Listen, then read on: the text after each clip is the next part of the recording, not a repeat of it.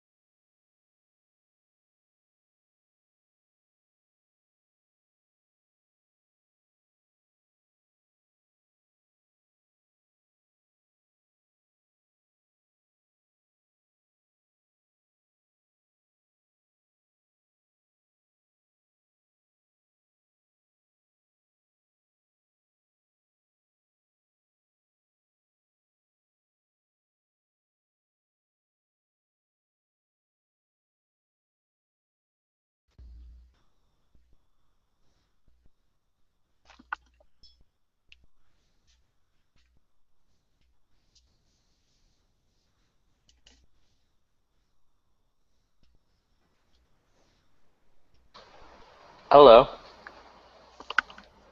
Hello.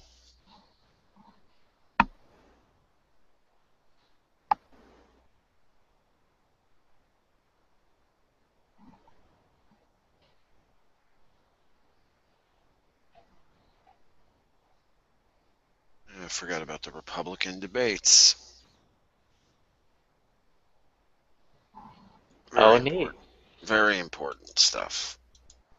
Yep. I'm most likely not going to watch, and I'll just get caught up on whatever anyone else says, because people are probably going to be talking about that for the next like 3 days. What time does that start? The Republican debates? Now, maybe? Or 9?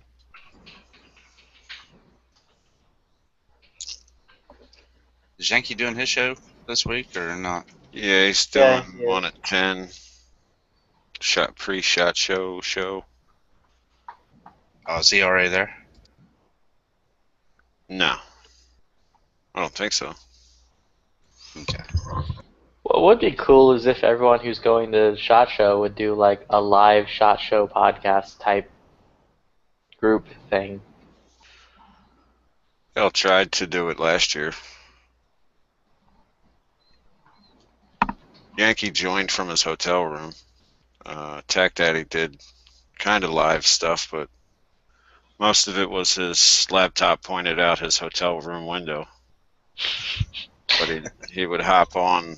Taking super artsy videos of like the water and things. It was like another building in the desert in the background.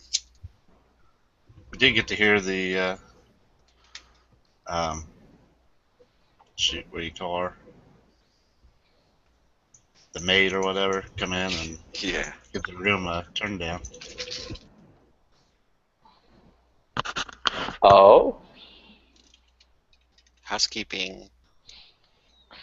housekeeping, you want me to do you? Didn't she close the blinds on us or something? I don't remember. I couldn't watch that much because he was at like range day or whatever.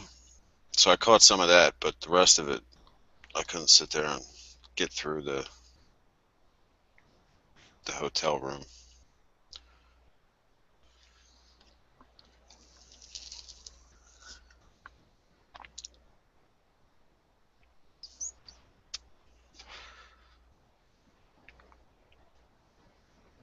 Yeah, that works pretty good if you got somebody that's on the computer and highlighting you while you're there. Yeah. The same thing happened when I went down to Kentucky. Hello.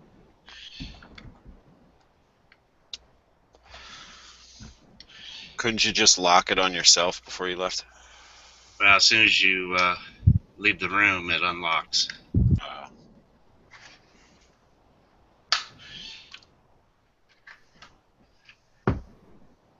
Oh, it's Harvey Birdman, attorney at law. What's up, guys? Nothing.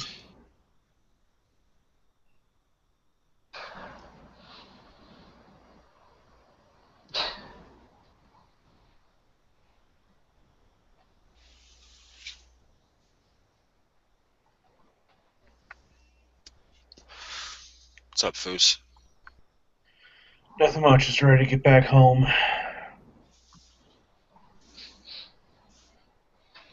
Hey Moon, I might finally get a Glock 19.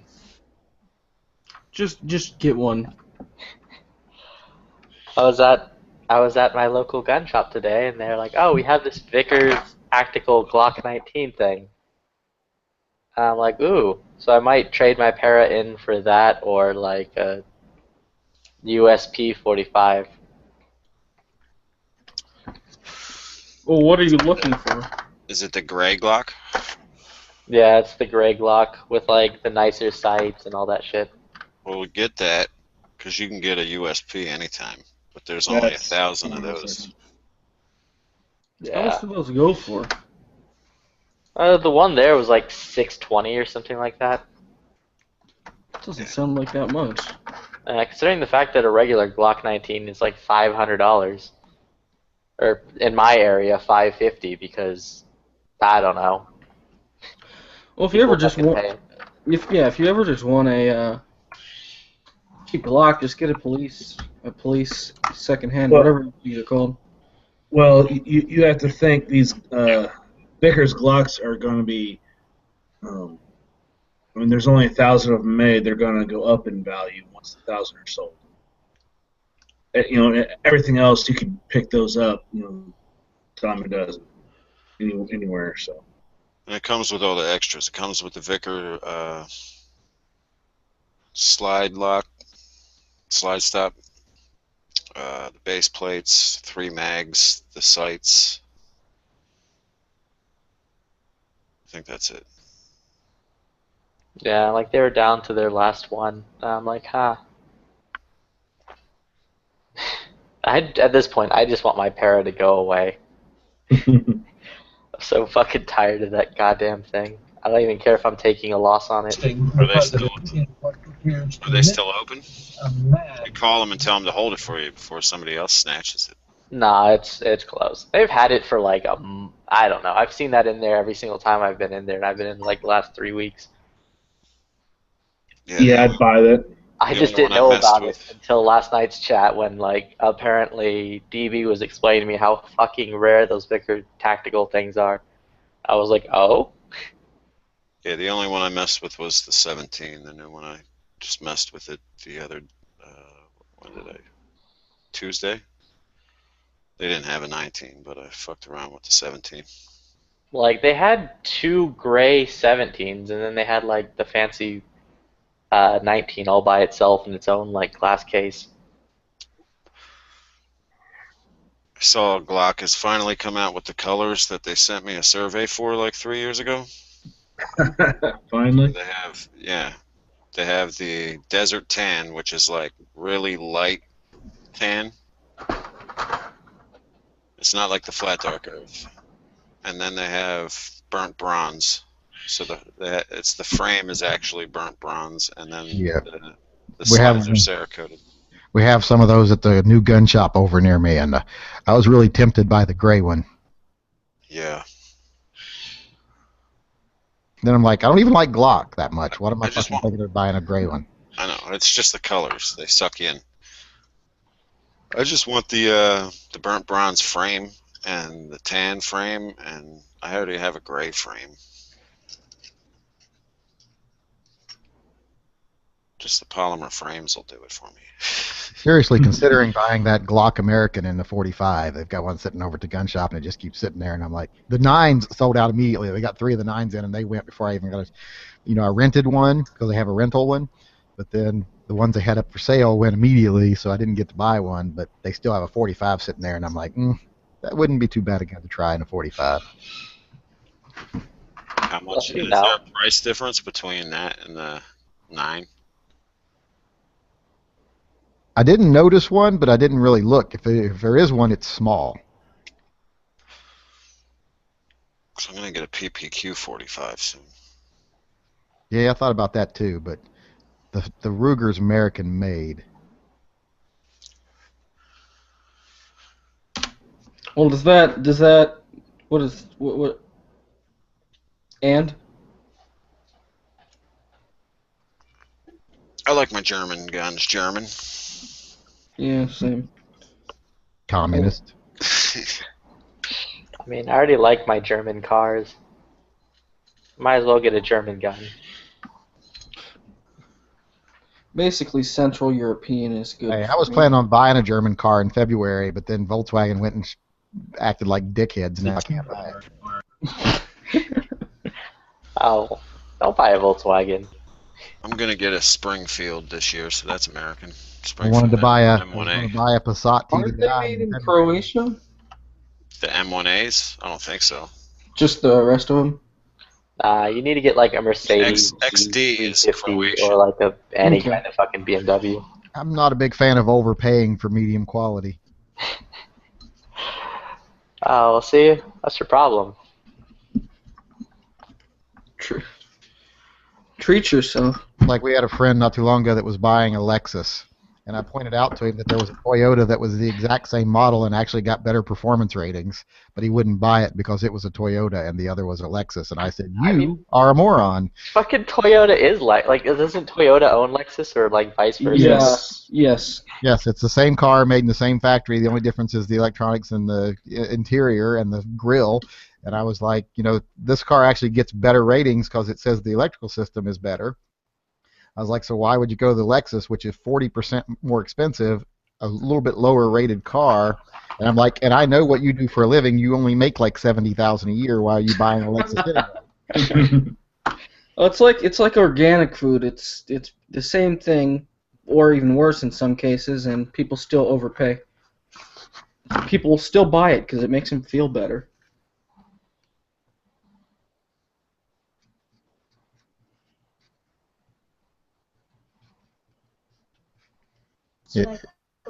It'll still stay blue for a while. I just made my coffee. Got some moon. I picked up that PO7 yesterday and finger fucked it, and I do like it. It was a duty though, so the double action was heavier than what I was assuming it would be.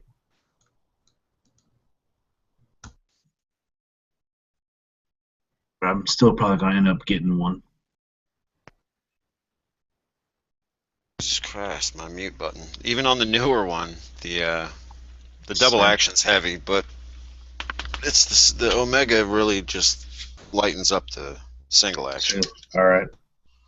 So on a regular like stock CZ75, the single action would be like 6 pounds, 5.5 pounds. Mhm. I'd say on the Omega, it's more like 3.5 to 4. Okay. But My only thing though is with that like fancy Glock 19 thing or whatever. Can I move the backplate off and put like a little Punisher skull on it?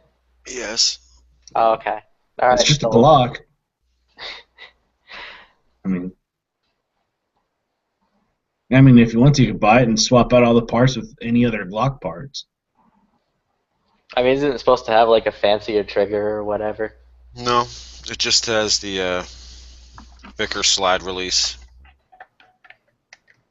and the sights and the RTF2 frame. And it's gray as opposed to being black. Yeah, it's fancy gray. Because no one likes black things. But oh crap! There should be like a Glock card like Subway, where when you buy 12, you get your 13th for free. That would be fun. It would give people more incentive to buy more Glocks. So I had shot a Glock 40 and 42 and 43 yesterday, and yep, I suck at shooting Glocks. Yeah, that free Glock would be awesome because then you could trade it in for a real gun.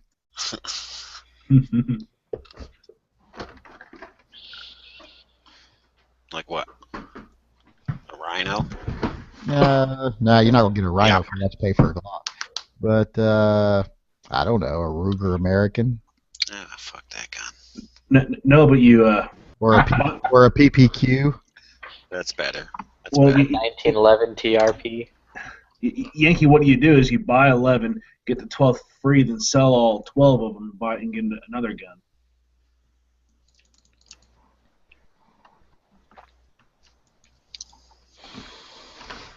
Hey, Glocks are love and life. I love Glocks. I have no problem with them. I just don't shoot them well. If other people, like them, that's fine. They're great guns. I just don't shoot them well. So. Yeah, I wish more people would take that approach instead of just saying, not only with Glocks, basically with any gun that exists. Mm-hmm. Oh, well, I can't use them correctly, or I can't use them efficiently, so that means they suck. Basically, that's how a lot of people look at it. I mean, that's kind of what I'm saying about my Para right now. I don't use it because it sucks. Yeah, but that's a Para. So Glocks don't point naturally for me at all. I have to break my wrist weird to get the point of aim proper on a Glock for my grip. well for me, I could point it right, but the way the grip angle to the trigger is, whenever I pull the trigger, no matter how much I concentrate, it breaks straight down. So it's... Yeah, that's how those ultra curved CZ triggers are for me. Yeah. Now that's all just a training issue. You all should absolutely. You all should just get over it and train more and carry the gun you're told to carry by the operators instead of carrying it better for you. Yeah. The other day. That's exactly what I said. I said I know I can learn to shoot this if I train to shoot it. And Robbie, I did shoot several mags through 10 millimeter, and I still kept doing it. But I mean, yeah. I love the people that say, I love these operator instructors that go, if you would put hours and hours and hours and hours and hours of training into that gun, you'd get to where you were adequate with it. I'm like, well, then why don't I just put hours and hours and hours and hours of training into a gun that I'm already good with and get great with it? Yep. I took my PPQ and my Glock 19 to the Read the range. whole story into account and then be able to feel like you've won something when you don't even have anybody to funnel. You can't high five anybody when you're done. No, they're high five themselves. Oh, I mean, I'm sure, unless you're on like a private range, I'm sure you can go find someone to high five. They'll be confused as fuck, but you know. Okay. High five the wall. well, I was transitioning between my Glock 19 and the PPQ just fine. So, I don't know. But like, isn't the only problem the fact that like, you know, the 9mm bullet isn't as good as the 45? Well, to an extent, but even then, with modern ammunition, I think if they're shot at each other, then the 9mm splits the 45 in half and goes through it. are you sure about that? Keeps going and hits with 2 times the force, so it becomes a Yeah, exactly. The 45 just bypasses the 9 and goes straight to banging the 9's mother. 115 grain 9 splits a 230 grain 45 in half and makes 3 9mm. I suppose. I missed the first part of that conversation. I'm not even going to try to pretend to figure out what y'all talking about. Have any of you, because you're talking about not being able to aim with a 9, have any of you tried like what company makes these? Like the things you pin into the back of your gun to improve grip angle or whatever. It's just, I have fat hands, so I need something more to grip on. If you got fat hands, you need to stop eating so many Twinkies. I'll be honest, I've never eaten a Twinkie in my life. You mean the beaver tails? I think he means the grip, what do you call those thingies that you put on the back of the grip? The grip. Yeah. Grip Yeah. panels. So one thing I love about 1911s are the beaver tail, because many a times my fat ass hands have been pinched when I'm holding the gun incorrect. It's my fault, but still. Mm-hmm. Just pay for the liposuction on your shooting hand. Yeah, that's something else the 40 did get me once or twice on slide bite. Because when that'll become the new like operator standard. When people see you've got like one really skinny buff hand, they'll know you're operator because you paid for the liposuction on that one hand. What's all this? Better when you have a permanent scar between your thumb and your index finger. What's all this? Not meeting your hand. Did somebody do a video or something? I've already got the thumb scar from my days of shooting guns that loved the slide bite. Yep. Jesus, that looks deep. It is. It's So did you bleed really bad when that happened? oh yeah. Oh, the multiple times it happened. That's why there's like 2 or 3 of them there. Yeah. Yeah, your hands look really, really scarred when you see your videos. Yeah, they are.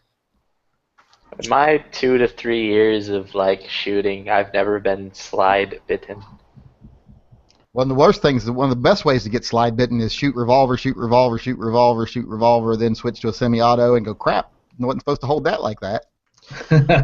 One thing that happens, at least with some revolvers with me, is that when you pull the trigger, there's a little space in between the frame and the top of the trigger, and it'll pinch your finger if you're holding the gun incorrectly.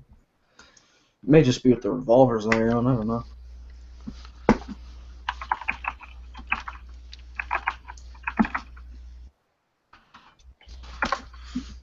It's like the Where my- worst place to pull the trigger for leverage. I used to wear my Batman ring on my left hand and my Superman ring on my right hand, and one of the scars I have on my hand is from fanning a single-action revolver, and my ring had turned around backwards, and I put a nice big cut right down the back side of my hand right there. That scar right there is where I was boom, boom, boom, and the back, and this ring turned around, and that sharp corner of this ring just tore a gash in my hand right there. Boom.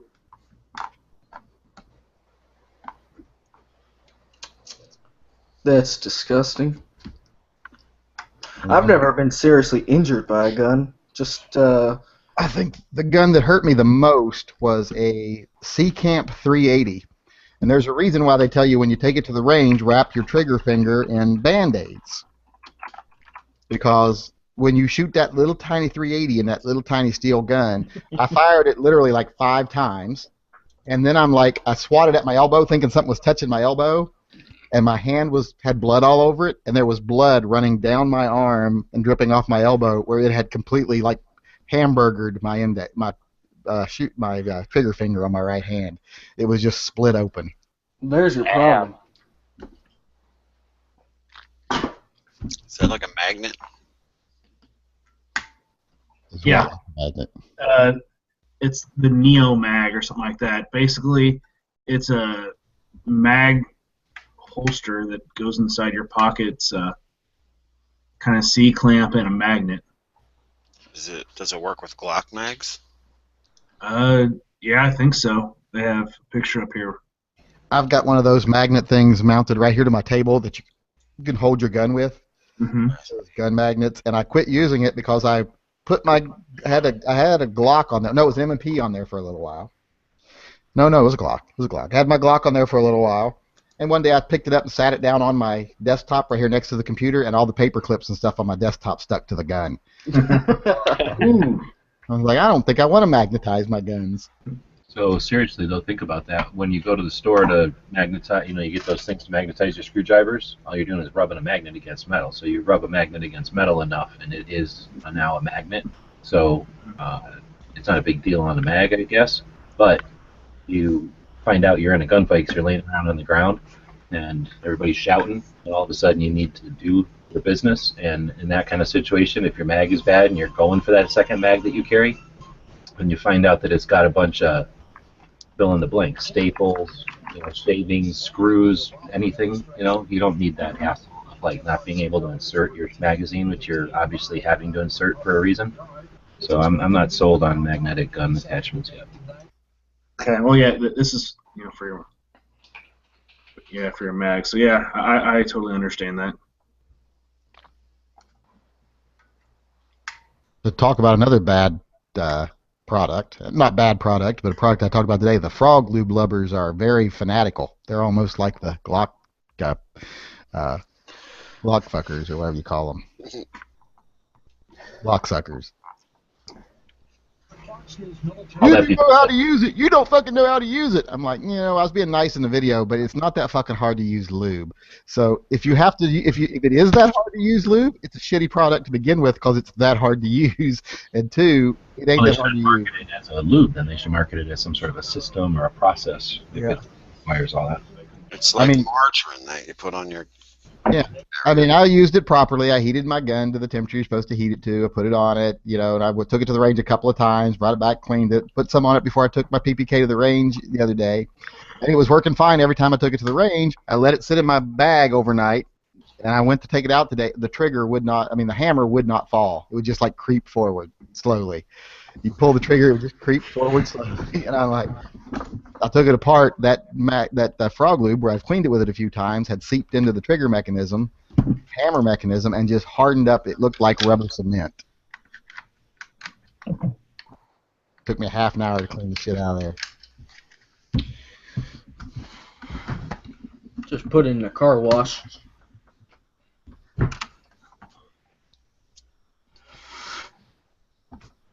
Yeah, I was just wondering if the magnet was strong enough to go through the polymer mag into the lining.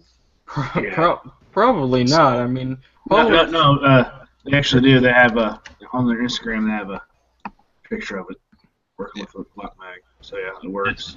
So yeah, those magnets are pretty freaking strong. Magnets, how do they work? This one I got here is pretty strong. You get your gun like an inch from it, and it yanks the gun out of your hand onto the magnet if you're not holding your gun tight. Well, those kind like you're talking about, that it mounts to something, those are strong enough to hold 30 pounds usually. So a whole shotgun easily. Yeah, it's right here on my thing, and I have to watch out because I occasionally will be moving my cell phone or something around, and I'm like, oh, don't sit it on that goddamn magnet. Well, I don't like them for guns, but I dig them for axes and knives. Got a knife. That's what I've got on it right now is a knife. A knife sitting on it that I can use for when I open packages and stuff. About magnets on your flashlight. Let's see if my no problem with that. 'Cause it's just It mainly, all- I was concerned about like a steel firing pin getting kind of metal shavings on it and not working, or like say on a mag, I'd be worried about just if it fell down, getting like filings and shit in it. See, right there's the magnet. So Right. that kind of shit happens. See, right there's the magnet, and I've just got a knife on it right now for when I need to open shit with this little knife. Why not just have a knife on your desk or something? Because I lose it if it's on my desk. And I've got like a big knife right there if I ever need a big knife. There's my big knife. You need to kill zombies with that thing. Is EOTech worth getting yet, or is it still like not working? Well, it works, but under adverse conditions. Like if you keep the gun in like a, let's say, I can speak English. If you keep it in the back of your car and the sun hits it really, really hot, or it's really, really cold, it can affect the zeroing. That's what I know about it.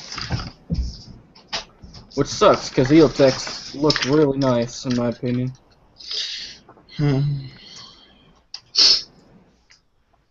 Expensive as hell, though.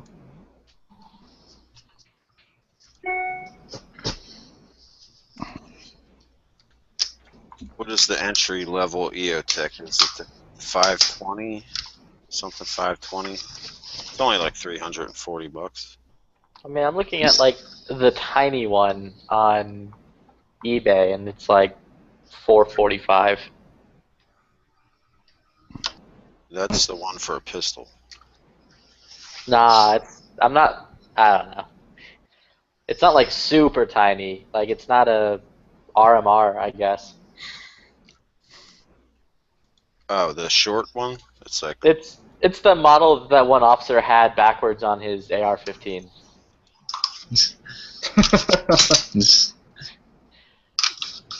Someone said in the chat if you mix fire clean and frog lube together, that equals magic. I'm pretty sure you'd break the time-space continuum if you did that. Yeah, mixing and matching is not a good idea. That's why we've never seen anybody that's successfully done it, because if you do it, the next thing you know, you're running from dinosaurs. That's right. You can't be doing podcasts from Dino Land. On the bright side, the entirety time that you're there, your gun won't jam. And it'll be, like, extremely clean. So you need to be cleaning your 500 Magnum to be doing that. Or to take down Rosie O'Donnell. That's what, yeah. That was a funny video. I really enjoyed that one. I don't want to be buddying, guys. My name's James. I just been kind of following you guys for a while, and I've been hitting up Yankee on Instagram. He said, "Yeah, just come join the chat." So I didn't know really what to do. I've been watching these videos for about 2-3 years. I'm currently a college student, so pretty newer to guns. My upbringing with it, family, I wouldn't really say it was anti-gun, but Dad was more loved to hunt and stuff. And never really, it was more shotguns growing up, but since I've turned 21, I've really gotten into a couple handguns and started my excursion, I guess, into the firearms community. Well, congrats on making it to 21. Yeah. And Yeah. Welcome. Yeah, indeed. You will now be poor for the rest of your life. Now you gotta get yourself a new avatar instead of We're blue. just broke. We're just broke buying guns, but you know. That's what I'm meaning. Oh, it's good stuff. When I was 21, I was broke not paying my bills. That's what it is like right now, just between college and scraping by. But no, it's all right. Got a good life going. No complaints. You ain't got nothing to complain about, but you aren't living very hard. I'd say it's pretty busy. Just doing 16 units here at UNL. Work about 20 hours a week, and also do a sport, so it's keeps me pretty busy. I was 21. I spent all my money on World of Warcraft. Because you're a nerd.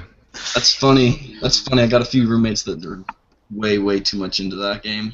It's amazing.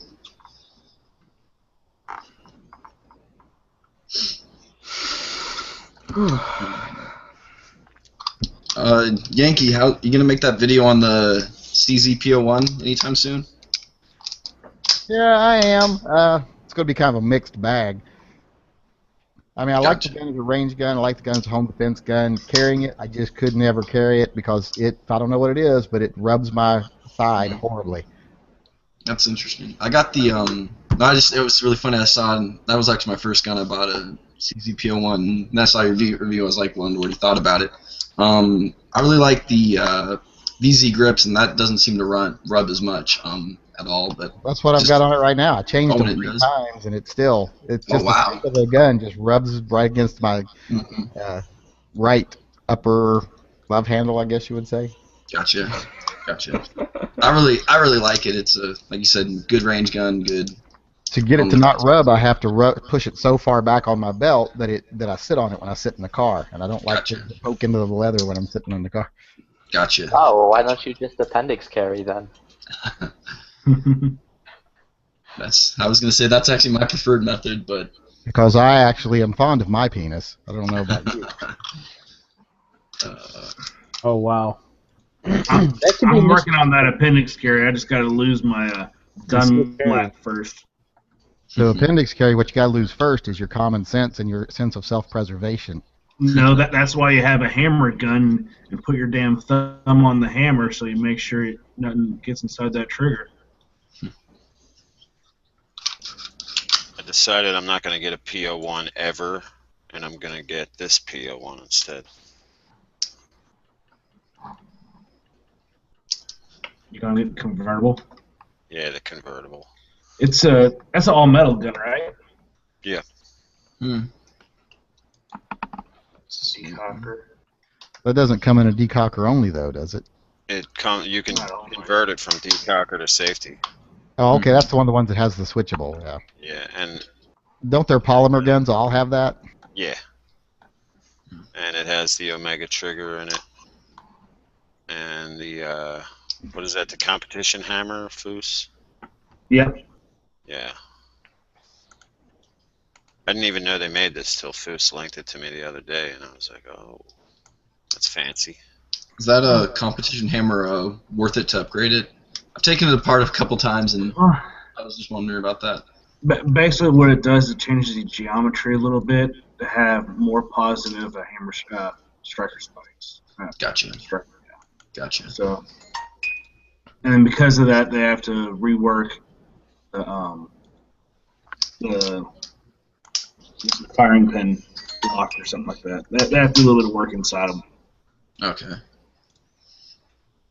That's the one fun part about taking it apart when you what is it, the trigger, I forget the bar is, but they got that one tiny spring, and I lost that thing like 2 or 3 times putting it back together, and had to keep on reordering. On the sear? Yeah. This on the sear and the sear housing, not the two bigger ones, but the one like tiny, like it's. Yeah, I know exactly which one you're talking about. And I think I went through I ordered it like 3 times because I kept on wanting to get it put back together. Yeah, some of those springs and stuff, I just went out to Cajun Gunworks and bought like 3 or 4 of them. Yeah, that's where I went. I like that place. They're good. But it's fine. I got a quote of the day for you.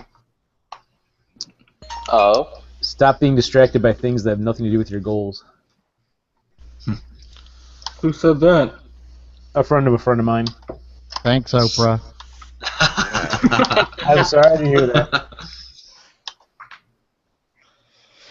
I just figured I'd break up the silence for a second. There's just that small little pause in the chat, you know?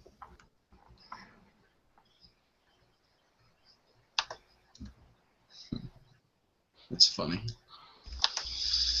What's a goal? Can I buy a goal? A goal? Is that what you said? What's a goal? Can I buy a goal? You sure can. Is that like buying a vowel on like a Wheel of Fortune or something? Hey, Moon, that convertible is 1.75 pounds, and the polymer one's just a 1.7, so it's negligible for weight. I'm anxious to see what my AR is going to weigh after I get the I receiver wonder if set. that back frame to it. is aluminum. It is I didn't read the description. 7075 T6 aluminum. Oh, nice. I think without my optic on my rifle before I took it all apart, it was weighing like about 6.5 pounds or something like that. So I'm anxious to see what it's going to end up weighing now with the Lightning receiver set and all that. God, I think I might do that instead. Damn you, Moon. I wonder if it comes with night sights. It doesn't. Just says sights fixed. Yeah, probably. So probably 3-dot. Those glowy sights.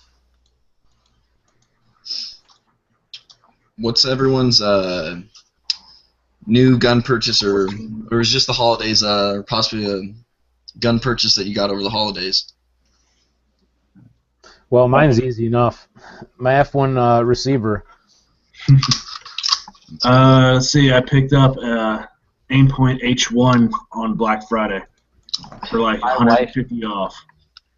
My wife bought me a Crusader lower from Spikes. I bought a Remington 870 Police Magnum, Arsenal SLR 107, and tomorrow I'm going to go buy a Vickers Tactical Glock 19.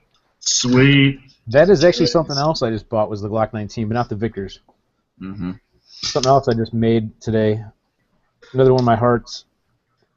You guys can see that. Fancy. So Moon, looking at the convertible has one less round in its magazine than this P07. So I'm thinking the convertible is standard for normal like CZ mags.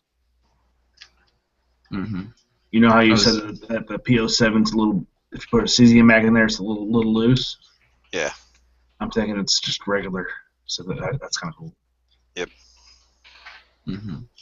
I just I sold over the break. Sold my Mossberg 500, and I ended up picking up a 6-hour P320, the compact, and I like it. I'm thinking about getting just the carry grip just to get a little bit bigger of a grip on it, but I really like it. I bought the P250 before that came out, and I wish that 320 was out when I bought it because the trigger. I'm not a fan of the dual action only. Mm-hmm. Double action only. They're both. I shot them both because I wasn't too sure.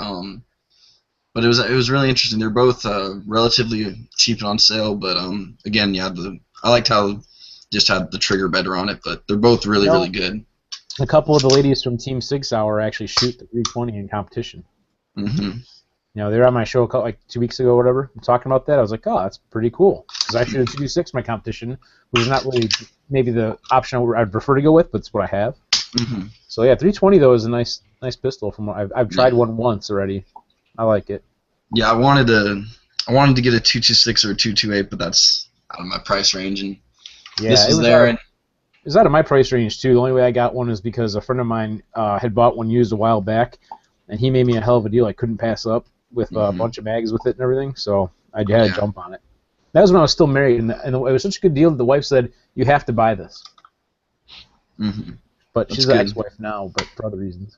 Yeah, I found a good deal for it. I'm actually an Oregon resident, so Yankee can probably relate to this. I found a good deal on it, and then the new law passed that you have to every transaction you have to do you have to go through the whole background check and get it transferred to you. And everywhere in my area, I'm more just south of Portland area, Yankee, and I think the cheapest place we found was a pawn shop, and it was like still $35 just for the transfer.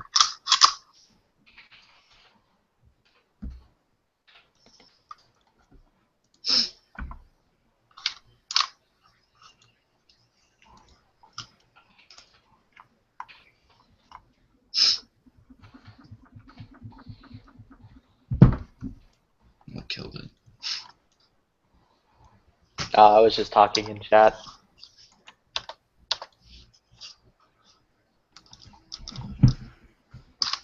I don't know. Should I get? Because now that I have my 870, I really don't need my fucking Mossberg anymore. What's wrong with Mossberg? It's like a Mossberg 500, but like, fucking, I don't know. I guess the only reason I'm still holding on to it is because it was like my first gun. Yeah, just keep it. I mean, unless you want to sell it or something, buy something else, just keep it. Nostalgia. I mean, I could send that in and my para, and I wouldn't have to pay for a fucking, like, I wouldn't have to pay for the Vickers specialty Glock thingy. I like that specialty Glock thingy. Yeah, it's my favorite model. Yeah, the Glock thingy.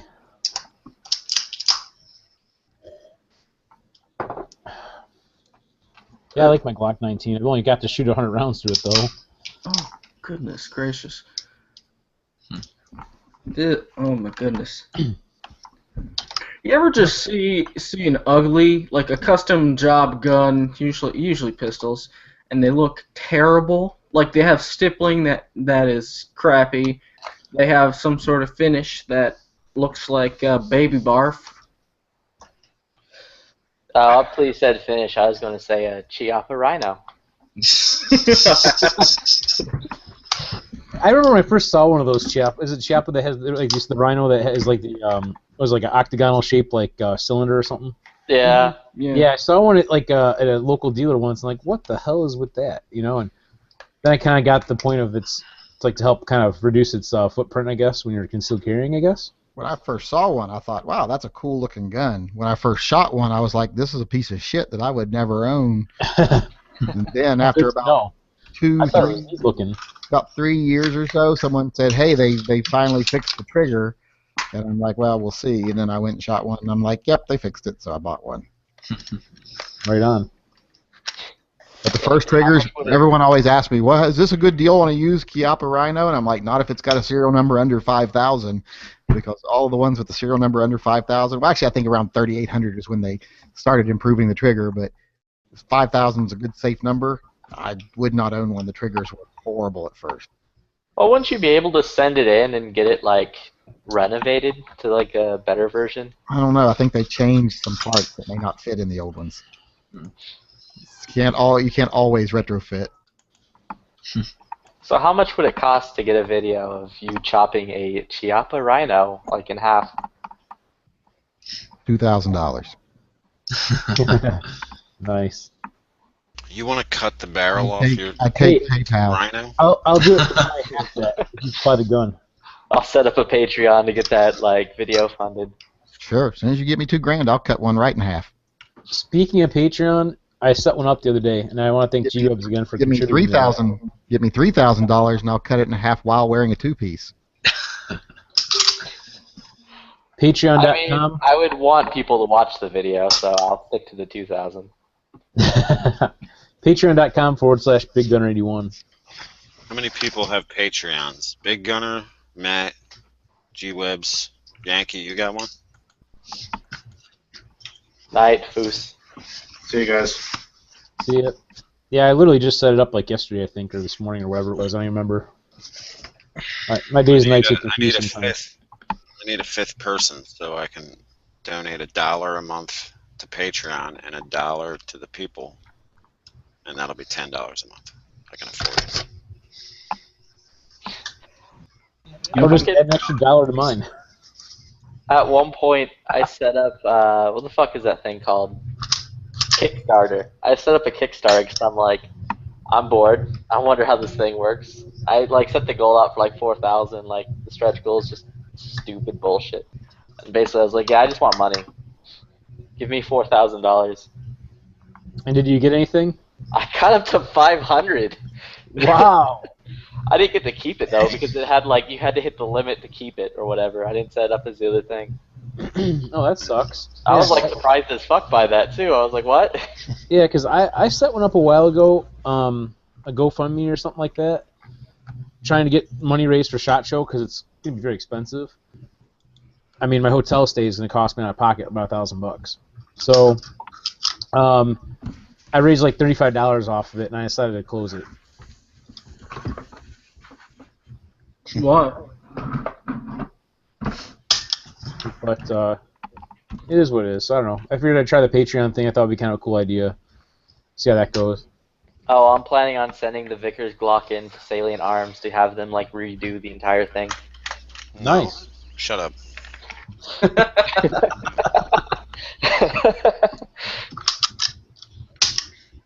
Dude, like, you know, titanium nitride barrel. It's the future. If you want titanium nitride, you gotta talk to my friend Ryan Wiggins. He's like he's going to become like the person to go to for titanium nitride. He's got a new thing that's coming out there. That's that the company he works with just bought this huge piece of equipment, I guess, or whatever it is, a really expensive piece of equipment that'll do like pink titanium nitride and other colors, in addition to the regular traditional titanium nitride. So, you may want to talk to him. I mean, can I send him my 870 and like get that titanium nitride out? Yeah, you can do anything in titanium nitride. Just I wanna- he's on Facebook, Ryan Wiggins. I want a wood furniture 870 with like. Okay, maybe not the wood titanium furniture. nitride Anything that's gold. metal, I would think he could do, but not wood. I don't think he could do wood. I But mean, if I you have want- the wood furniture. I'm just saying, I like want all the metal parts on it to be like gold tiger stripe, like a fucking The other Desert option Eagle. is, hey, the other option is, you can also contact Applied Arsenal Finishes. They do Cerakote and hydro dipping. The Cerakote is pretty badass. About the debate, Huh? Who's debating? the GOP. Do they still have like a JV team starting, or Yes. is it all the? This one, it looked like it's somebody Christie, the one guy, Oh, Chris Christie. the other guy, somebody and somebody. So No, there's Christy Brinkley. Oh,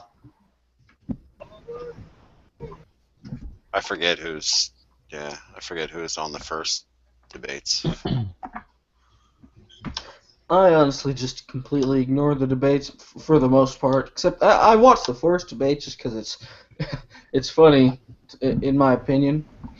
One thing I noticed, no matter what you believe about whoever, Trump, every single time someone would talk about him, his facial expressions were hilarious. I don't know.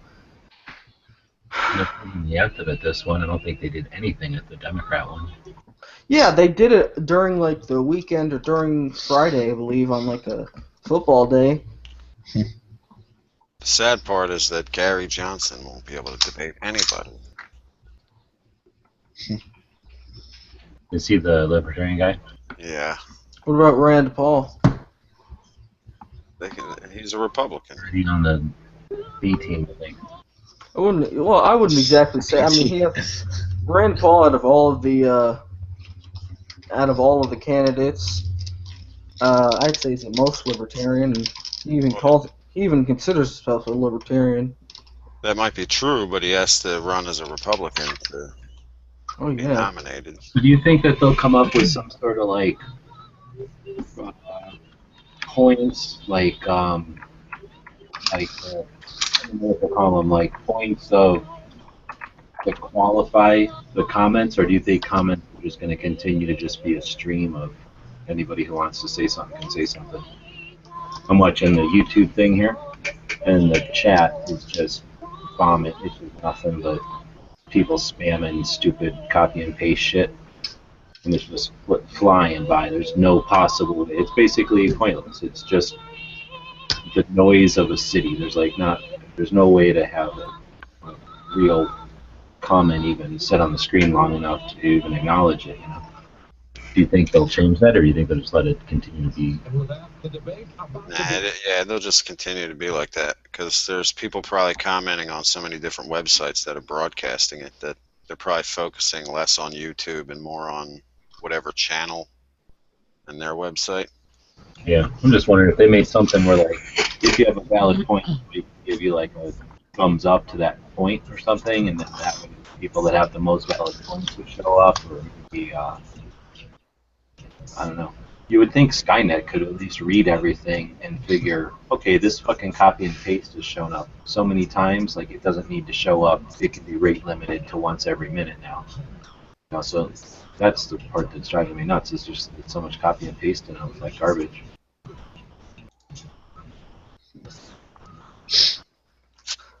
Love how you say Skynet. I guess they could set it up that way if they do it on what's the debates on? What channel is it on?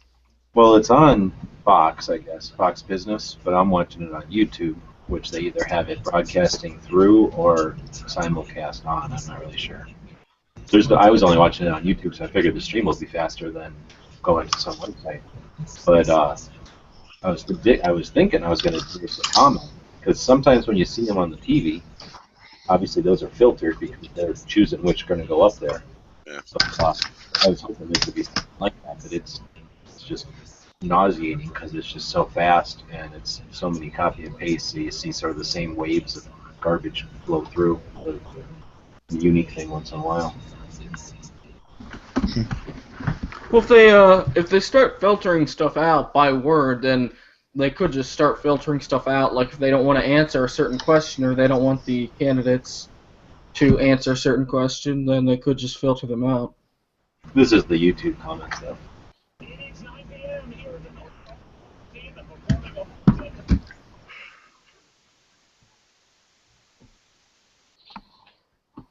I mean, that's silly. It's clearly Chloe for the answer for chat.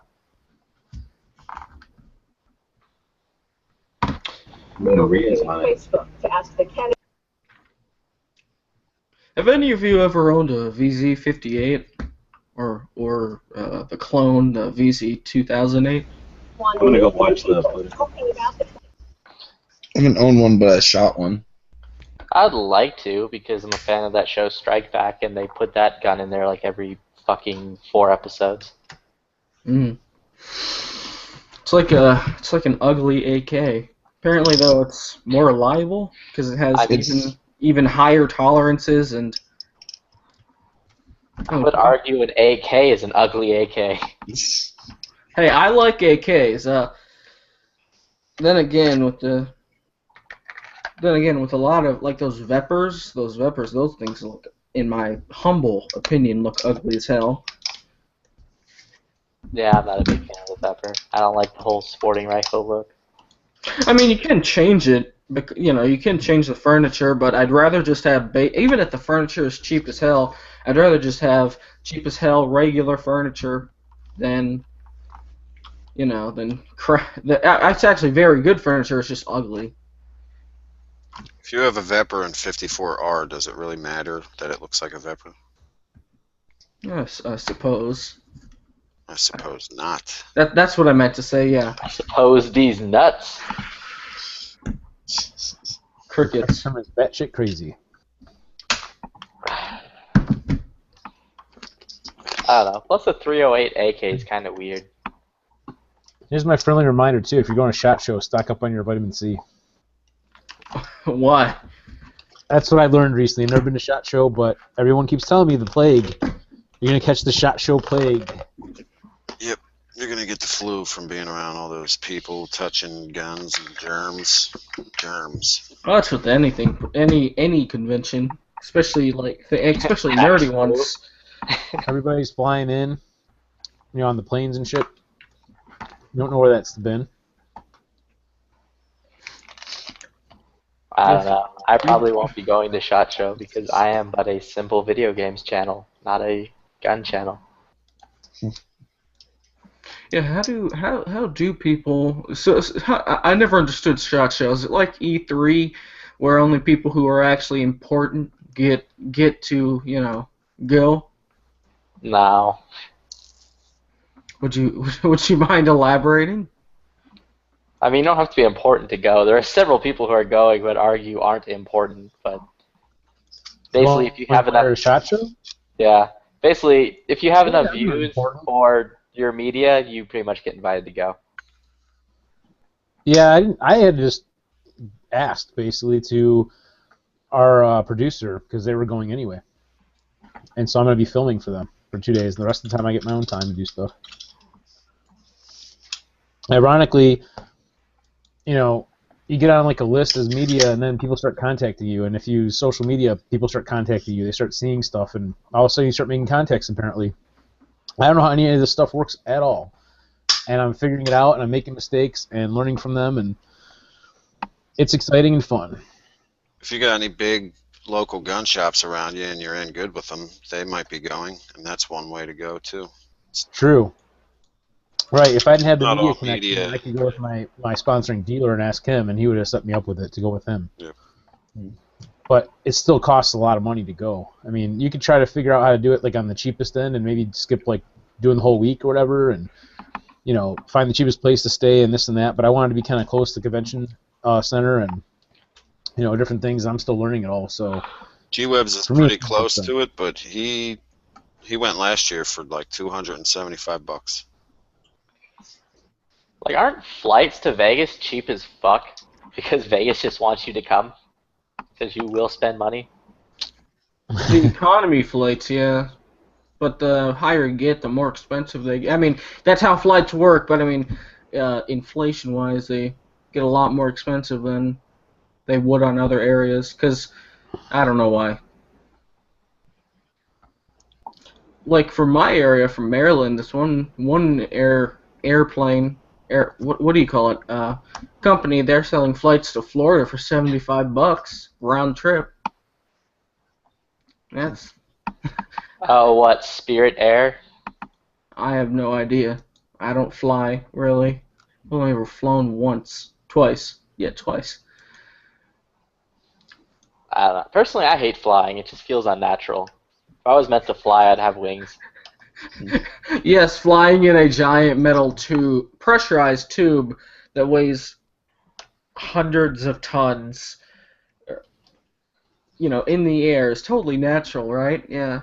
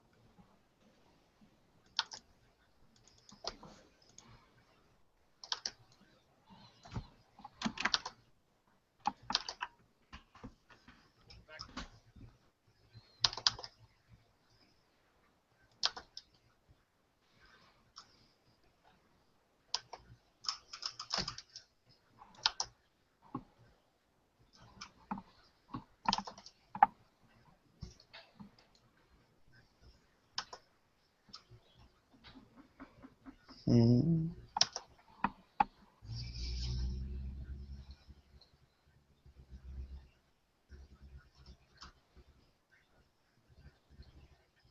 Awkward silence.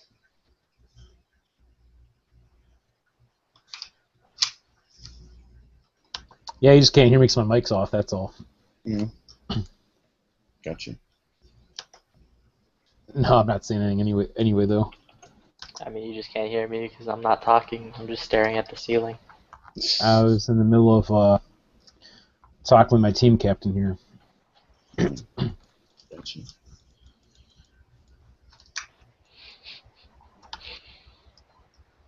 Also, I forgot who I was talking to. There was someone who sent me a video on Stitches before he became famous.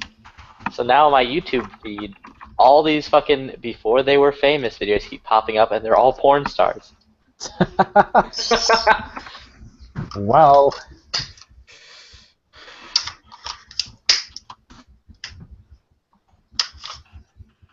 Yeah, crazy ass women. I tell you what. Love them all.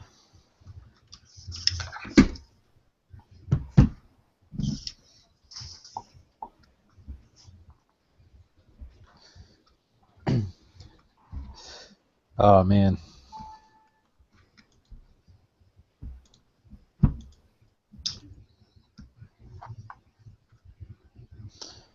We'll see if this chick fell asleep or not that I'm supposed to be going out with.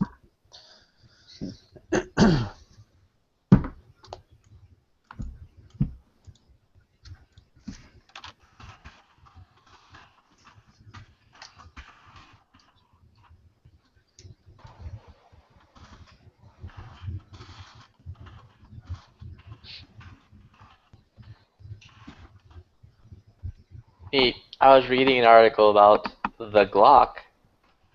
And fucking out of nowhere, a pop-up thing on the web page popped up being like, Hickok 45's YouTube channel shut down. Yep. It happened twice.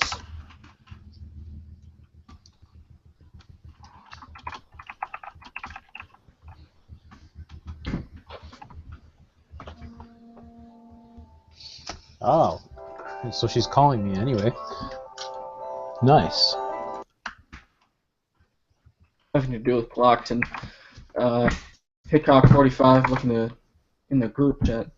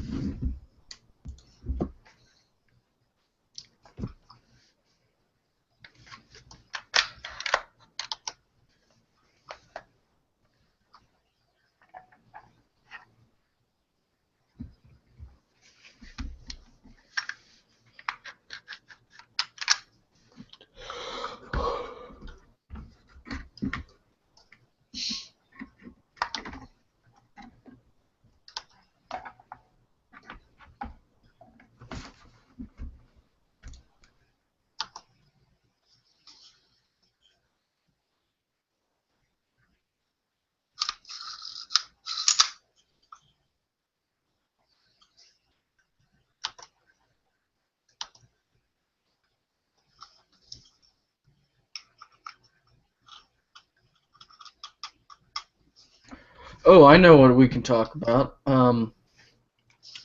Any of you see that video that the NRA put out about challenging Obama or whatever? Not that they haven't done that before. No. No, because Obama at the town hall was like, well, if we could just have we could just, if I would talk to the NRA as if the NRA is one person, I would talk to the NRA if we could just have a logical and factual discussion. So basically, yeah. So Wayne LaPierre, God bless his heart, he made they made a response. I should say he didn't make it, but the NRA made a response. It's like, okay, let's do it without set questions, without pre-screen things. It's on the main page of gun channels, or at least this would be. To be honest, I honestly don't really watch NRA stuff unless it involves Colin Noir. Coleon, yeah, he's cool. I hate when people call him fake.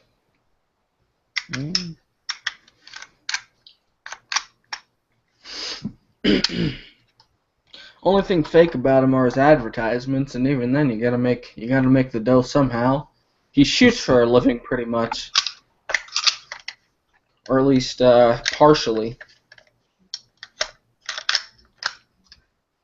I used a couple of his videos in a class project in high school. It's pretty interesting. Just on what was it? Topic was gun control and stuff, and I used a couple of them, and it was interesting. Ooh, I would have stirred some shit up. I don't like going too far. I mean, it's good to argue, but I usually just let the facts speak. Yeah, I but mean, that's the thing, that these people won't do listen to that. the facts unless you tell them. Yeah. I don't mean to start trouble, but you're kind of supposed to have a conversation in the first place. I personally like to just yell and throw things until I get my way. I usually doesn't.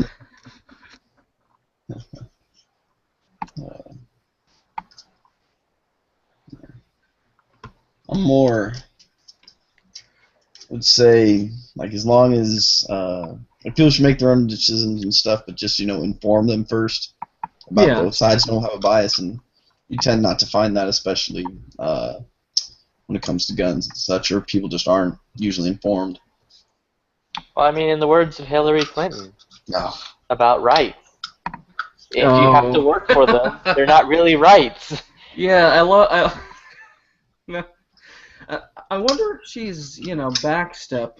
I wonder if she said anything about that in reaction to what people reacted. I mean, she probably didn't, because I don't think anyone actually.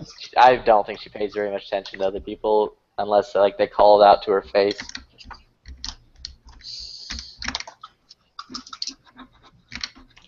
Trust me. Getting like indicted or something by the FBI or whatever. Oh, I know a lot about this actually.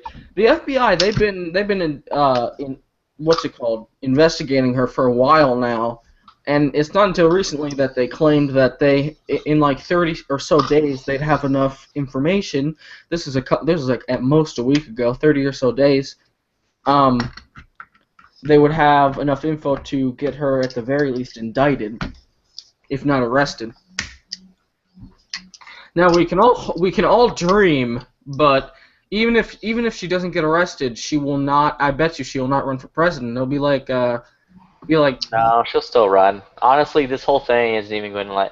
I'm just gonna say right now, this whole indictment or whatever is just going to like fall to the left. No one's going to fucking care. Well, I mean, trust me, the Federal Bureau of Investigation, unless of course they're paid off, usually does not let treason, and this isn't like indiscriminate treason. No, this is legitimate selling stuff to other countries, funding other countries, especially countries that are our enemies, pretty much. She's legitimately committed treason. Not the philosophical treason like people claim Obama has done. No, like literal treason. Trust me, she's killed enough people to she's had to have killed enough people to leave a trace behind. Not her directly, but you know what I mean.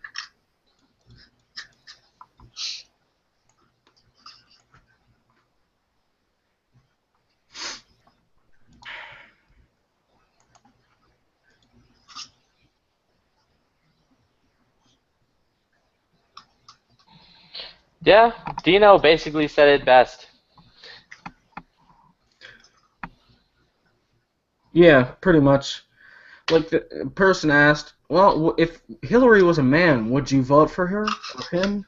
Would you still? No. Yeah, and they wouldn't. None of them would, pretty much. Maybe one or two of them, but 99% of them would not vote for her. It's the same as Obama's first term. At least in my area, most people just voted for him because he was black. Now, then again, a lot of the area I live in is minorities. Not I live in, but that I am surrounded about. I mean, it was where I live is about half and half. People voted for him because he was black. People voted against him because he was black. Yeah. People are always going to find an excuse to vote for someone, whether it be justify it any way they can. Honestly, though. As it comes down to it, I'll take Sanders over Clinton, but that's not saying much. I mean, honestly, because at least if we have Clinton, the American public, I bet you will not stand up with her bullshit. I bet. No, they would. That's my. No, they stood up with a lot of Bill's bullshit. So, Yeah, well, that was- Bill was cool. But this is Yeah, the, but Bill was, to be fair to that point, Bill was actually likable. Hillary just isn't likable. well, you know, I wouldn't say he's likable, but he can make himself look and sound likable. Trust me, he's raped enough women, and not sexually harassed. He's legitimately raped many women. Dozens of women have come out and said that they raped him. And I know what you're gonna say. Oh, well, it hasn't been proven. That's what they said about Bill Cosby. I'm very. Yeah, when and it comes to stuff. with Bill Cosby, I was still like, well, I don't still believe Do it. you really? It gets proven. Do you really think dozens of women are going to come out and I understand the whole thing about the slippery slope. You know, a couple women come out, oh, this guy raped me, and then a couple women will, you know, a bunch of women will follow it. But the way he is a man, not a man chaser, the way he is a skirt chaser, I would not be surprised. If anything, I'd be surprised if he wasn't, at the very least, a sexual assaulter. With cases like that and such, I'm very big on. There's a reason we live in America, you know, innocent until proven guilty. But until based on he's his history. Yeah, I know, but until he's, you know, tried, convicted, whatnot, you can't say, you know, he has or has not done this. You can just say he's been accused of.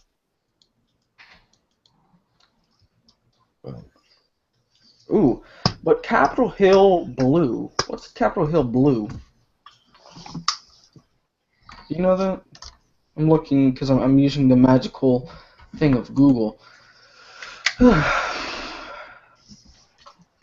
it's not. I mean, I like to think of things as a logical thing. Like when I see somebody who is about to get arrested, and I say, well, what is their motivation? You know, not that I'm saying they're not guilty.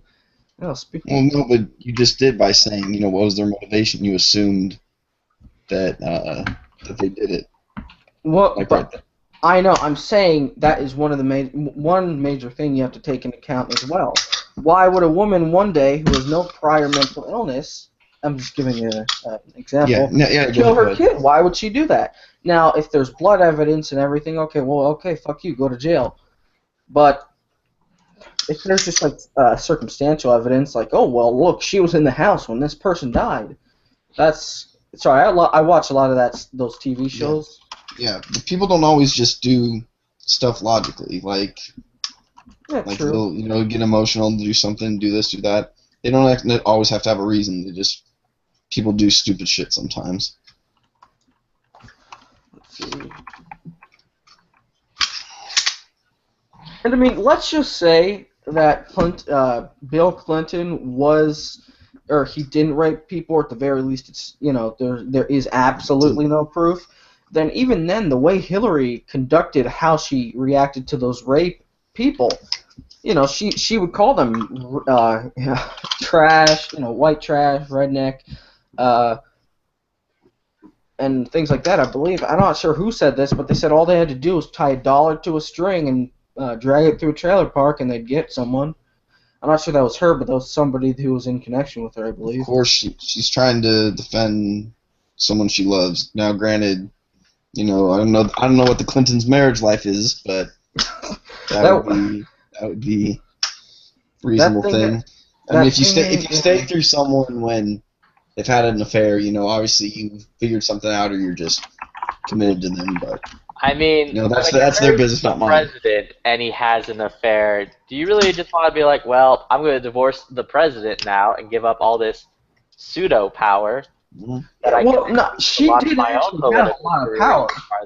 She did have a lot of power. Like, she wrote that. She wrote a healthcare bill, and she even admitted she knows absolutely fucking nothing about healthcare.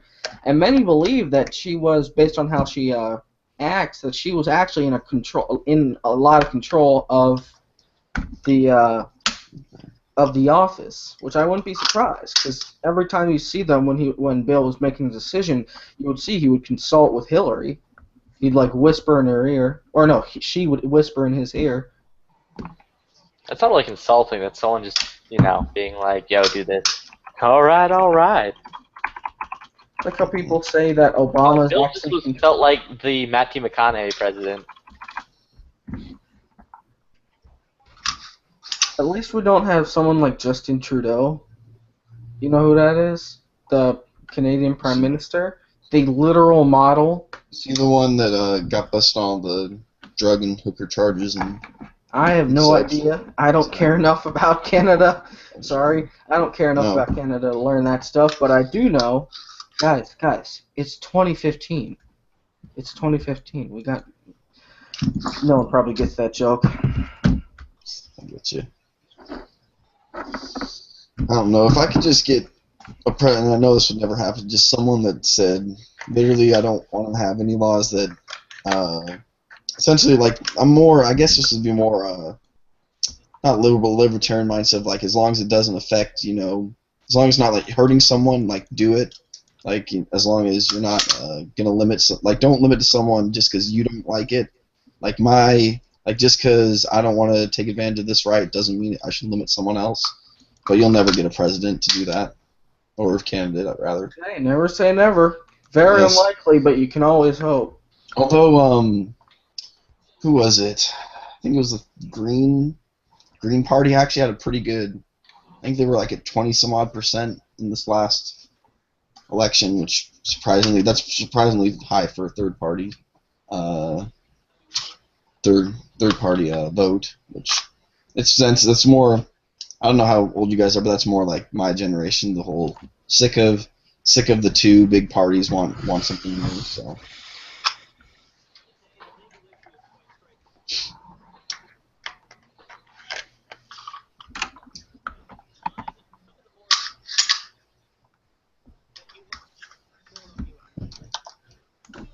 You know who Juanita Broderick?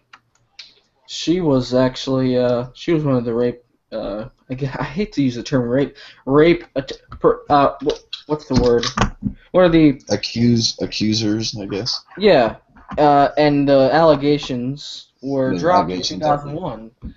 And then she tweeted like January 6th, so like a week ago, I guess, roughly. No, not roughly, like a week ago. She was like, she tweeted, I was 35 years old when Bill Clinton, ARC attorney, raped me, and Hillary tried to silence me. I am now 73. It never goes away. And that is her actual account. A journalist called her account, or not called her account, a journalist called her phone, and,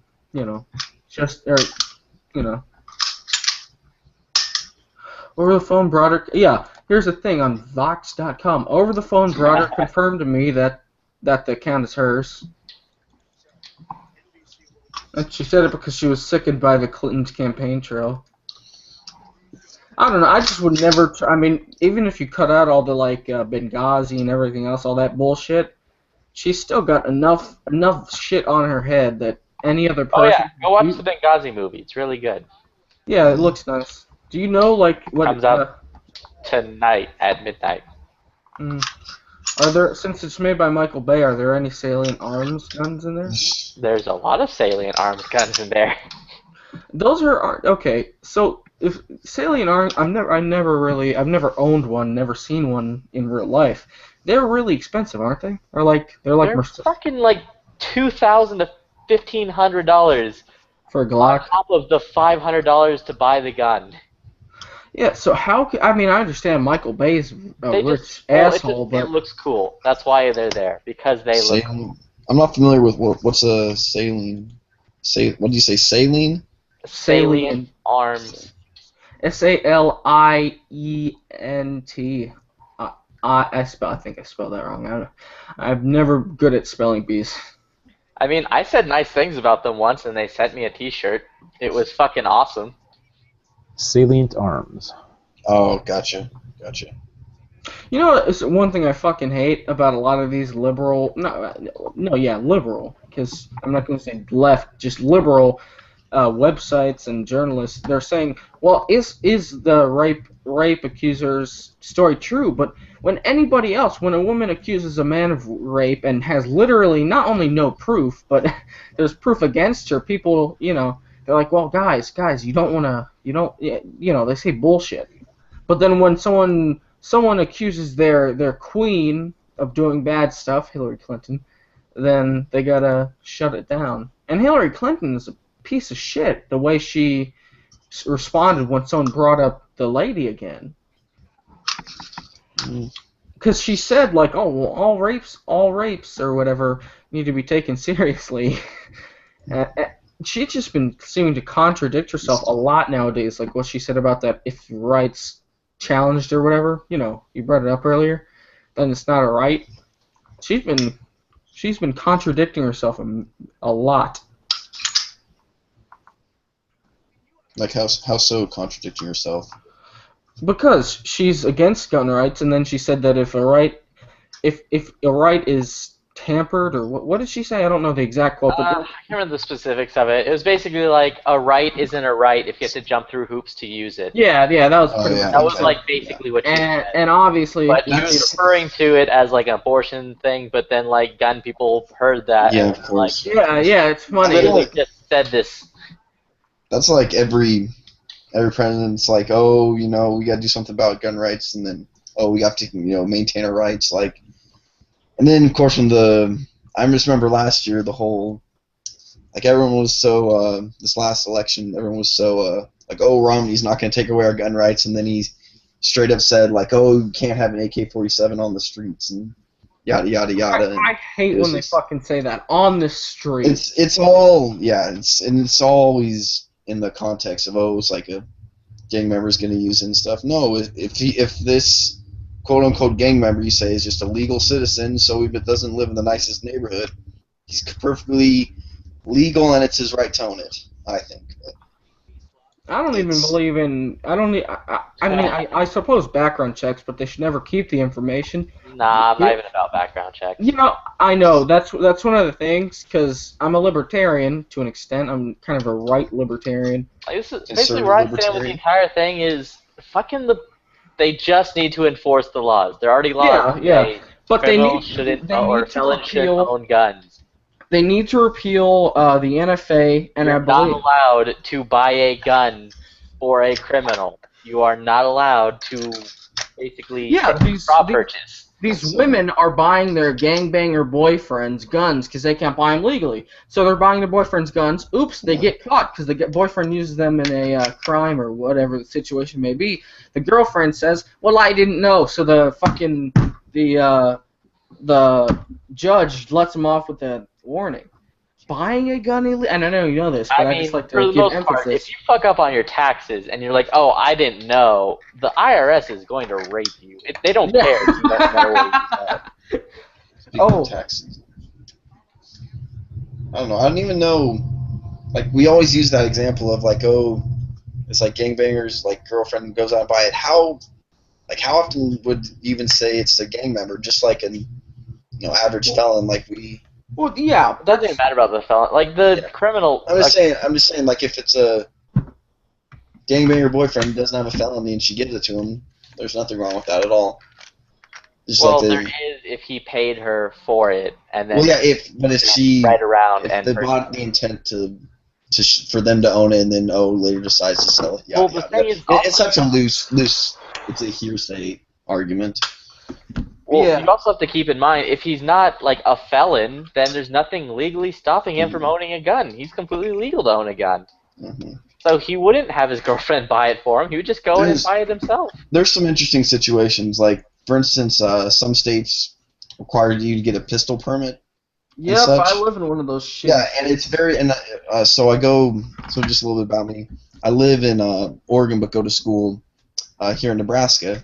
And Nebraska has, handgun permits and such, and you can only get one if you're a resident. Well, I'm not a resident of Nebraska, so can't go about it that way. So do you temporarily live in Nebraska? I go to school there. I go to school here. So you live in Oregon, correct? Yes, correct. So why don't you just buy a pistol in Oregon? Exactly. That's what I was getting at. How I had to do all. That's how when I went home on the break. That's how I got mine and stuff. But because completely legal, it's more, because you got to follow the law and all that. But it's very, because think about it, if someone's not a resident of that state, then they have no access to defending themselves, arguably. Just kind of interesting. I never thought of it until you live in a state like that, and I guess it kind of makes sense because I guess North Omaha, it's only about 50,000 people, and they're averaging like 1.5 homicides a week. Like it's more homicides per capita than like Detroit. So it's I guess they haven't. Here's a major misconception people don't understand.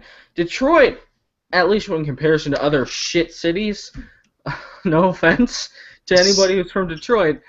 Actually, yes. I mean, no one from Detroit's going to take offense to that. They know this. Yeah, because they're all dead. No, but in all seriousness, the amount of murder that goes... Well, 7 out of 10 murders don't get solved there. 8 out of 10...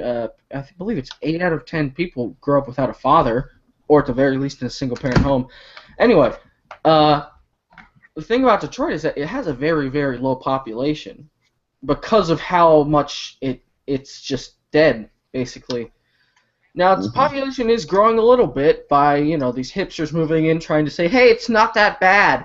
And then those hipsters tend to get raped when they step 5 feet away from their safe zone. I mean, to be fair to the whole hipster thing, hipsters actually do stop crime. Like, yeah, because where I live, there's a place called Deep Ellum.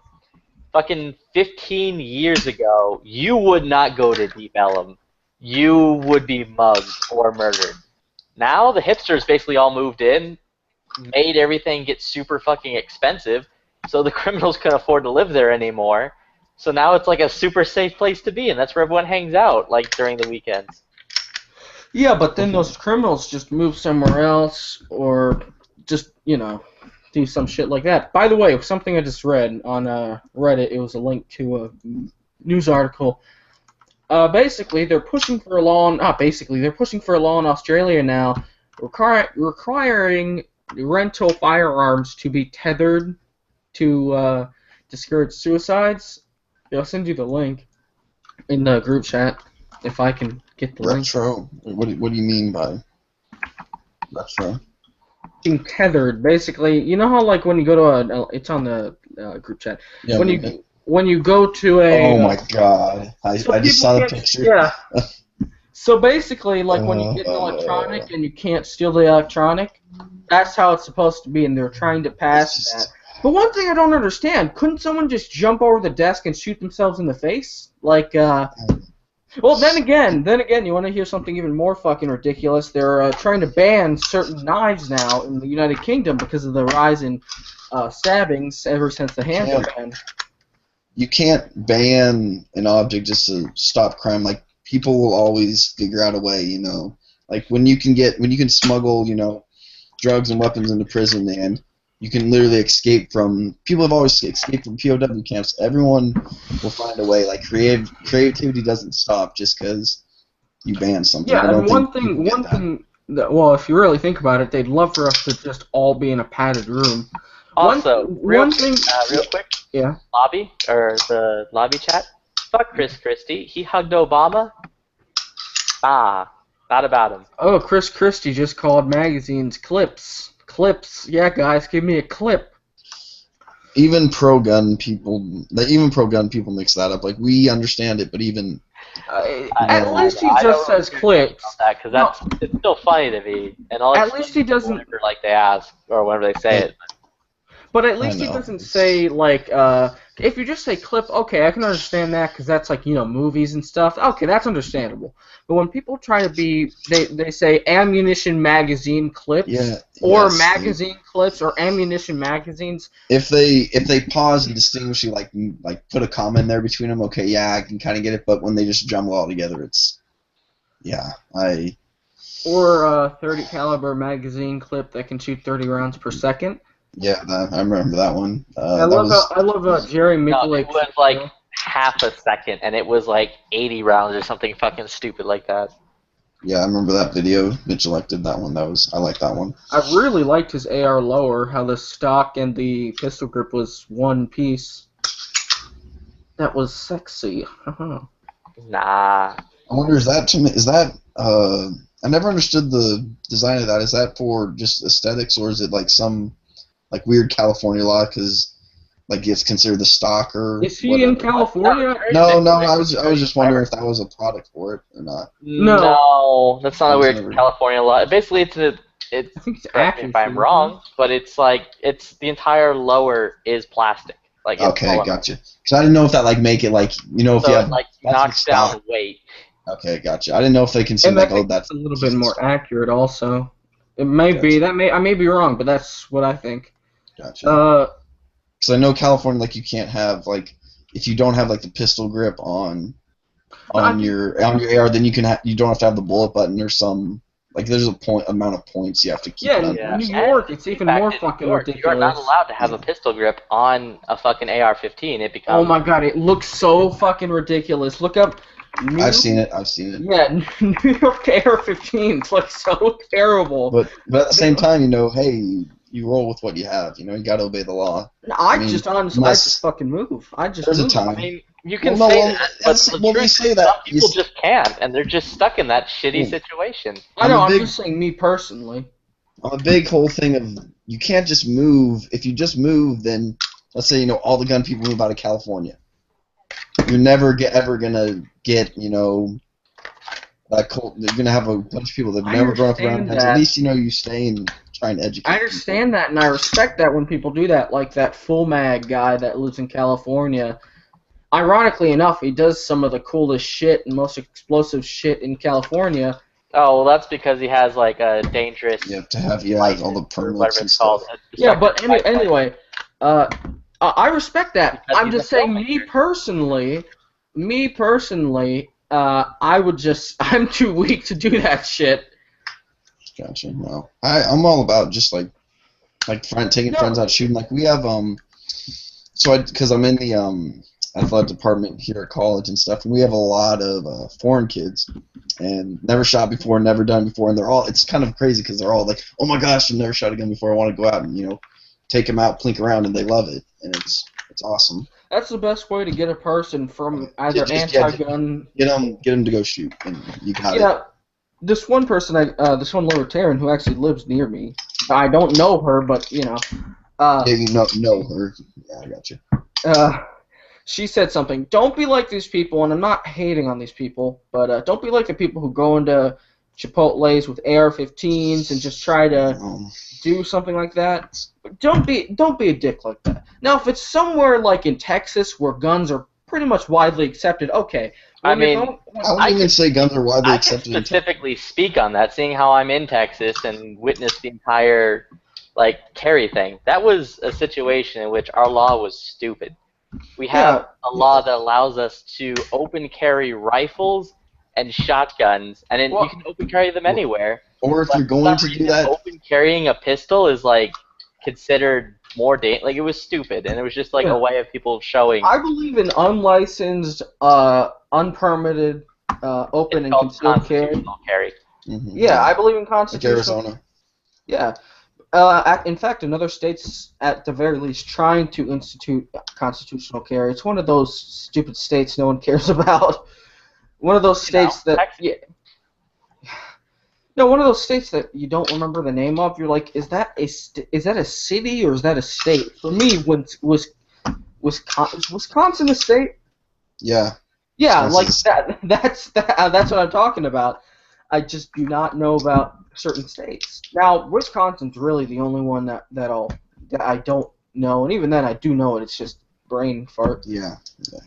Just one of those things. My education failed me. The whole protests and all that. At least inform people. Don't just walk out. It's like the whole freedom of speech. But don't. I'm all about say whatever you want and stuff. But there's a whole. You don't want to always try to offend people. You want to, unless you're trying to, make a point, then it's completely different. But it's just common courtesy stuff, I'll stand behind the whole Chipotle rifle thing just because I feel like that was correct. Because it wasn't like people were pointing guns at people and shouting a bunch of hateful things. It was not just at all. them basically being like, look, this is what's going on. It is legal for me to carry this rifle around with me in open sight of everyone. But a handgun somehow in an open sight is more dangerous? Mm-hmm. And that's, in that sense of hey, saying this is why we do it, but the whole guy that, slings the AR on his back just starts walking, and then, he's gets pulled over the car, hey, why are you stopping me and stuff? And like oh I'm just walking around and stuff. It's at least make a point to your whole thing. Don't just because it's like it's one thing if you're a part of a group doing a group protest versus you being by yourself. But even then, you should still be able to protest by yourself. That being said, I still respect the guy, that slings AR and does that. It's his perfectly right. He can do that. It's just that whole. I'm more about show respect, get respect kind of a thing. So. Yeah, like just don't be a dick about it. If an officer asks you like, "What are you doing?" You're looking suspicious. Just don't be like a dick to him and be like, "Oh, I'm gonna film you and you're shitty." Yeah, no, I don't know. I don't know what audience they're speaking to, but it's a small one at that. But yeah.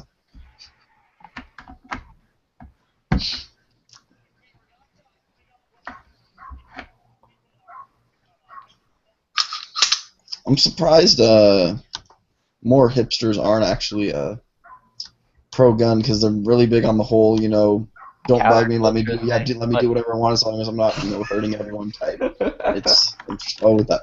Well, because it's just simple. Guns are scary, and hipsters are just like everyone else in that they consume tons of media, and without any actual knowledge behind it, they just assume that these are horrible machines of death and destruction. I think also lack of education, because I believe it was 50s and 60s. My high school teacher was telling me that they'd actually have police officer come in, show the kids how to unload a gun and stuff, how to handle it safely.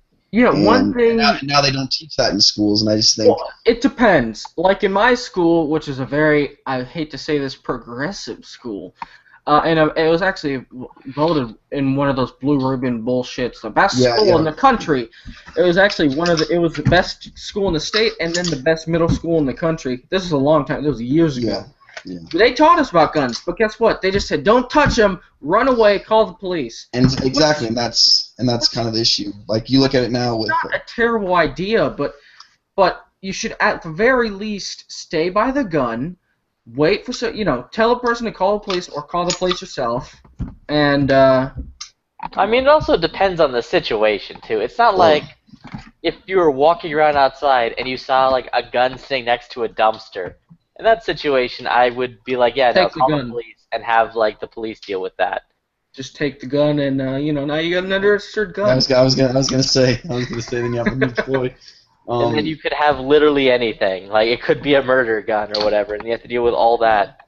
Just check see if it's stolen or has it come up in a crime. Yeah, it's one thing. One thing that.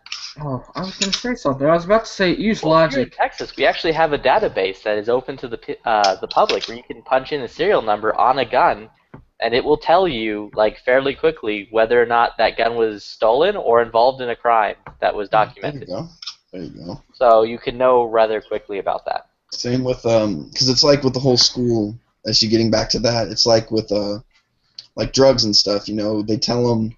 Both sides and stuff, pros and cons, make your own choice. They don't do that with, firearms.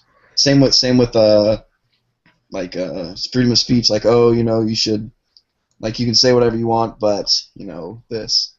So I just think you should present both sides to it. Does anybody else want a 20mm rifle?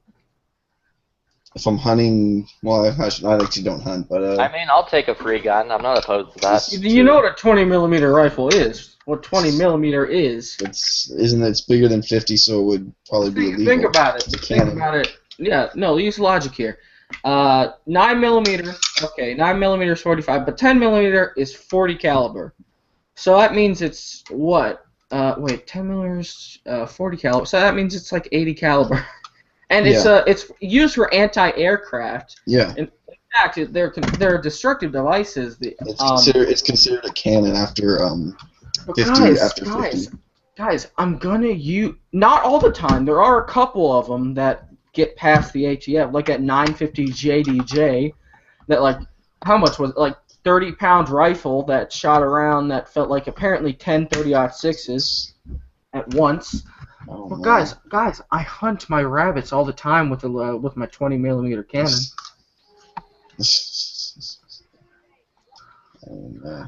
So, okay, here's my perfect. I was gonna say it earlier, but I forgot. Get rid of the NFA. The Hughes Amendment is the one that the machine gun one, right? Yeah. Get rid of the get rid of the Hughes Amendment. Get rid of the NFA. Make Like, that one's especially disappointing because Reagan was an awesome president, but you signed that. and you know Yes. what's funny is wasn't that amendment or whatever the hell it was? Amendment. Wasn't that called like the Firearms Owner Protection Act or something? Yeah, the Oh, yeah, protection. 'cause- Yeah, it's called the Protection Act, but Why the hell is it called that? because it 'Cause convinces people to do it. Like, why do they call it the like assault weapons ban? It's because he thinks they should ban assault weapons, and for most of America, that's probably seen as a good thing. It's the wording of it, like with the whole what was the original one that got us in the 30s? The I just know it was the Gun Control Act of 1934, and it was originally started because they had to combat the gangsters and stuff because they were getting a hold of them and then using them. It's never like you always buy it illegally. It's how then you use it illegally. It's kind of how that whole thing worked, and then they just wanted to make it so freaking expensive that no one could afford them. Wait, what? It used to I'm be. saying, like, what to the video that was just posted gotcha. in chat, and I just watched it. What was it? Let me see it. YouTube.com. This little motherfucker. Oh no, I've seen this before. Even anti-gunners are saying how fucking dumb this is. Like, I believe it was on the Daily Show. Sadly, yes, I watched that. Even he was like, so like there's stupidity on both sides. For example, this commercial that told kids to take the guns to school Yeah, and turn them into steal your fucking parents' guns and take them to school. Mm-hmm. And then, like, hand them for one, you're stealing, which is illegal and wrong. This is so fucking stupid. That was Yes. What the hell? that actually made me angry. That was Another fixing to the U.S. public: ban all gun-free zones. Ban gun-free zones. Even in government buildings, if you have a concealed carry or open carry, you should be allowed, because that's where a lot of shootings happen. And you may say, well, how do they get it past the metal detector? They don't. They shoot before they get to the metal detector, run in through the metal detector, and shoot everybody. That happened not recently, but within the past year or so near me, and the guy basically just shot the security guards, ran in, and shot the rest of the people. You're literally not helping anybody. You're hurting them, if anything. I don't remember where I read this, but it was like in the past couple of decades, the 80 or so mass shootings that were by like the non-shit standard, not just excluding gang violence, only 2 of them were not in gun-free zones. Now this is a year or so ago, so it's probably increased, but like, you gotta be fucking kidding me. Yeah, this is all just fucking stupid, and it's. But again, going back to the school thing, like, in my school when I was younger, like, fucking, I'm in Texas, so I'm gonna, like, phrase that with this: I'm in Texas. Everyone views us as being like crazy gun people, which I'm okay with. But like, Proud. yeah, no, we're kind of proud of that, despite the fact we still don't have the best gun laws in the United States. We still have a lot of really stupid fucking bullshit. I mean, we still don't have fucking constitutional carry, which we might be getting soon, because they're right now working on pushing that through. Right now, our governor Greg Abbott, fucking champion, dude. Like, as soon as he got elected, made a giant statement where he's like, look, anyone, like, any gun, like, pro-gun legislation that comes across my desk, I'm going to fucking sign it into law. Dude's a champion. Either way. One thing I wish they'd fucking do here in Maryland is get rid of the assault weapons ban.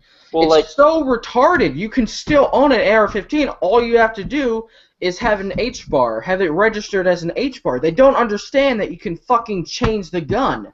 They don't understand there are uppers and lowers. They don't understand I can still legally buy a pencil barrel. I just cannot put it on my gun. Well, back to what I was saying, with me being in Texas and as gun-friendly as Texas is, when I was in elementary school, we had the DARE program, in which they were like, if you see a gun, don't go near it, don't touch it, it's evil. No matter the situation, stay away from them. It'll somehow kill you. Well, it's the best way to you think about it. You don't want a kid to, tell a kid, oh, guns are fine, and then they get to one on their own and they go out and do it. It's like some dietetics major. We're not gonna, and there's a difference between healthy and non-healthy fats. You can't tell people, oh, go out and eat fats and stuff. Otherwise, they'll just go and eat, Twinkies and saturated fats all day. It's one of those. People have a little bit more common sense in that. Not children, but when they start. Exactly. That's I'm talking about like teenagers. And like one thing that I personally, my philosophy is just teach the kids, hey, don't mess around with these, you can die, and they're not gonna fucking mess with it. Tell them if you see it, call the police. If you see it in public, call the police. Or just there's a place, we can go out and shoot, and there's a place when we don't, like being able to, tell them difference. But as a kid, like you really don't want them, messing around. Like, don't get me wrong, like I think all kids, can shoot and, in some cases should, but at the same time you can't, say, oh, it's great, and then they start playing with it. They can't make that distinction. Or you can explain to a child the actual gun safety rules and just set that in their head. Like, fucking kids are taught, hey, you need to look both ways before you cross the street. And they still run across it anyway. Yeah, exactly. But just to say, oh, it's scary, stay away from it. For one, that's why I hate the parents that say, that's why I hate when they can't do something. They're gonna be like, well, that sounds fucking awesome. I want to do it even more now. Exactly. Like, you create this mystery and this allure of, like, something fucking cool and, like, mysterious, and you're like, oh, holy shit, why can't I do this? Whereas if you just, like, bring it out in the light of day, explain what it is, explain the rules behind it, and it's not, like, something unique or mysterious, the kid's not going to fucking care. Mm-hmm. Yep.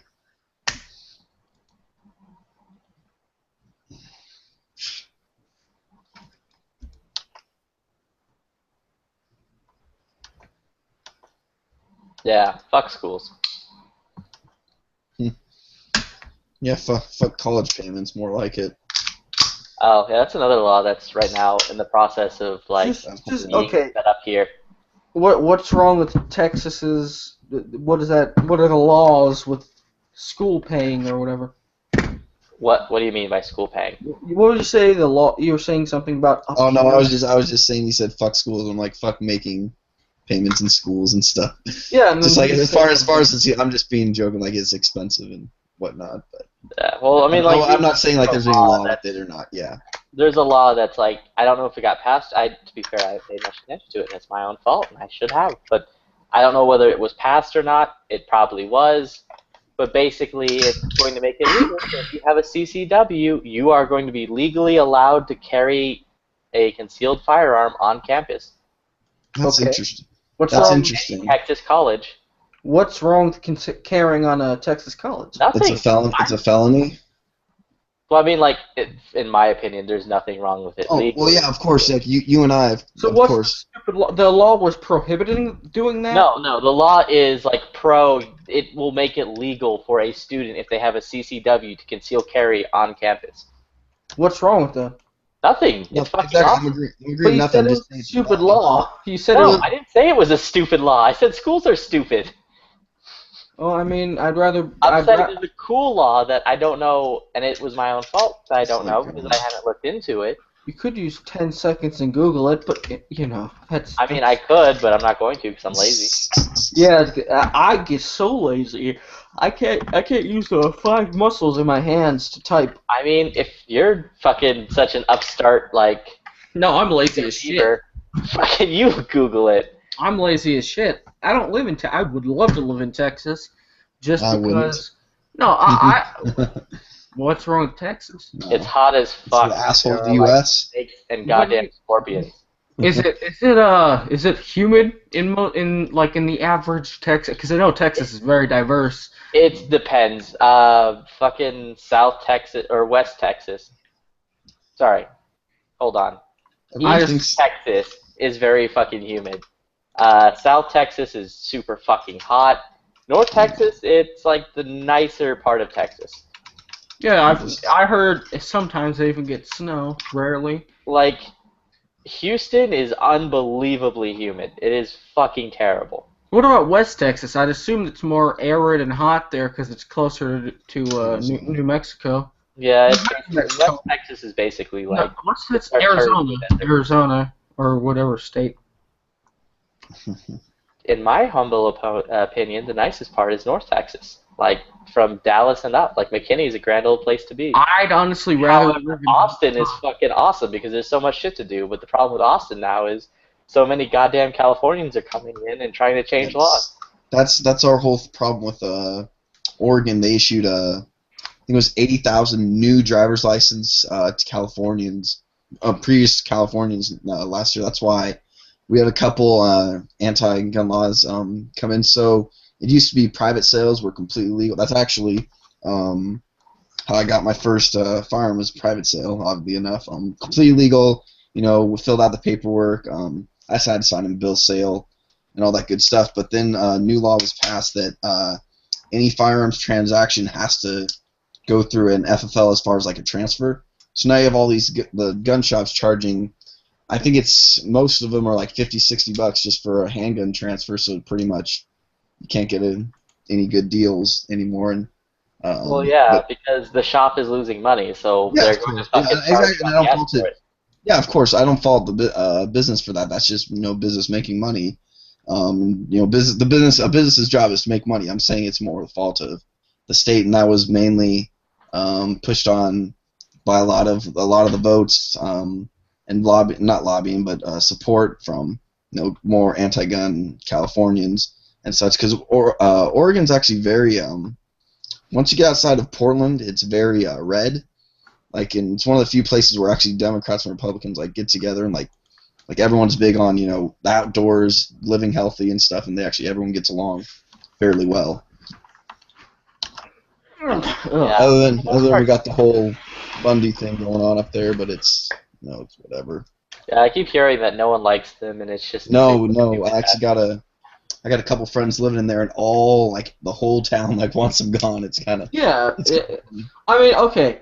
I'm okay with a civilian uprising, and if they were just doing it because the BLM or whatever the hell they're called was infringing, okay. But you know what you do first? It's like what I said with the riots, and yes, they are riots in Baltimore, and I live in Maryland, so I know exactly. We worried about our building or our business being burned down, but luckily it never got to our area.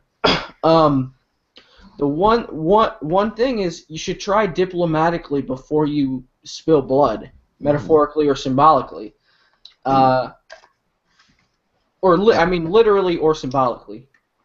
And even there's a lot of stupid bullshit with the BLM. However, I'm in Texas. I don't really care. I don't have a farm. I just don't care about the Bundys. I just want a farm so I can shoot whenever the hell I want, whatever the hell I want. Just give me a just get 1,000 pounds of dirt, make a little hill, and that's all you need. Exactly. The Hassium USMC made a really good video on that whole thing. It was really good.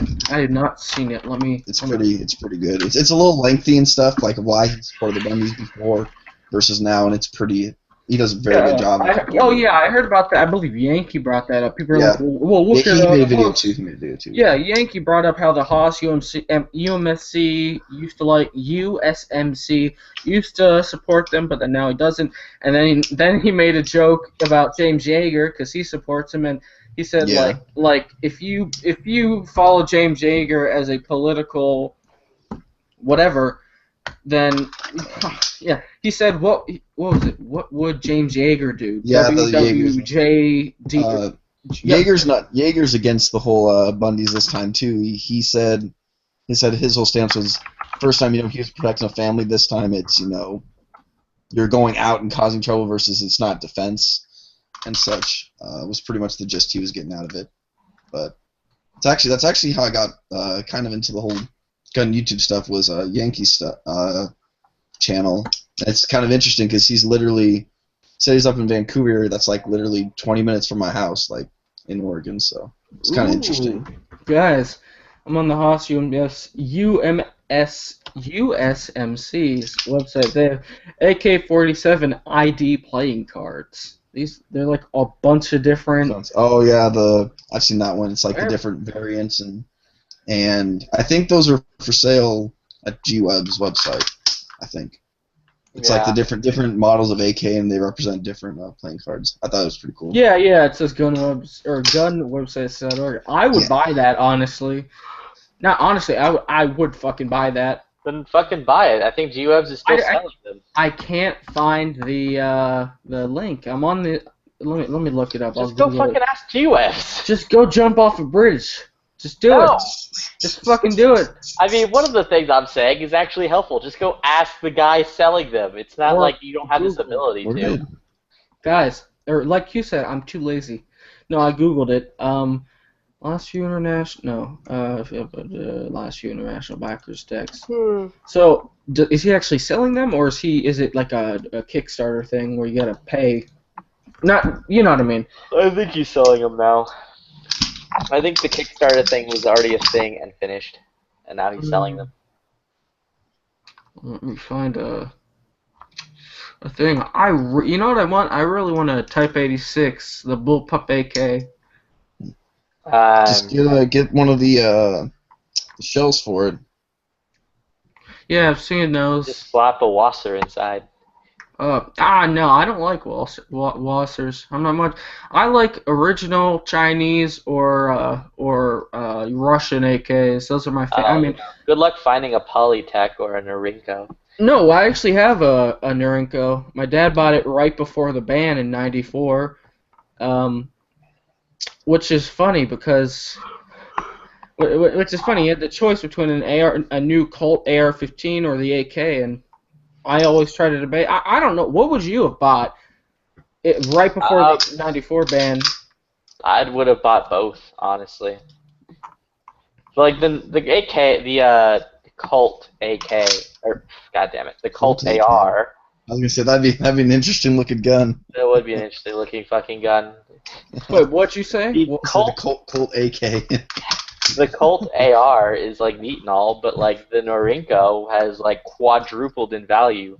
Mm-hmm. The Colt AR has not, nor will it. It's going down in value, if anything. Yeah, the reason is because people don't like the band. They chop the bayonet. Because the fucking ban, like the assault weapon ban's over, so it doesn't fucking it doesn't matter anymore. Yeah, and really AR-15 Norincos are gone.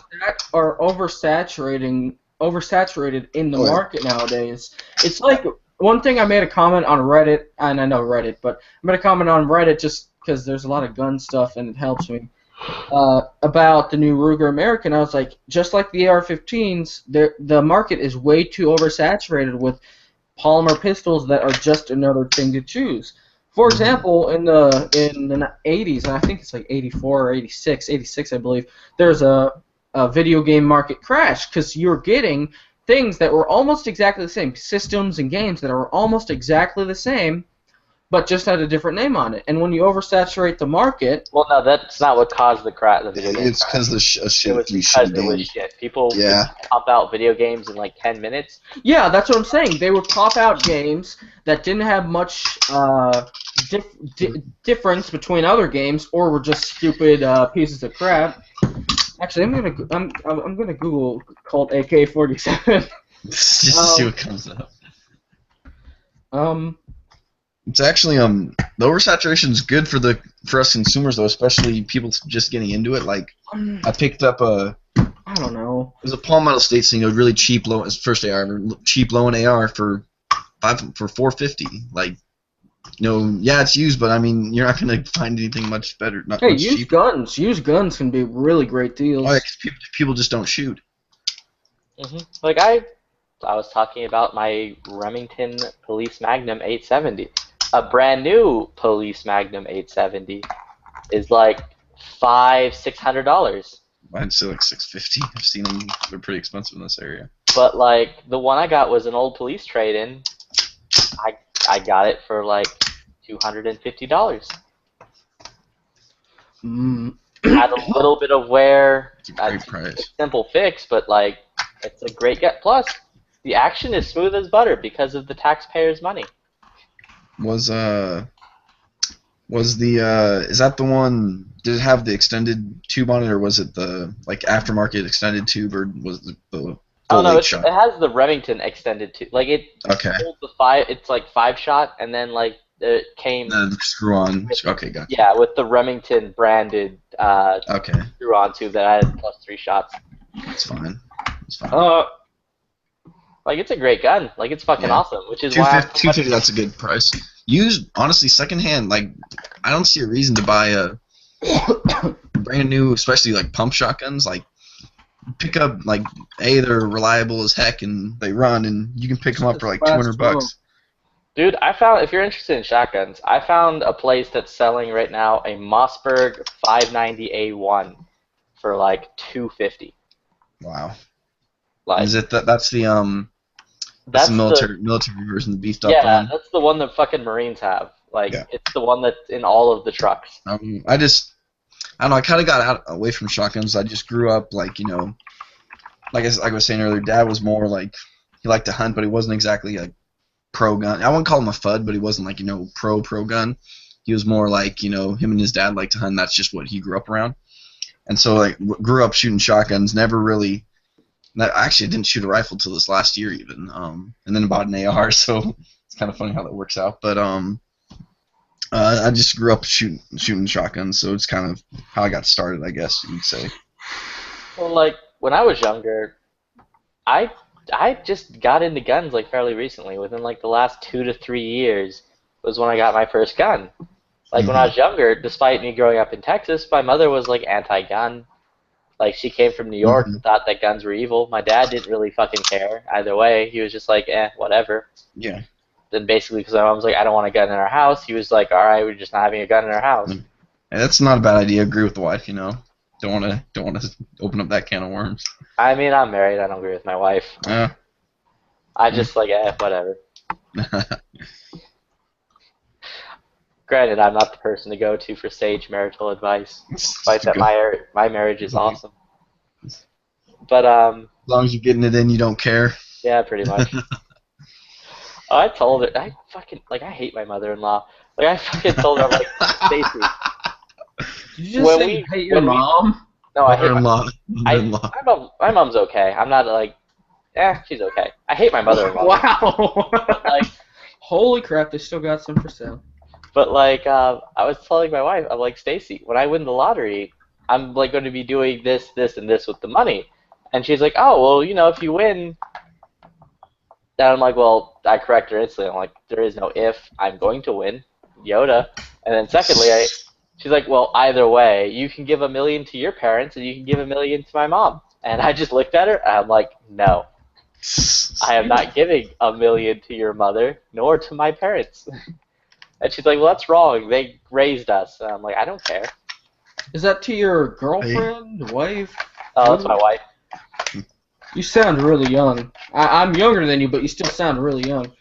Yeah, I just do. It's just fucking Mike for some reason. It like makes me sound a lot younger than I really am. That's the excuse. How young do I sound then? Well, you sound like I mean, I already know you're a college. Yeah, how old would you say? 420 years old. No, you sound like I don't know, 18, 19, no, 20. I'll say 20. Oh, I just turned 21 a couple months ago, so. Yeah, that's a compliment. I got a baby face too, so I always get carded. Dude, I still get carded for video games. I haven't got carded for like alcohol in the last years. This is why I buy video games digitally, because I don't have to deal with that bullshit. Well, then I can't get my stupid Nathan Drake statue if I buy it digitally. God. But yeah, no. So important.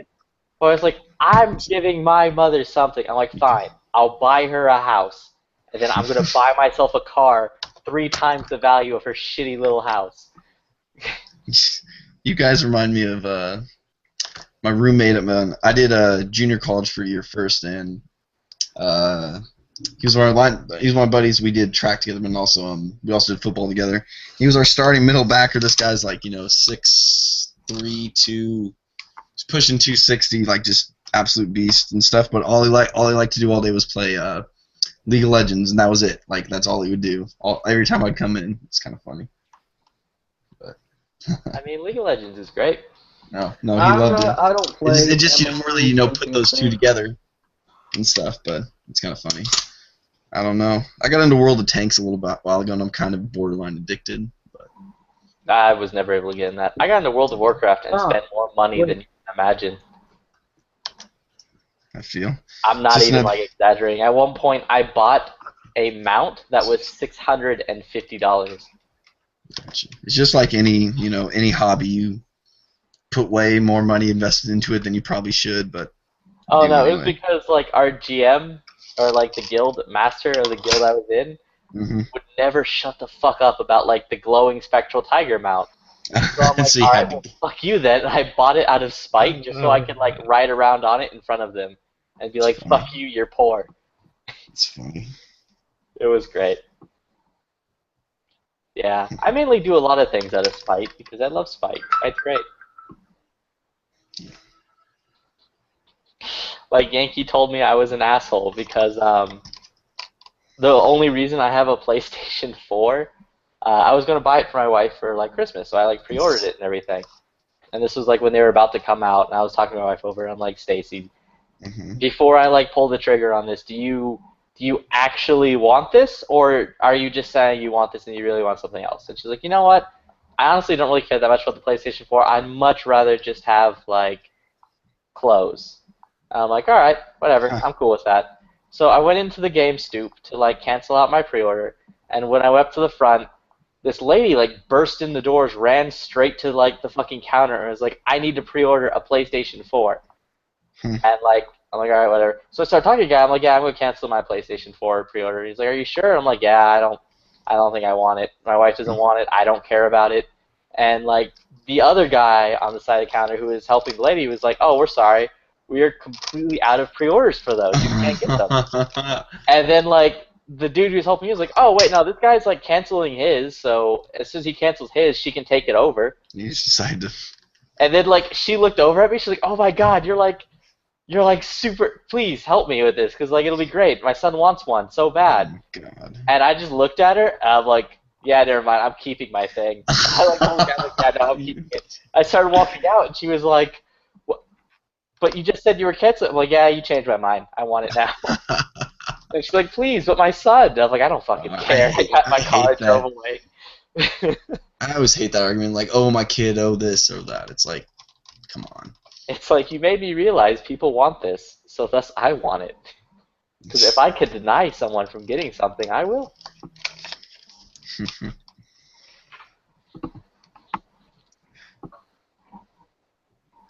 That's funny. Which one, Maryland? Is what the chat said. Preston from chat. All right, y'all. I think I'm gonna sign out. I gotta go get some homework done and eat and all that good stuff. It's good chatting. I just got an account, decided to swing in. So hopefully I'll catch you guys sometime. Yeah, I'm on like most nights. Gotcha. I'll have to hit you guys up sometime. Appreciate it. All right, no worries. I think I'm gonna go watch the Yankee show.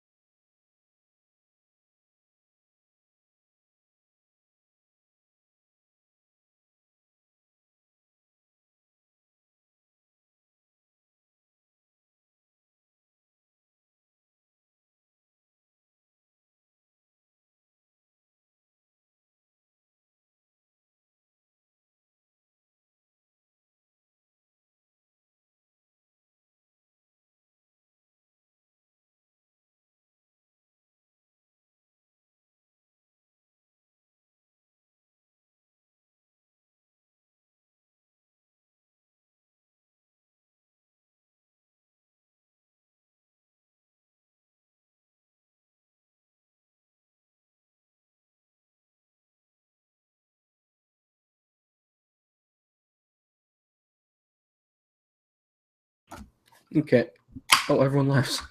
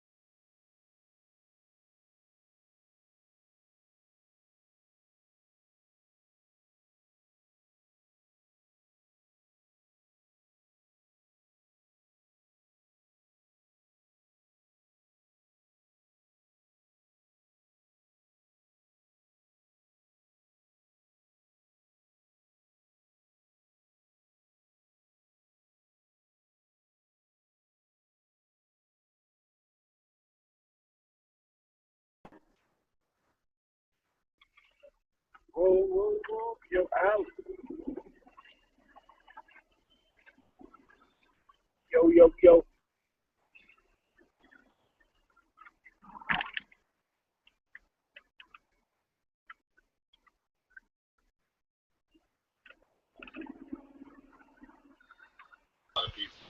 What up, Gert? What up, what up? Just another day.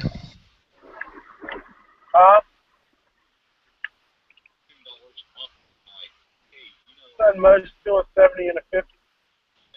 Tell me. Well, you know what's gonna happen. Drive fast or die slow. There you go. There you go. Live each day like it's your last, my friend. I don't know about all that, though.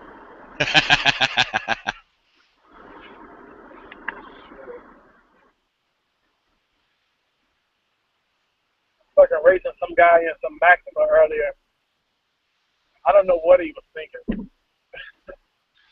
Well, what are you in? Some way faster than a fucking Maxima.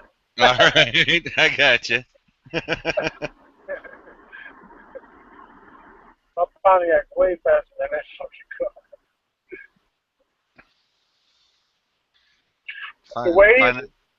The way his shit sounded, he had a straight pipe exhaust. The way his shit sounded, I thought it was going to be fast.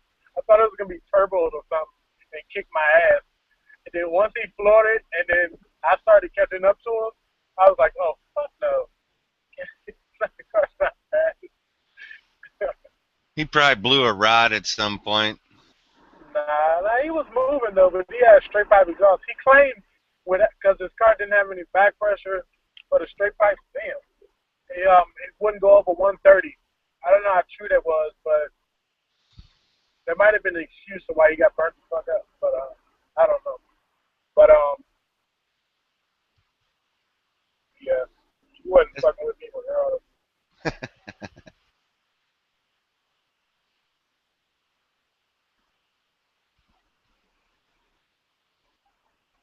Rough day at work? Nah, I'm headed I'm leaving from my buddy's house. About to head home, eat, hang out. I'm gonna be to work till tomorrow afternoon. Well, tomorrow night, actually. Nice. Yeah, I had like 3 days off. More like fucking 4 days off. So I'm gotta be to work tonight. Man, I don't know nothing about that, brother. Yeah, no. Hey, but you know what? I like to at least think it's by choice, right? Oh yeah. I don't even want the day shift.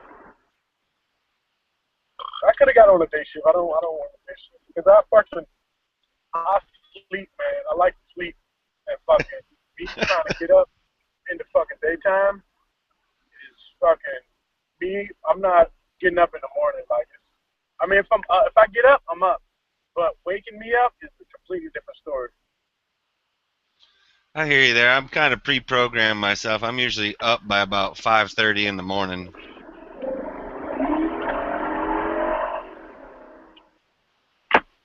But yeah, I mean, I wake up before 8. You know what I mean? Oh yeah. But if I work morning shift, I would have to be to work at 5:15 in the morning. All right, that's plenty early. Yeah, I'd rather be to work at 5:15 in the afternoon. I get off at about 5:45 in the morning, something like that. Well, I suppose where you're at, you see less people when you work at night, so. Oh yeah, and the traffic thing helps out too, because if I was working day shift in the if I was leaving in the afternoon, it'd be a bitch getting home with so much traffic.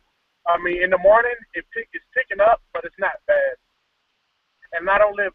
Once I get on the highway where there's a shit ton of traffic, I don't have a goddamn what I was gonna say. I don't live too far off of the highway, so the exit isn't too far. Well, that's cool. Yeah, so it's only like 3 exits once I get on that highway, so I'm only in traffic for about 3 miles. So it's not like Marco, where if he goes at the wrong time of day, it's literally like 45 minutes longer. Oh no! Don't get it wrong. It most definitely is. Oh, okay. but that early, it's not a problem. Okay. You know, I mean, it's picking up, but it's not bad. And if you get on that motherfucker at 8, 9 in the morning, oh, you're done. You're sitting in that bitch for an hour and a half. Yeah, it's ridiculous. But and then Marco, he lives off the Beltway, 495. I live off the 395, which connects. But on his side, coming from Maryland into Virginia, on his side or vice versa, is a lot worse than going from Virginia to DC on my side. Okay. Oh yeah, his shit backs up. It is fucking ridiculous.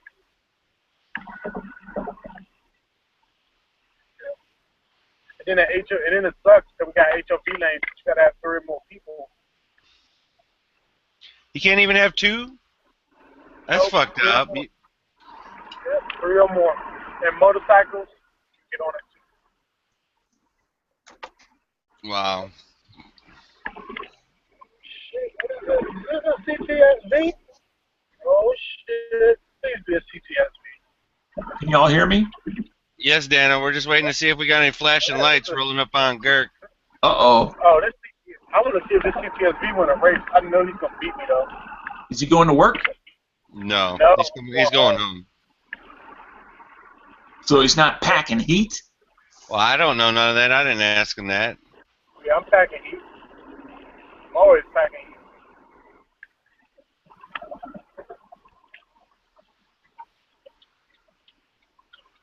I just got done talking to Marco. He's pretty excited about going out to Vegas. Oh, he should be. He should be stoked. Oh, yeah, good. I would be fucking excited, too.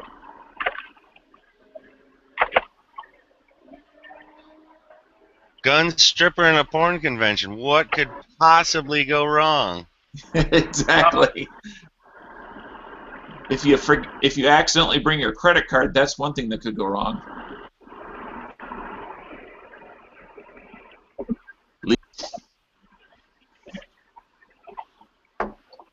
I don't think I can beat that CTSV, but I would like to race him if he's going to race. Don't want to race. Oh, we got nothing but fucking empty highway, man. Can you bring your ass?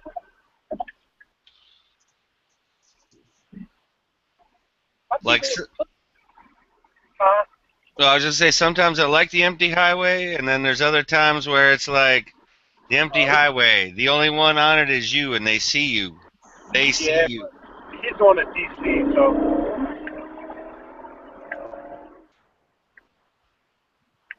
Yeah, he's going into DC, so that's why he didn't want to go.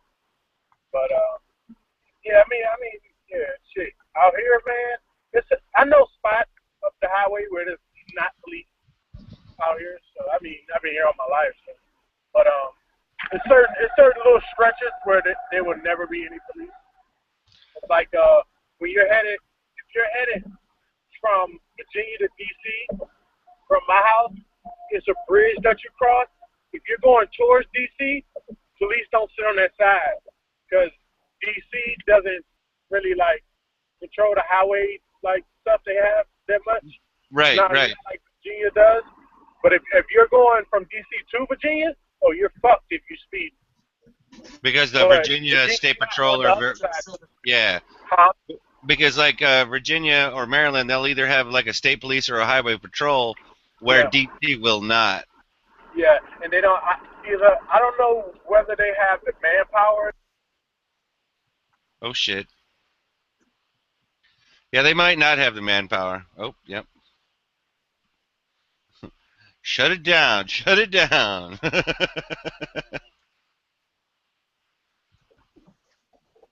He'll be back.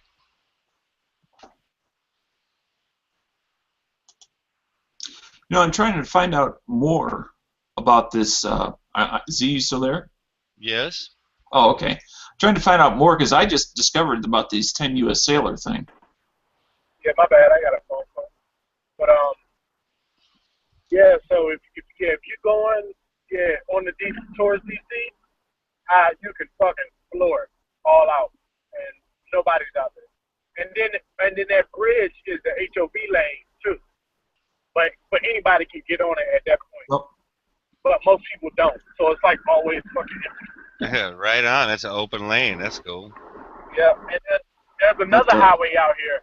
It's Highway 50, and it's like going towards Annapolis, Maryland. It goes from DC to it goes past Annapolis, but it's the highway to get to Annapolis from DC.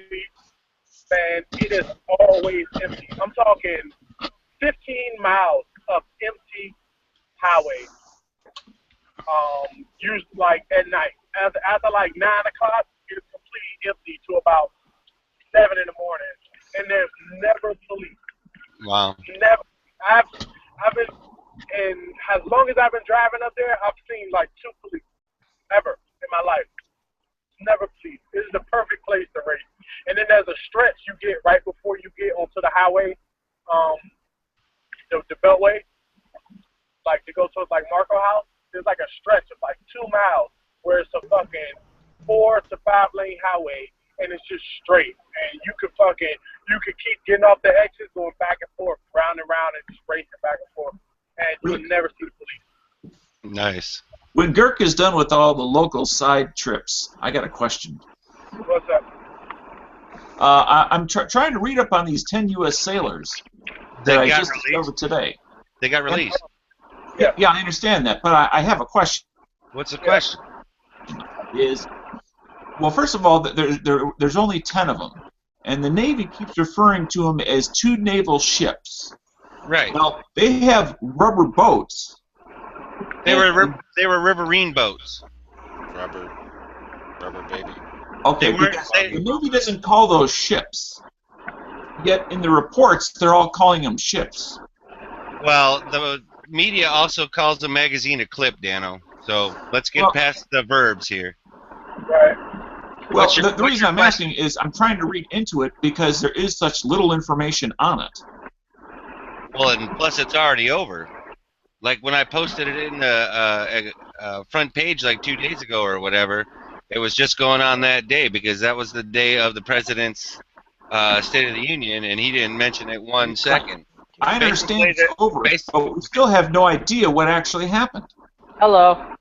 Well, and that's what I'm trying to find out. They drifted. I think they both broke down or something. They drifted into warps. That's the official story. Is they broke down.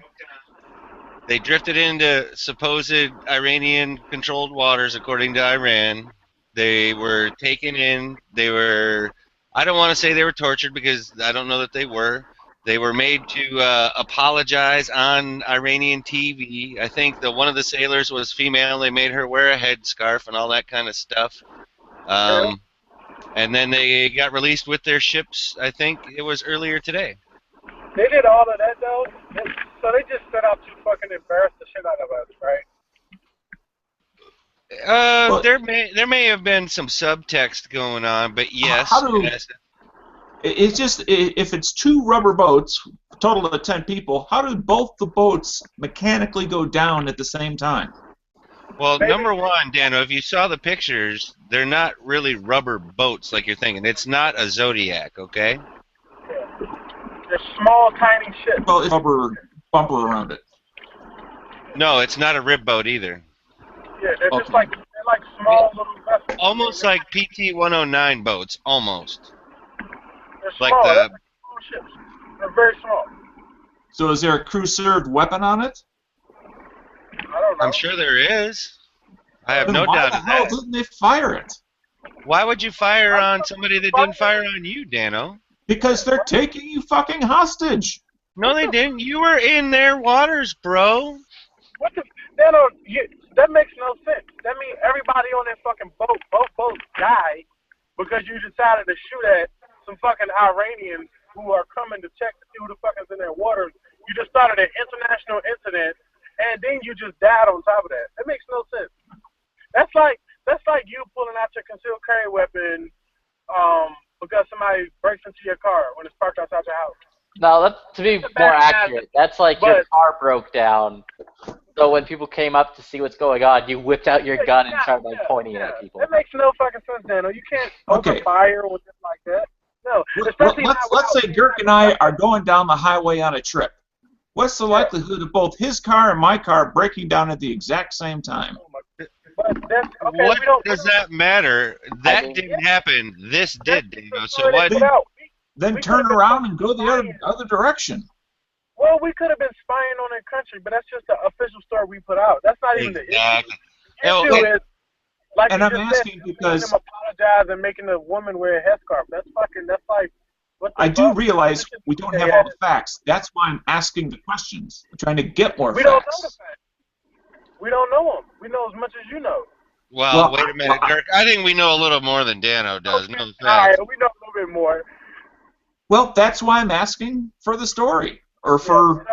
I think we should nuke Iran down because of this embarrassment. Hashtag Dano says push the goddamn button. No, it was...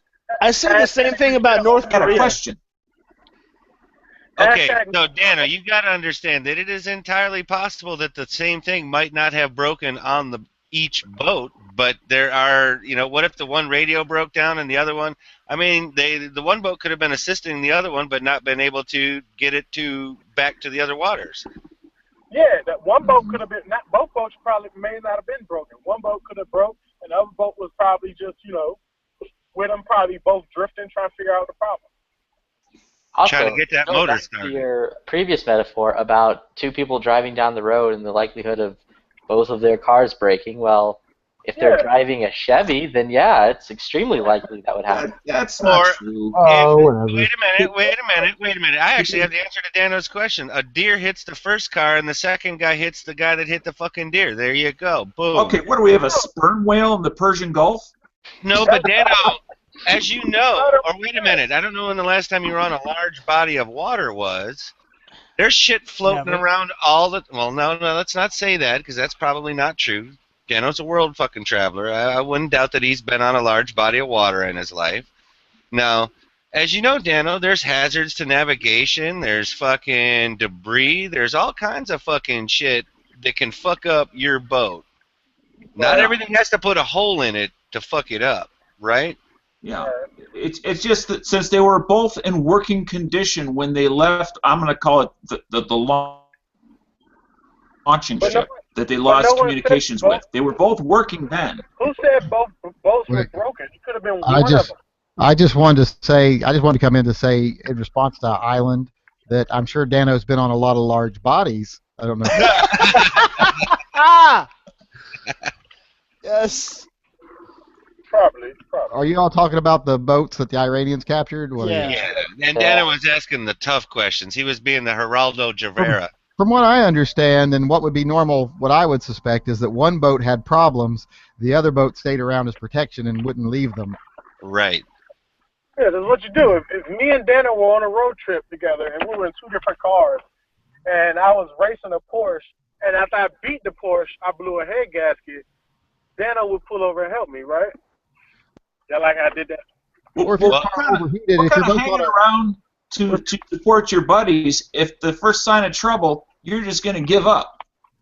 Well, I mean, they're not going to start firing shots while they're in international water and start a conflict. Thank you, Yankee. Thank you. I mean, you're not going to start a fight. You're going to have a lot of permissions before you can start a fight. But they'll still want to be there for radio back and let everybody know what's going on. Provide and if they didn't have radio contact, there's no way they're going to open up on that.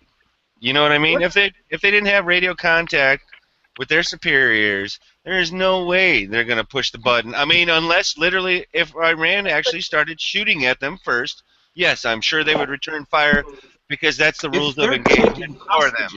That is not hostages, Dano. They went from international waters and supposedly into the disputed Iranian port, right? Yeah, you can't open fire. I mean, we're not at war with Iran. This isn't wartime. They're out there by themselves. Facing, I don't know how many fucking Iranians rode up on them, but do you want to be that guy to fucking start shooting at fucking Iranians and get your fucking head blown off, or kill all of them? You know what I mean? And then you gotta explain why the fuck you started shooting at a fucking peaceful boat. Okay, and Ohio 45 ACP out in the chat does say that they were both headed for maintenance, one down and one standing by.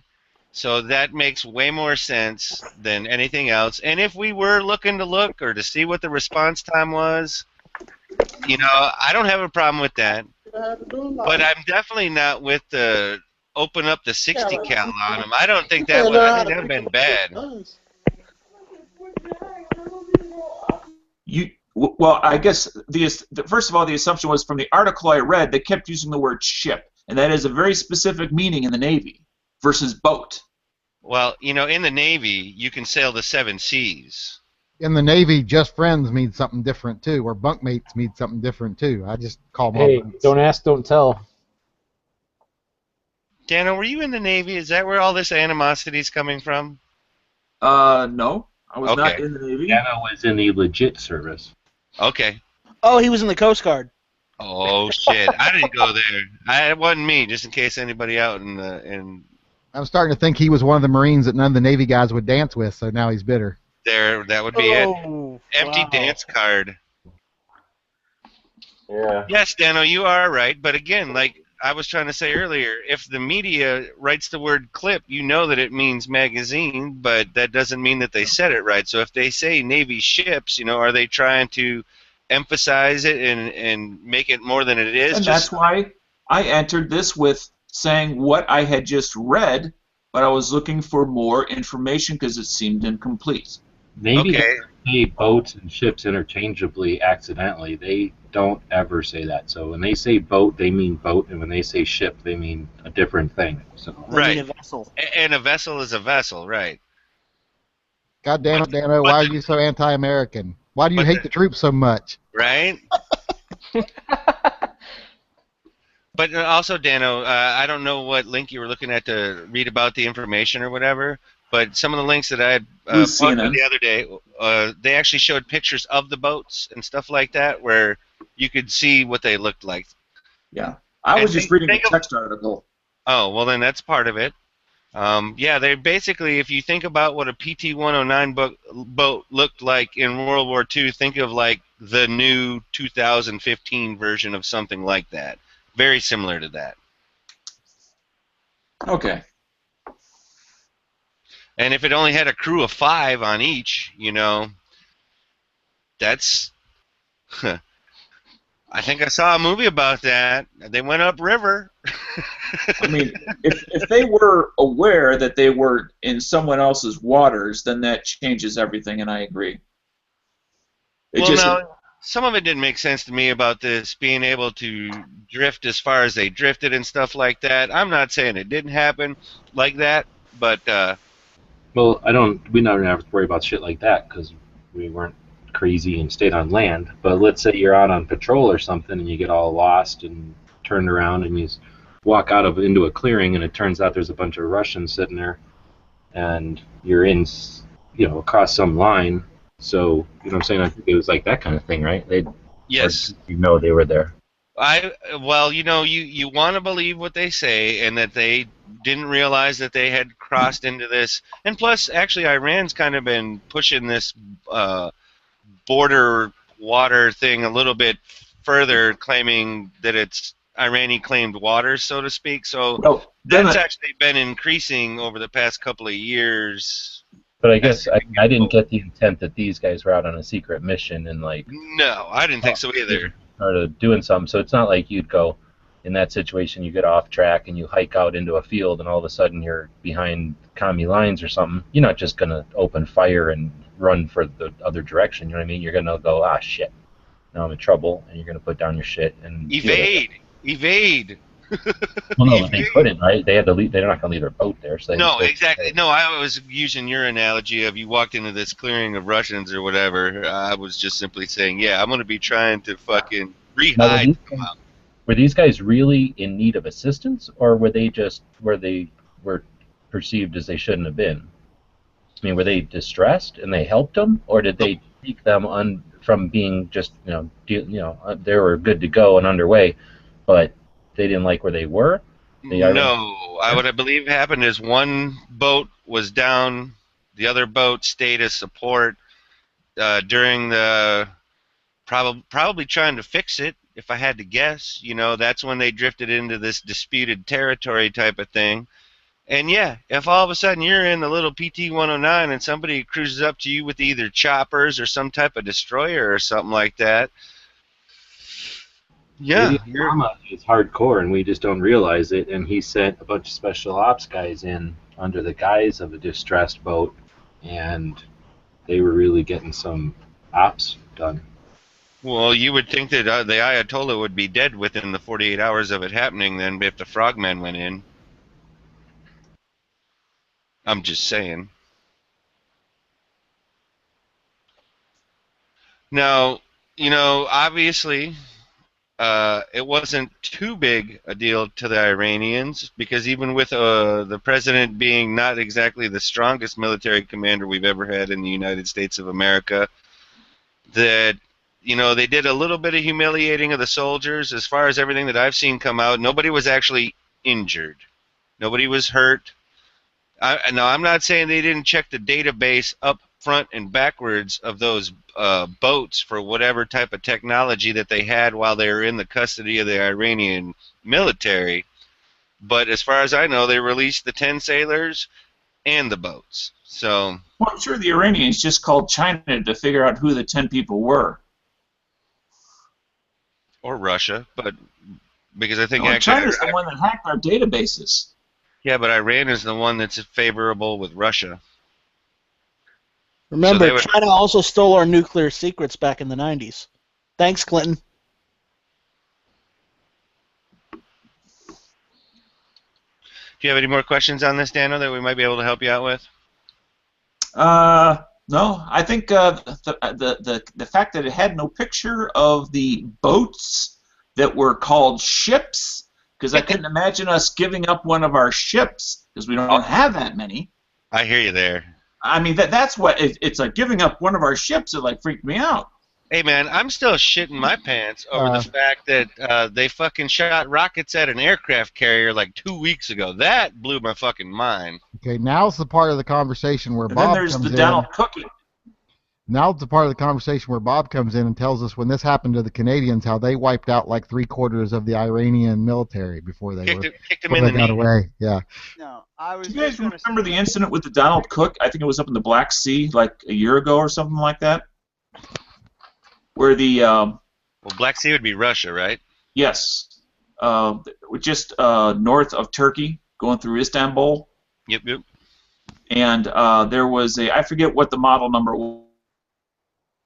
was, but bombers, the light bombers that they use in Syria, the Russians, came over with a electronics pod only, no weapons, and flew by the Aegis class destroyer 10 times.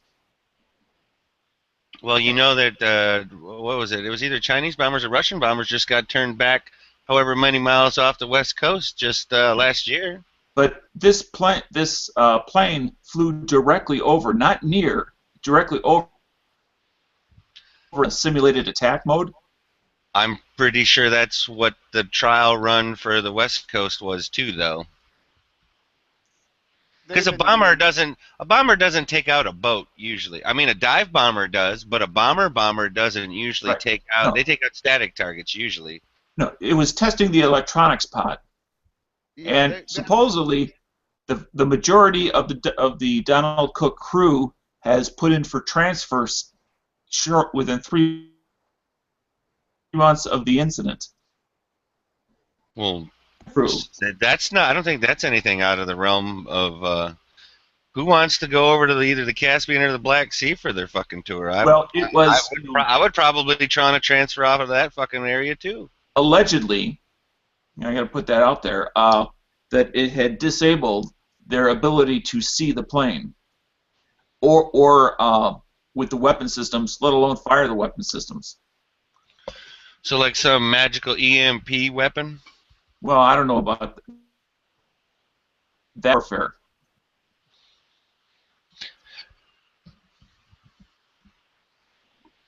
Because it immediately went to the one country that's on that same sea that we have a military agreement with, which is the only reason why we're even allowed up there. Turkey what? Well, you have to go through Turkey, Istanbul area to get up in that. I don't have a map in front of me. Yeah. To that. I want to say it's the Black Sea, but I could be wrong. You cannot pass through the Bosphorus if you don't go through either Turkey or what? The other side was Greece. Well, I was to say Greece is what I thought. I think it's Greece.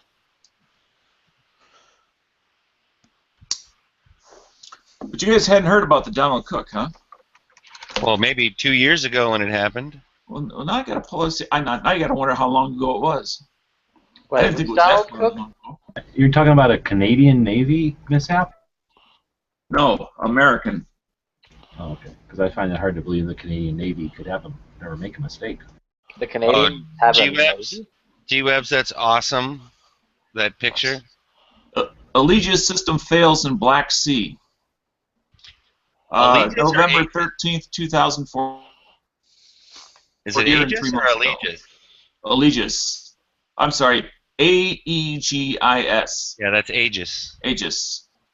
USS Donald Cook. Oh, so is that Bob's camper? No, Bob can't afford that camper. That's way too technologically advanced for his primitive Canadian brain. But the his electronics camper, pod was on an Su-24. The plane is an old plane. That's not really the point. It's the fact that they got a military plane that close in. That's the systems shut down. that picture there from Yoder, Bob, his camper looks different, but he's got that antenna up on top for his Canadian cell phone. Oh, nice. Ah. Now, does that come with surveillance crew as well? No, you just need all that old-fashioned tech to be able to work a Canadian cell phone. How far does the twine stretch on a Canadian cell phone? Got one of them like black curly cords, so he can walk like with a tether about 20 feet from his camper. I think they just upgraded Yankee to fishing line. You know, they call it fiber optic.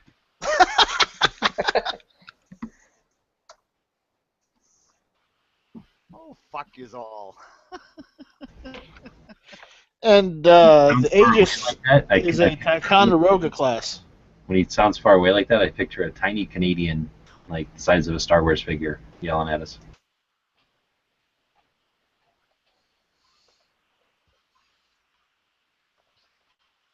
I can't get my phone to work, so I have to do this on the computer over the shitty internet. You're doing just fine, Bob. Don't worry about it. We can hear you, I guess. Thanks. Why does it say plus 18 by Bob's? Because Bob's an 18 or older only chat. Actually, this Hangout is only open to people 18 or older, is what it says. I didn't set it's Pink's chat, so if Pink set it up, then that's Pink's thing. That keeps out the youths. Yep, gotta keep an eye on them. You gotta keep those hoodlums out, right? No, Okay, not Vinny. really. I think It's that'll school also night. keep out the glutens.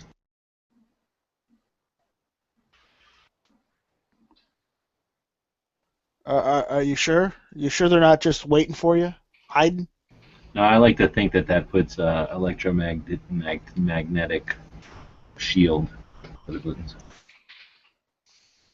So I didn't listen to the whole Democrat, or no, I guess Republican thing tonight because somebody inconsiderate started a chat right in the middle of all that. How did it go? I heard pretty much of the beginning of the gun stuff. How did it go from that point on? Trump had dug himself a hole the last I saw. Did he ever get out of it, or did he continue to take himself out of the race? I didn't clearly hear his position on guns. That's good. Well, I don't know if that's good or bad. Way out of it.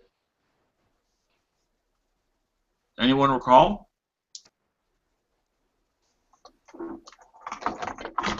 All right, now I'm on my phone. Oh yeah, that's a lot better. Yeah, for some reason I couldn't get on the earlier chat on my phone, so shit. So, G-Webs, do you need anything? Some water? You know, I could run it over to you. I mean, you know, whatever. What do you mean? Shouldn't you be addressing him as Mr. Webbs? I think Bob caught our conversation on the Yankee show. Oh, I thought Maybe maybe you have one of those big black My water. Super 8 balls that you're using for a microphone. Dano, what'd you say, Dano? When you turned your camera on a while ago, did you have a new microphone? Yes, I got one of these thingamajobbers. Okay, it looks like one of those big black, like it tells your future. It's kind of like. Yeah. We all know Yankee likes them big and black. Ooh. Too soon. You have a microphone that's larger and rounder, because that's what I'm looking for. I'm sure they probably make a bigger one. People were bitching that they couldn't hear me before. No, I was over when my friend was making this holster for me. He was showing me his setup because he does some whatever you call like live chats like this. Anyway, he's got a mic on a arm like that, and wow, like he did the two, and it was crazy different. You were doing them yesterday too, weren't you? The two different ones, or who was that? Yeah, I was trying two different mics, and the one I'm using now sounds a lot better. It actually sounds like a little more like my voice. Before it sounded real tinny. I just thought that's what you sounded like.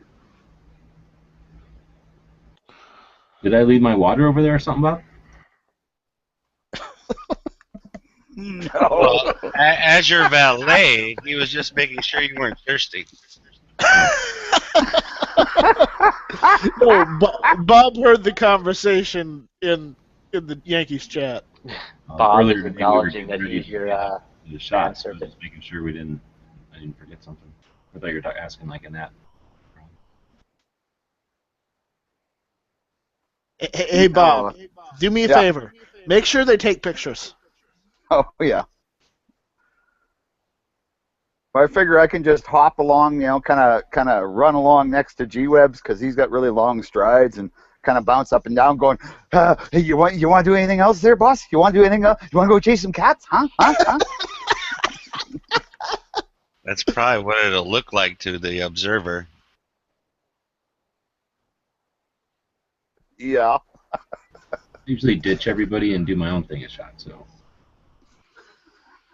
we'll get together at the beginning of the day and then at the end of the day, but we all kind of just split and do our own thing.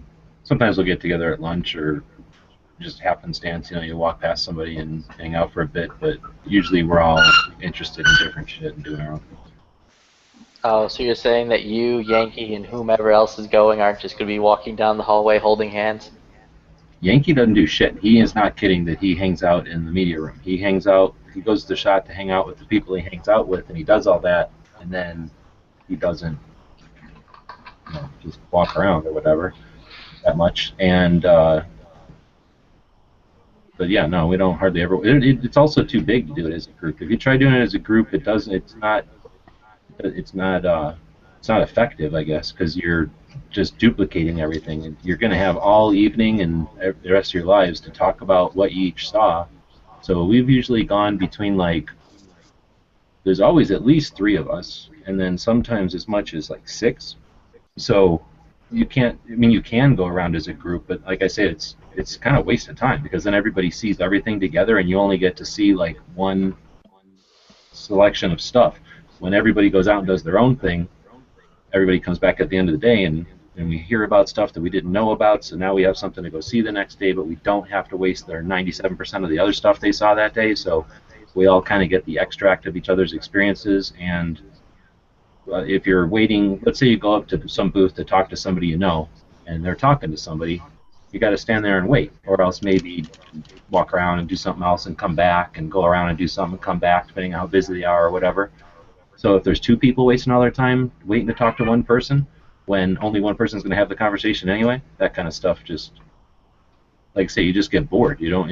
Half the time you are waiting for somebody to get done talking or something. So, like I say, we've all talked to each other enough that it's not like we need to talk at SHOT Show. So usually people are like, well, shit, I want to go check out this knife that you don't care about, so I'm going to go do that, and you want to go check out that backpack that I could care less about. So. Well, in my understanding, it's so jam-packed, too, that there's no way you guys could walk, shoulder to shoulder down the aisles, pretty much, That changes year to year for sure, but I wish it was like that. I don't. I wish the community, or I wish the industry was that vibrant, that it was like that, but it wasn't. In the last couple of years, it's almost been empty, so Oh, wow. We really wanted to walk around as a big group. I think we could almost walk, like 3 of us could travel around with those, what do they call those wheels that you kind of you just stand on? Like a Segway? Yeah, like we could walk around with Segways, and I bet you we wouldn't even be that big of a nuisance because aisles are kind of big for the big crowds, but there just haven't been the big crowds. I mean, people on Segways are always nuisances. Nusai? Yeah. Yeah, problematic either way. The worst things, there's never them. There's not even really like the big fat scooters, whatever those 3-wheel fat scooters are. Rascal. Yeah, there's hardly ever even them. And there's occasionally one of them, but those people are usually pretty light on their wheels. They're used to driving them around so they don't get in people's way. The worst is those milk crates with wheels on them with handles. And, that people will give you at trade shows. I've seen them at other trade shows too. But the suckers who don't take the advice and start picking up catalogs, their first day they'll use whatever cheap bag they're giving out, like some plastic shopping bag type of bullshit.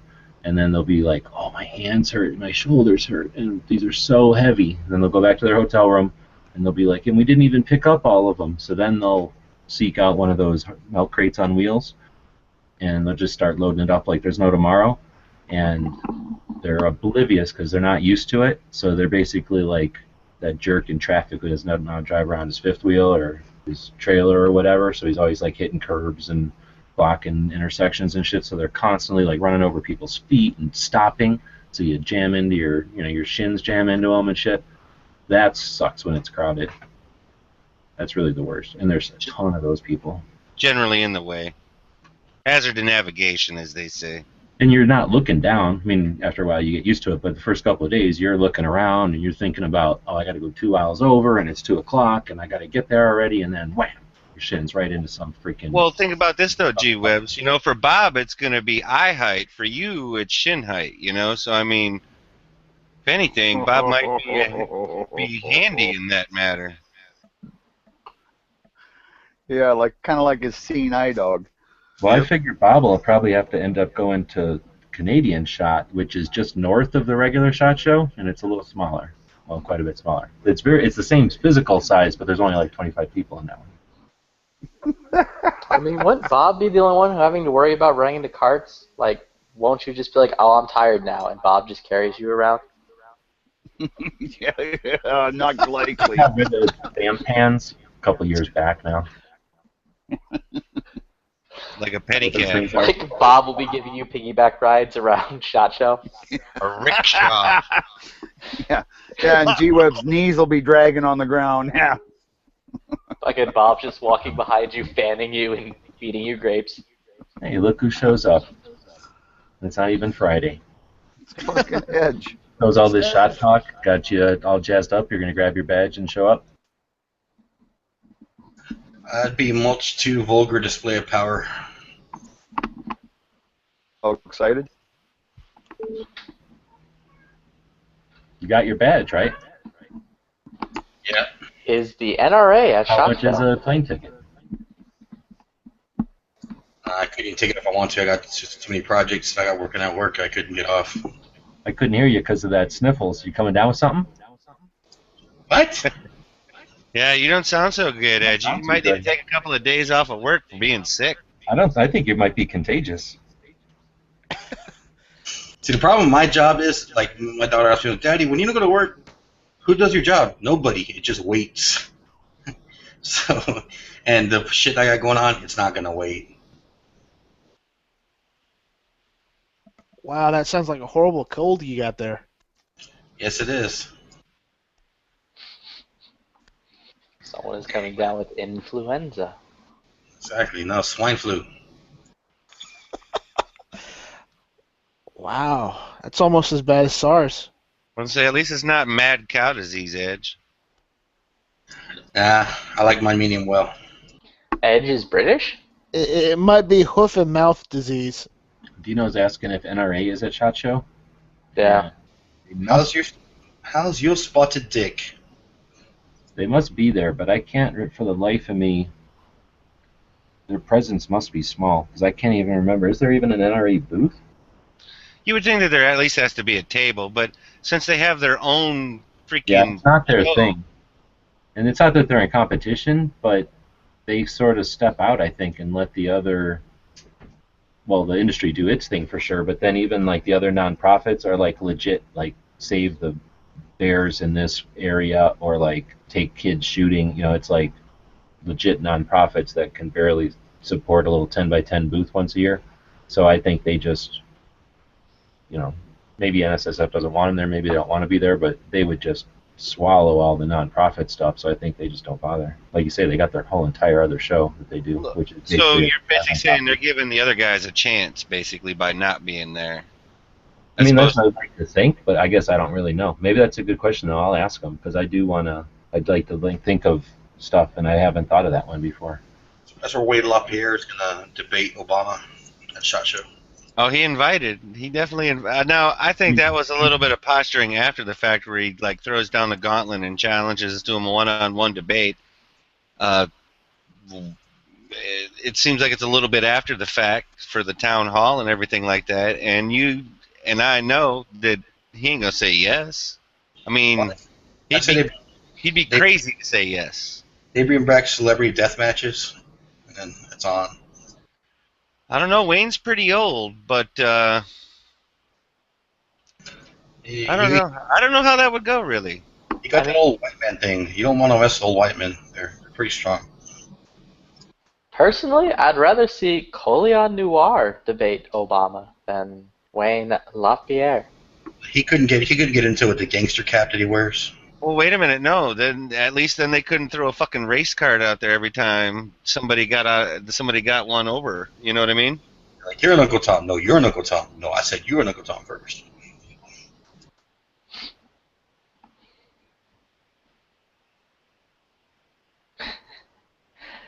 Bushwhacking, ball shooting, son of a bitch. And then they get into the Yo Mama debate, and that's where it gets really interesting.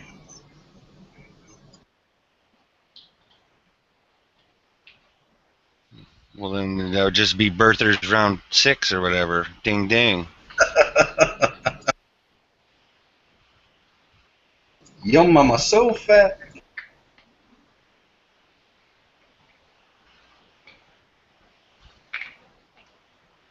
Your mama's so unpatriotic, she ain't even American. Excuse me, yeah. But anyway. Your mama's so un-American, she's Hawaiian, Obama. So I just went to basically the floor plan web thing that they have, which lets you search for, you know, who's that SHOT Show, and NRA isn't, like your letters NRA doesn't search, so maybe they're not there at all. Guess not, like you were saying though, not too surprising. No, not really. It would be like Gun Owners of America not being at the Second Amendment Foundation's thing. I mean, they might be there, but they're not going to set up and have Is Foxworthy the keynote speaker again? I don't know. Brandon's going to that one. Rick, did you hear that Brandon's got an extra ticket to that? Are you going to be there for that? Oh, he might not. Oh shit! I love Jeff Foxworthy, man. Oh well, then let's talk to Brandon. I don't know what day he's going up, but he offered the ticket he had an extra ticket to that. You might want to take him up on that. Oh, and fuck it's a yeah. free food. It's not cheap, so I'm guessing the food is deluxe. You might be Canadian. Oh man, Jeff Foxworthy, he's one of Canada's favorite comedians too, because I mean everybody, well at least Did you Western hook Canada. Wait, do you have rednecks in Canada? Oh fuck yeah! Ultra What do you redneck. call them something That's else? pretty much all of Western Canada is rednecks, man. I mean, I honest to God have helped my richest relative take the wheels off his trailer, off his house. You know. So what? Does he have 14 cars that aren't mobile, and he's got a trailer that is? Yep. And that's no shit. Did he cut the grass and find a car? Uh-huh. Oh shit, you ought to see my buddy's place, man. He's got to have like at least half a dozen Chevy pickups, like just parked out behind his place, you know, in various states of being taken apart. And it's not like they're rare ones. They're just regular, anything from about a 60s to a 80s Chevy pickup truck. He just buys them and parks them. I thought Canada was too cold for comedy. Oh, fuck no. Hey, come on, Michael J. Well, that's Fox. all they got. Yeah. Little sayings where if they don't laugh. If you can't laugh at life in Canada, well, you're probably just going to freeze to death. Or go to Alaska. Yeah. You can sightsee Russia from there. Yeah, that's right. Yeah. That's the only reason why I'd go to Canada in the first place, just so I can go to Alaska. Yeah, well, it's all pretty much same fucking country. No. You get up there, it all looks the same. it's not. One is the I United mean, it's States. not. Yeah, I mean, the gun laws are different, but I mean, as far as the country, the landscape looks, it's. No, yeah, you Alaska's get up- beautiful. No, Alaska looks free. Alaska's beautiful. Beautiful. Yeah. Because So I you're was saying Hawaii is not. I'm No. saying, God, I'm Hawaii? saying compared to Canada. It's built on a smoking crater that turned into a mountain out of the sea. I mean, Jesus, who the hell would want to live there? Called an atoll. Nothing but ashes. It's called the tropical island. Ashes and coconut trees and chickens and pigs. Hey, Yeah, man. Bob, and that's why you can't come, motherfucker. Yeah, I wouldn't want to go No, to he Hawaii, can't man. come That's, because his trailer that's all going to explode. get taken out by a great big tidal wave one day. Yeah, Bob's just just kinda jealous wipe because it he clean. can't go hog hunting. Bob takes a blue pill. He can do it. Oh, hell yeah, I can go hog hunting. There's hogs in Texas. There's hogs in Arizona. They're actually starting to make their way up into Canada. You haven't seen Dog's Wife in Hawaii? Yeah. No, I know it's hard to believe, Edge, but no, I've never met her. We were talking about hogs. Were you talking about Beth, or whatever her name is? Joe Beth.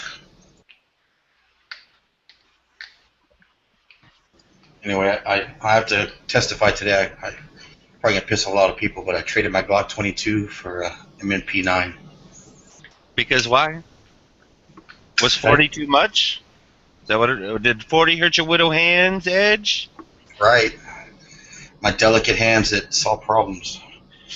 No, I just never shot the fucker, man. Really that much. I had, it sucks 'cause I had like 350 rounds of self-defense ammunition. Now I gotta try to sell or trade. Good stuff too, Federal and Winchester. And I need to try to get, somehow recoup that or trade it or sell it. Just because the calibers a little bit more 45 and 9. I'm getting rid of my 45 tomorrow, so I need to get rid of all of my 45 ammo along with it. Your membership has been canceled immediately. Thank you for joining Gun Channels. Nah, it's a pair of 45, so, I would like to get a gun that actually works. I got a pair of 45, P13 45.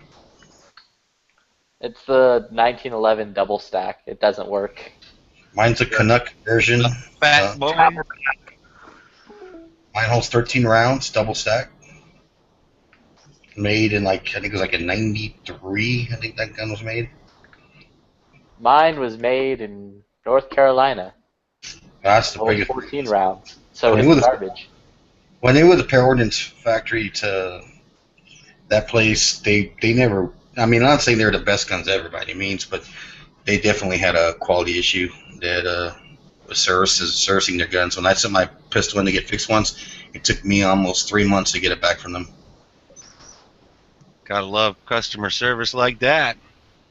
Well, they did do me. They ended up squaring up with me, right? I wasn't upset, but nevertheless, it was an issue. And they're like, the customer spray painted the slide. I'm like, dickhead, that was powder coated from the factory in Canada. It's like, I don't spray paint my slides. Fucking asshole.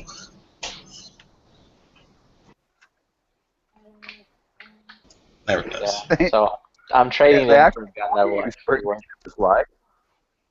Yeah, no, when I got it back, he was stipulating what he did, the work did, and it seems the customer had just decided to spray paint the slide or whatever. I'm like, that was powder coated from, when it was made first in Canada. When it was first, fucking. Yeah, But he didn't know that because he sees some new guy working at that that place in North Carolina, Pineville, whatever it was, and whatever. I mean, they're not even them anymore. On top of that, like they're fucking what, Freedom Group now or Remington or whatever. Like who bought them? All I know is that like if you go look, if you price, I thought it was Remington. yeah, if you price a pair right now, you see them Academy, they're like they dropped like their price like 30%. Like if you saw a gun that was $1,000, they're running like $700, which kind of tells you that probably they're. I don't think Remington's probably gonna just let them fade out. I don't think they're gonna keep them floating because Remington's well with their 1911s. Even though I'm not that crazy about that 1-year warranty they give you. Yeah, that was the thing. After Remington bought them, like they then came out and were like, yeah, Remington's now making 1911s again, guys. Oh, they were making 1911s before that, but that R2 enhanced, it's a good gun. It's a pretty gun, and most people that have don't complain much about it. I've seen 1 or 2 negative reviews, but for the price at $700, $800, it only has a 1-year warranty from the manufacturer. That's crazy. I mean, basically the same price you can get like a Springfield like 1911 loaded, and that shit's fantastic. Either way, like I'm trading it in for a Vickers Tactical Glock 19 or a SIG, 1911. I don't mind their products. I'm trying to get one down the road. So I can take that and send that into Salient and have it turn into an actually good gun. What's really cool is I was kind of worried about trying to get a holster for this gun with the light. But the cool thing about it was when you already have a holster that's already accommodated for your light, like my Glock 22 that had the Streamlight TLR 2HL, the light is where it's secured around on the outside of the waistband holsters for the most part and inside the waistband. So I actually put it in there and it rode right in, locked up just fine. And even though the other one's designed for a Glock 22, because basically the main retention point is the light. I was already pricing holsters and shit and looking at stuff, and I was like, yeah, save me some money there.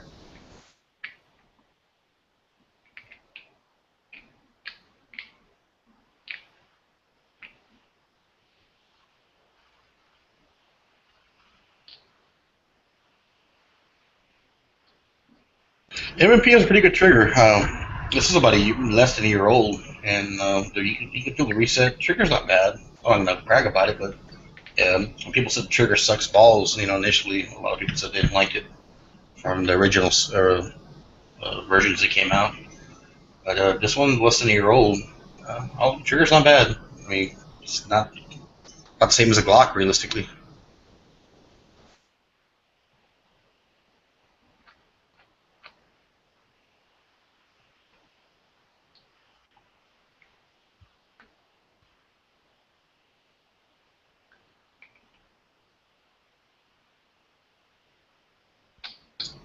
And the size isn't that far off from a Glock 19. I could put my Glock 19 next to it. A little bit on the bottom, because of the floor plates, on the butt plates of the mags, and a little bit on the tip there, the muzzle. It's almost about the same size as Glock 19. A little bit longer on both ends, just a hair. Gotta say, I'm looking forward to the chance to shoot one of those plastic wonders and see what they're actually like. That way I'll know whether, Do they not have Glock in Canada? They do, but I've just never shot one. Nobody I know owns one. Everybody I know owns real guns. I mean, like metal guns, not plastic ones. So. See, that's why Bob doesn't. He's not allowed.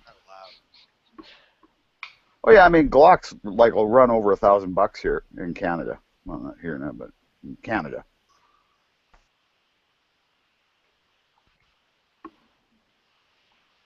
But yet he can buy an SVT for like $400. I'm sure he's going to tell us about his Norinco. Hold on. You can still find Norincos in the States, the ones that were before the ban. Yeah, but they're like, people want $800 to $900 for them these days. I've seen some people that have asked a lot, but when I was pricing one once, before all the Philippine guns hit the market and I started seeing some quality improvements, I've seen some for around $500, $550. The original Norincos, what I understood is the Chinese were making them out of railroad steel, and that's why they're really good. I mean, they weren't the best, but they pretty much reverse engineered one, and it was just really solid steel. I heard of gunsmiths that if you ever had the Chinese Nurenko 1911s, they'll charge you the price to service it, like to do any cuts to it or any mods to it, and they'll also charge you for the drill bit, that diamond drill bit, because it chews it up by the time they're done with one pistol, because that steel's so freaking tough. So nothing I've experienced personally, but I remember that or people's testimonies on Google and or internet and YouTube as well. I mean, can't an American citizen go to Canada and buy one of those thingy-marbobs? No. Because then you'd be an international gun smuggler, bro. I'm an international gun smuggler. Jaguar. Eager, what are you eating? So, Gert, where the white woman at? Black people food. You got some gizzards? I wish. I had some the other day, though. Fried chicken and watermelon, right? God damn it, Bob. Well, he said black people food. He said black people food. I'm just going with the stereotype. Well, Bob, maybe he meant pussy, okay? Did you ever think of that? Collard greens. Well, that's every man's food. Pork chop, breaded pork chop, something. Nah, white people eat booty. So people like Bob. Gert's getting down some chitlin. Well, I don't eat booty. Booty would be eating buttholes. Yeah. Yeah, chitlins smell nasty, man. That's fucking delicious, man. Chitlins are smell horrible. I had a guy who used to bring them to the shop and eat them in there, man. You couldn't. I was like, dude, don't eat them in the shop anymore. Go to the break room because they fucking stink up the fucking shop. Chitlins are the shit, man. I like pig's feet. What is a chitlin? It's a pig's intestine. So wrecked him, damn near killed him. Fried up in a stew. So it's kind of like Scottish haggis? Yeah, exactly the same food, but only with pig intestines. Yep. Haggis. Yeah, but it's cooked completely. Not haggis, it's haggis.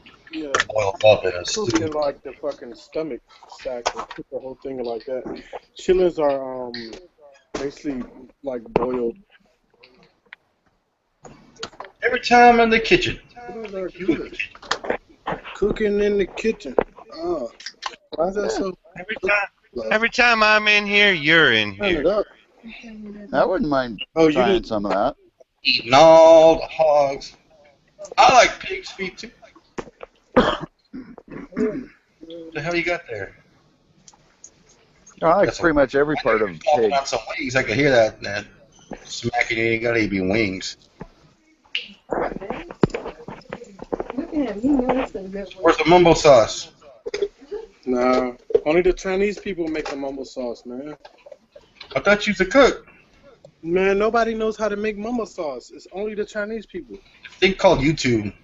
No, that's not the same. It's not the same. Yeah, they keep the secret ingredient secret. They're like that. That Marco eat, that is not mumbo sauce. It's fucking sweet barbecue sauce, or whatever the fuck he called mumbo sauce. It's not real mumbo sauce.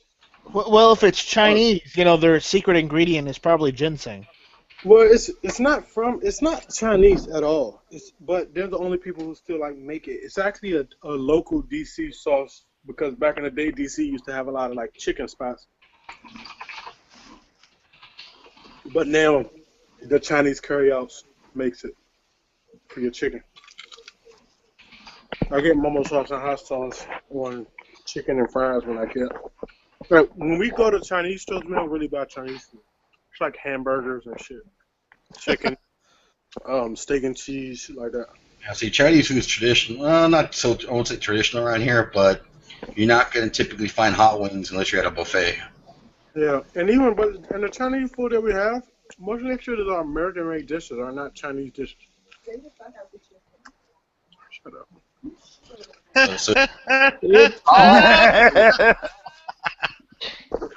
I heard that too. Oh man, it hurt me. No, you didn't. Get real Chinese food all over the place. Gert's running wild, Gert.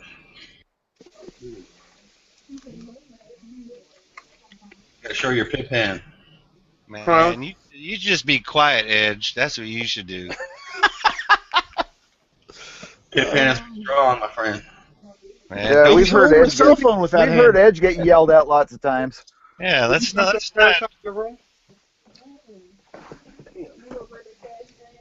Gert was with some white women last night. He told us. God damn it. Where the white women at? What? Yeah.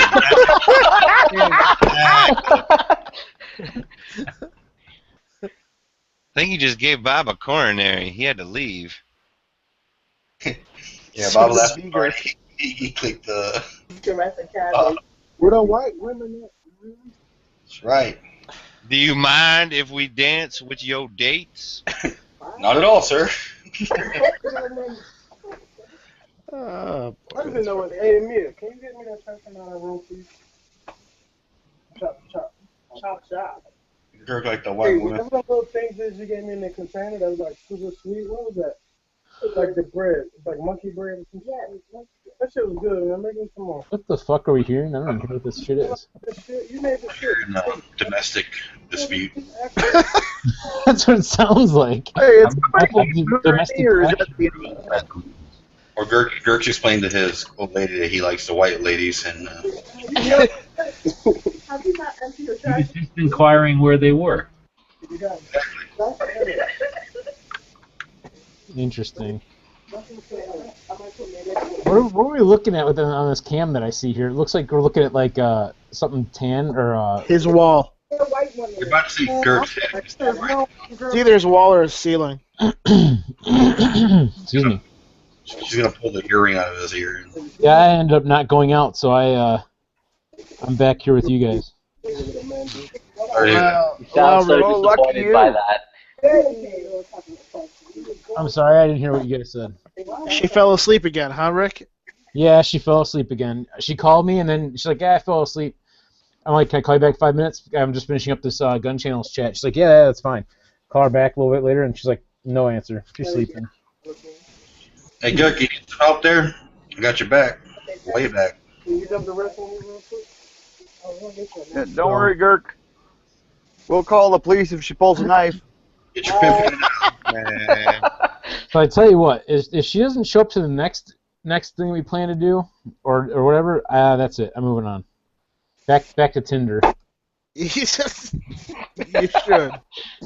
What you Gert is a pimp stick with just like about 20 pieces of square hangers straightened out, all tied together. Real pimp stick. What about a pimp stick? What about it? What? He's a pimp stick. I do? No. Gert. Oh. Yeah. So why did he All not I turn need- his mic off? Yeah. All he needs to do is take a coat hanger and twist it, right? What is it? His mom yelling at him or what? No, that's his wife, I think. That's a little lady. Well, that's why I said maybe his mom. Well, might be one of the white ladies he brought home last night. We don't know. Gert, you ain't got no waves in your hair? What'd you say? You ain't got no waves in your hair? No, not right now. I have some next week though. So, Dirk, you're not going to SHOT Show? Fuck no, I can't afford that shit. Oh, fuck. I wouldn't. I don't. Hey, man. I wouldn't. I don't know, man. I can't buy nothing at SHOT Show. Just get an Obama phone, then you can afford to go. I don't need to go to SHOT Show because there's so many motherfuckers that's so fucking pressed to go that they're gonna record every single item in there, and I can just watch it on YouTube. That's right. You just tell me what you want to see, buddy, and I'll go get it. Yeah, the fuck I need to go for it. I wait for that shit. Big city hookers. You ain't gonna see me following G-Webs around going, "Do you need another glass of water, sir?" You going by? Oh yeah. How the fuck you get invited to SHOT Show? I just know people. Sometimes it's not getting invited. It's asking if you can go. I don't know if you guys heard what I said. It's not always getting invited. Sometimes it's just asking, can you go? But Bob, Hey, hook me up, bro. That's it. His shot show. They barely let him in the United States. Oh bullshit! They didn't even look at me. Yeah. No shit, man. They actually didn't even look in my trailer. The guy stuck his head inside, said, "How much beer you got?" And I said, "Well, a couple dozen." And he said, "Okay." Said not quite enough. That was it. That was his big question, was how much beer was I bringing into the States? Did you tell him they were all in the fridge? Bob. Yeah. Was he wearing a clothespin on his nose? It's like, go ahead, sir. Go ahead. No, I didn't have the dog yet. Go ahead, sir. Coming back's going to be fun. Yeah. Hopefully they'll all be allergic to dogs, when they get in the trailer. And they'll just be like, in America, we bathe, sir, so why not just give that a shot? Yeah, right. A penis for? Hey, yeah, it's a weird thing when I came down here. Like, I had to stay in hotels for the first couple of days because it was too fucking cold for the camper. And be damned if the hotels didn't have bathtubs. They all just had showers. It was fucking weird. Because who the fuck? Because grown people take showers, not bad. Wash your legs, Bob, or what? Who the hell goes to a hotel and is like, I want to soak in a bathtub? Exactly. If I go to a hotel, usually I like to have a hot tub. Only people that don't bathe for days soak in bathtubs, Bob. Depends if it's got a jacuzzi bathtub or not. Well, Bob will make the jacuzzi whether it is or not. No, Bob is a real man. He He demands a bubble bath in every hotel. Damn straight, man. Hey, I want a whirlpool tub. Sometimes. No? Worse than a bathtub. Case of beer, Bob will create his own jacuzzi. Yeah, you got to soak these whole muscles, You know how a whirlpool jacuzzi type of thing works, right? It takes water in, throws it out a jet back into the tub, and through that cycle, right? So do you really think that the cleaning people fill that whole thing with, like, bleach water and let the whole pump get all cleaned out? Or do you think that you're stewing in juices from prior people who have done things in that tub? Of course you are. Who cares? That's how you build up your immune system. Fuck the Yank. That's right, Bob. Hey, it builds your immune system. That's all I can say. Case of beer, it never leaves a bathtub. It's all natural. That's right. So Bob takes Well, the that, Yankee I'm never approach. that dirty. What would Yankee do? And like soaking your own urine, Bob.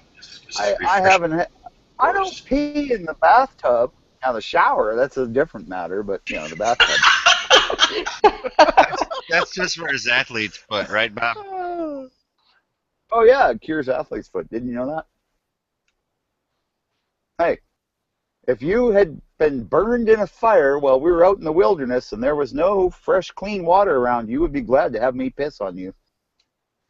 Number one, Bob. I didn't feel gun channels for this. I'm sorry. I want to apologize for everyone who used that. I was going to say, Bob, I think I would just take myself out and spare myself that. I wouldn't get caught alone in the woods with Bob to start with. Are you fucking kidding me? Amen. Are you kidding me? No. Hey, who would protect you from the bears? I mean, I can talk to them. Let me tell you something, Bob. When all these guys in the channel said they wouldn't piss on your teeth or your gums were on fire, I said I would. Bob, there's a difference in talking to them and wrestling them to the ground because, some other Canadian bet you to. I don't wrestle them. I mean, sometimes I'll pet them, but only if they're being real friendly. Bob doesn't wrestle them. He seduces them. No, that's Yankee. Who seduces the bears, not I seduce Yankee, because that's just too creepy. Bob, does your dog eat better than you? Yeah, pretty much. Yeah, his food costs more than mine does, I'll tell you that. Fucking dogs are expensive, man. You go get one from the pound, you think it's going to be cheap, but no, he's picky. He won't eat the garbage. I mean, geez. So the GP100 is going to make a 22 long rifle option? Mm-hmm. What? Does it have 10 rounds or 8 rounds? Ruger GP100 supposed to be making a 22. I'm just seeing, I tried to get it back to guns. Wait, Oh, so yeah, that's a good idea. lady that was posted in like chat. What? What? I started to talk about the guy who has to clean the filters out of the jacuzzi of Bob Season. All right, guys, I'm out. Later. Someone posted this fine ass lady. Later, man. Later. Later. Later. Bye-bye. Jeez, we drove Night Strike out. That's a first. Yeah, no kidding. Usually whenever I'm in here, he jumps in right away. Just thought about it long. With all that jacuzzi pocket, just throws He it just right thought out. about your braided armpits, Bob, and that just threw him shit. Oh, braided armpits. No, that's just the Ukrainian girls.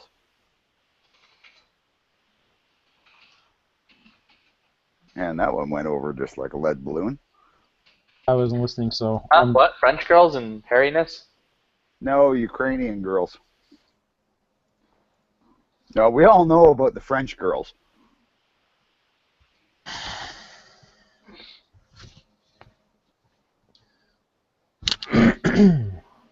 So, about the GP100 and 22LR.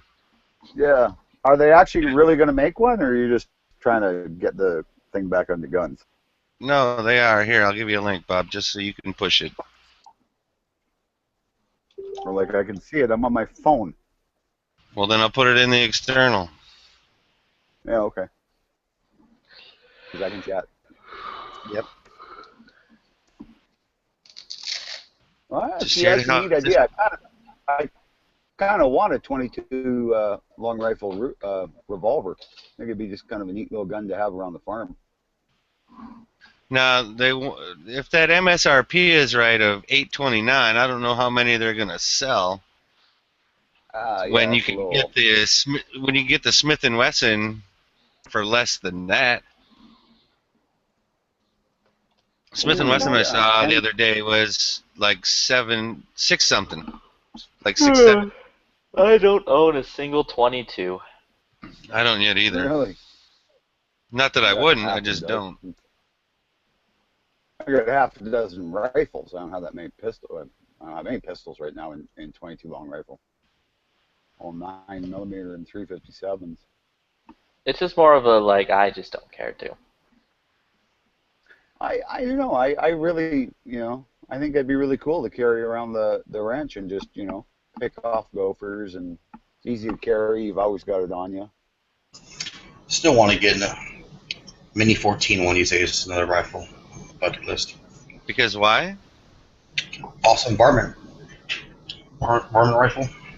How is that a better varmint rifle than, say, an AR? I got an AR. Got 2 of them. I mean, you can go with the best varmint rifle. Okay. I'm lost. He wants to do the A-team thing. Okay. So miss a lot. Yeah, he can be Naves. I'll be Hannibal.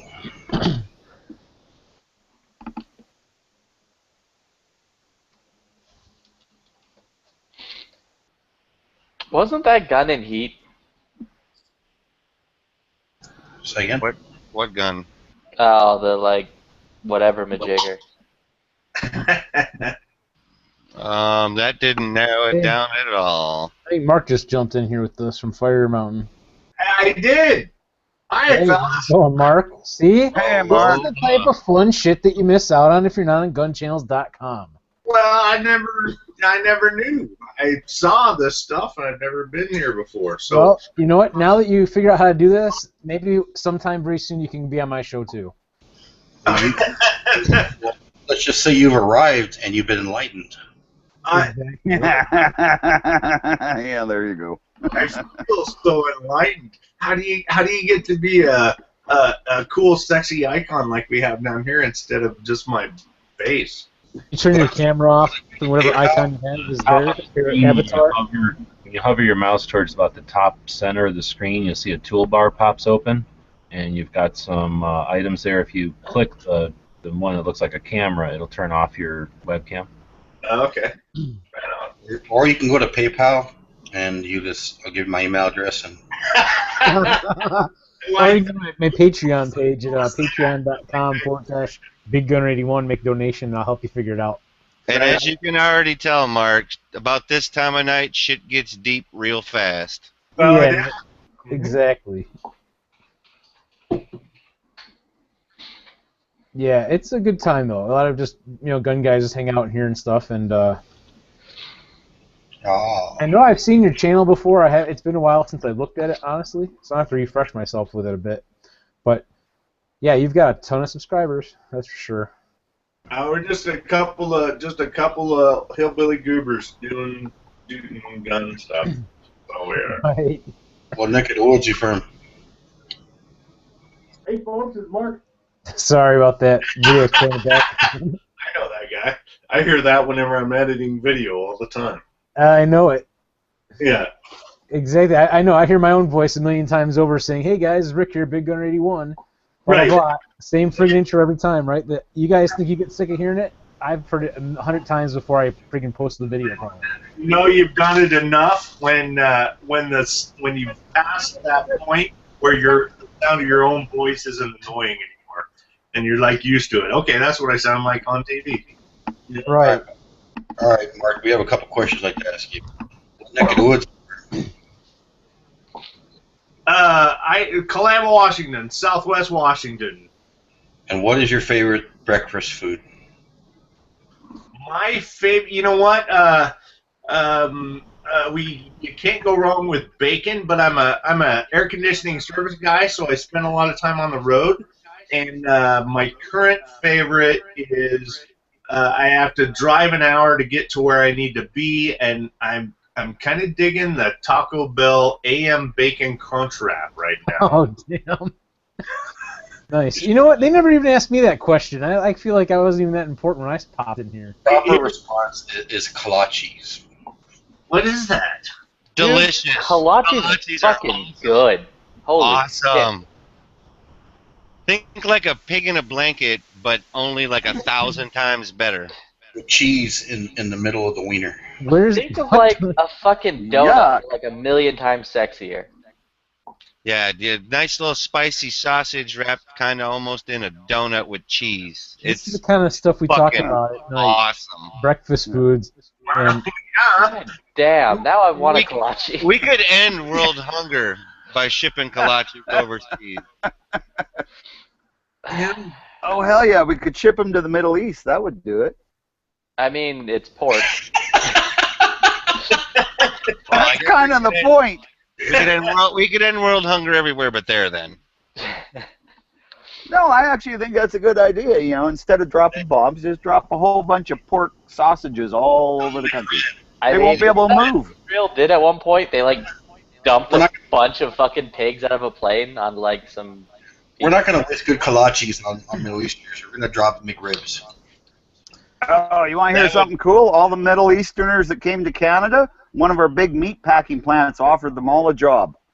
And that meat packing plant processes pork. As long as that's no shit. That's awesome. the biggest thing. Well, I mean, it's a job, eh? You know? I had this one guy I used to work with who was Jewish, and he would say they don't eat dead. He's converted to becoming a Jew or whatever. And he was telling me he wouldn't eat shrimp because they're bottom feeders. I'm like, well, no shellfish, no pork. Like anything that's bottom feeding, and I was like, dude, I love shrimp, so I guess we can't go to lunch all the time. Shrimp, lobster, mussels, oysters, crab, none of that. Yeah, I don't like all that stuff, but I do love my shrimp. Every time you go to the bathroom. I mean, I fucking hate shrimp. You like shrimp tacos? I'm told I'm allergic, but I hate shrimp. Shrimp. I mean, I can't do mussels and all that stuff. My dad, is a sailor. He loves also lobster. I've had lobster, and I can eat it, but I don't particularly, go crazy about it. Like my son loves Alaskan crab legs. And he just, king crab legs, whatever they're called. Does your son have a motherfucking job? No. Well, then he needs to get a motherfucking job if he likes Alaskan crab legs, my friend. Oh, well, that's what I told his ass. Yes, sir. Maybe 20 coming here. I mean, Edge, you ain't trying to get to second base, you know? You don't have to do that. Shit, I remember one time I went to like you ever been to Zio's? Say it one more time? You ever been to Zio's? I don't think so. Italian joint? In the mainland, whatever. It's like a popular Italian place. It's alright, the lunch specials. One time we go there and he has a job, he's on, and then where they're eating, and I'm like, okay, we're gonna do the 2 for $20, try to save some money. And he's like, oh, I want a steak. You better have some goddamn money while you're at it. And he's like, well, I actually do. Good, because you're gonna learn what it's like to pay. Or like a $20 steak. I'm like, all right, it's all you, buddy. Learning the value of $1. Well, I actually did take him out once. I was like, hey, we're going out to eat. You got paid, right? Yeah, let's go out to eat, me and you. I'm going to show you what it's like to be a dad. You get to pay for everything today. he didn't like that experience. Who's going to SHOT Show? There's a couple of people in here going to SHOT Show, I think. I'm going to SHOT Show. Who's that? Me. Rick. Big 91. Oh, right. Okay. Just subscribe to your channel. He's like, who are you? And I just got you in this chat room. Where are you at? Hold on. Let's see. I'm right here. By the way, Mark, I did also. I remember I saw your video about the do your own case lube or whatever with the With the Landland? Yes, and that's where I got the idea, so I started using it that way. It's the best. It is, and that's what I've been using. I like it. Basically, like I've used it once with Dylan's, stuff, and I heard that, but I didn't know about it, and I saw your video. I'm like, all right, I'm gonna go get the ISO heat or whatever, and make some up with liquid lanolin. Well, yeah. So the Dylan stuff, I mean, you get a spray bottle of it, it'll last forever. But if you didn't have some already, then that's what it is. It's lanolin and IPA. Bam. Not IPA as in a beer, but IPA as in alcohol. Right. So you're telling me I've been mixing it wrong.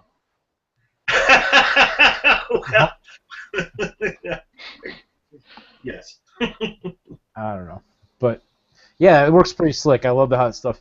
Just easy to spray on, mist it on, and roll my cases around, and boom, they're done, ready to go. Yeah. This is a family. My motto has always been, because I came from the automotive industry, and now I left that, and I'm finding out what I want to do next. My motto has always been, lubrication is the key to success. That's what I told the old lady. I mean, sometimes you just want to go and dry. Raw dog. Yeah, obviously you don't have much experience there, so I'll let you go on that one. Sometimes you're just drunk and you just don't care. Oh, that's right. You just turned 21, didn't you? Dude, I'm 25. I've been married now for 3 years, almost 4. Oh, God. Good luck with that. I was together with my ex-wife for 11 and married 5. Your partner doesn't mind you raw dogging it? Well, I mean, I start going. It doesn't matter anymore. Well, as long as he's comfortable like that. You know.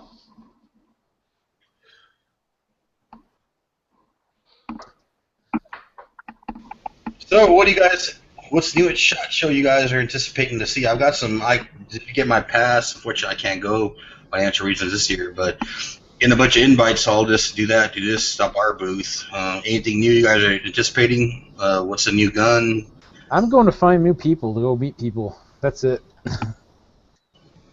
Yeah, I'm in the same boat.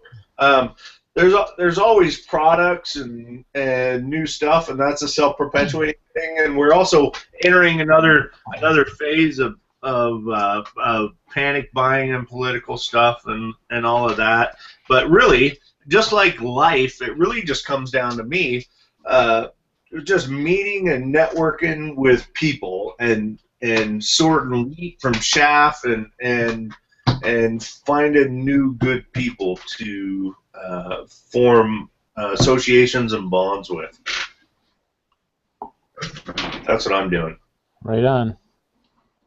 No. There's a couple of manufacturers I'd like to target a little bit more, and see if I couldn't firm up or research or finagle some better relationships with, and also reiterate some of the relationships that we've formed over the last couple of years.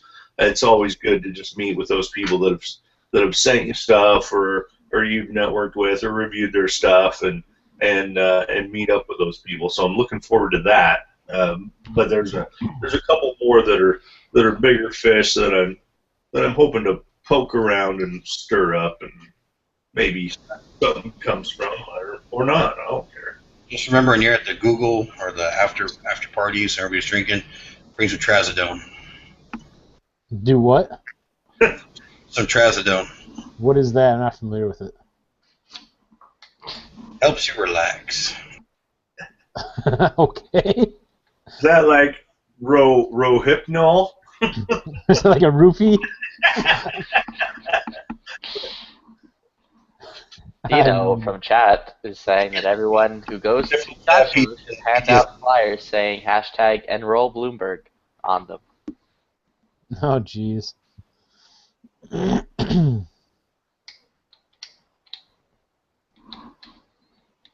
So, G-Webs, is there like a ritual or a rite of passage or a, what's the word I'm thinking of, or expression I'm thinking of, to new people at SHOT Show they have to go through? SHOT Show initiation? Initiation, there you go. Who knows? No, no, not really. I'm gonna find out though, right? Yeah, you get to hold the bag for everybody, alright? Just walk around. I get to hold the camera and the bag and everything for the first 2 days, and They're usually self-inflicted, like I say, not realizing, accepting things from people that are handing them to you can accumulate, be a burden, like that kind of stuff you learn. You wear the wrong shoes or something, or not bringing water. You got to drink a hell of a lot. I don't agree with Yankee at all. I've gone plenty of times to places where I forget to eat the vitamin C and stuff first, and get sick without question every time. And then when I do it first, I don't get sick. So, I mean, which apparently the stuff I bought wasn't the right stuff to buy. Well, Bought that fake ass Tang. No, I mean, like, I pick up the airborne stuff and they're telling me, oh, it's all sugar and it's not really what you need. Yeah, it's basically like Tang. Yeah, so I'm like shitty tasting Tang. So I'm like, great, I got the wrong stuff. Now I gotta get like something better, but whatever. Don't forget the gas pills. Well, there's nothing wrong with it. They're just ragging on it because it's got taste to it. So instead of just taking a pill, they made something that has flavor. So they're saying add vitamin C, I guess, to it. Yeah, I don't know. It said something on here about dextrose, like the first ingredient, and magnesium, and I don't know, whatever it is. They're basically multivitamins, but the idea that, like say, if you were asking, is there initiation? No, but there are things that you can learn the hard way. So they're not unique to SHOT Show or anything. They're just, when you go someplace like that, you're out of town for a few days, you forget shit, you bring too much shit, you bring unnecessary shit, and that's a problem I have. Bringing unnecessary stuff. What? That's a problem that I have, is always bringing unnecessary stuff. I always want to bring more so I'm covered with what I need, and I got to learn to travel light. See, G was trying to soften you up for that plate, and they take you in the back media room. Hey, guy, come on, there's free lunch back here. So, thank you, sir, may I have another? Thank you, sir, may I have another? Yeah, it's going to be pretty interesting, to say the least. I've had people that want to meet me there, too, a lot of people. I had a lady yesterday that wants me to have drinks with her, on Tuesday morning or whatever when I first get there. Bloody Mary. What's that? Bloody Mary. I couldn't hear you. Bloody Mary. Oh, could be. I don't know. So is that your new, I guess, Mark? Is it Bob or Mark? That's a Mark. So you've been to SHOT before? How long have you been going? Yeah, we last year was our first year, so this will be our second year. Right on. Do you drive or fly, or where are you at? We fly in there. We're staying at the beautiful Circus, and I'm still debating on whether I'm going to get a car or not for a rental. Have you heard of that Uber stuff? Have you used it at all? Yeah, we've got Uber just came to town up here in Portland, Oregon, which is the nearest big city, and so I haven't used them at all. But we used taxis before last time, and you're always kind of behind the eight ball from being outside of town, and they always take you the back way and all that shit, you know. So, but Uber might be the way to go, I think.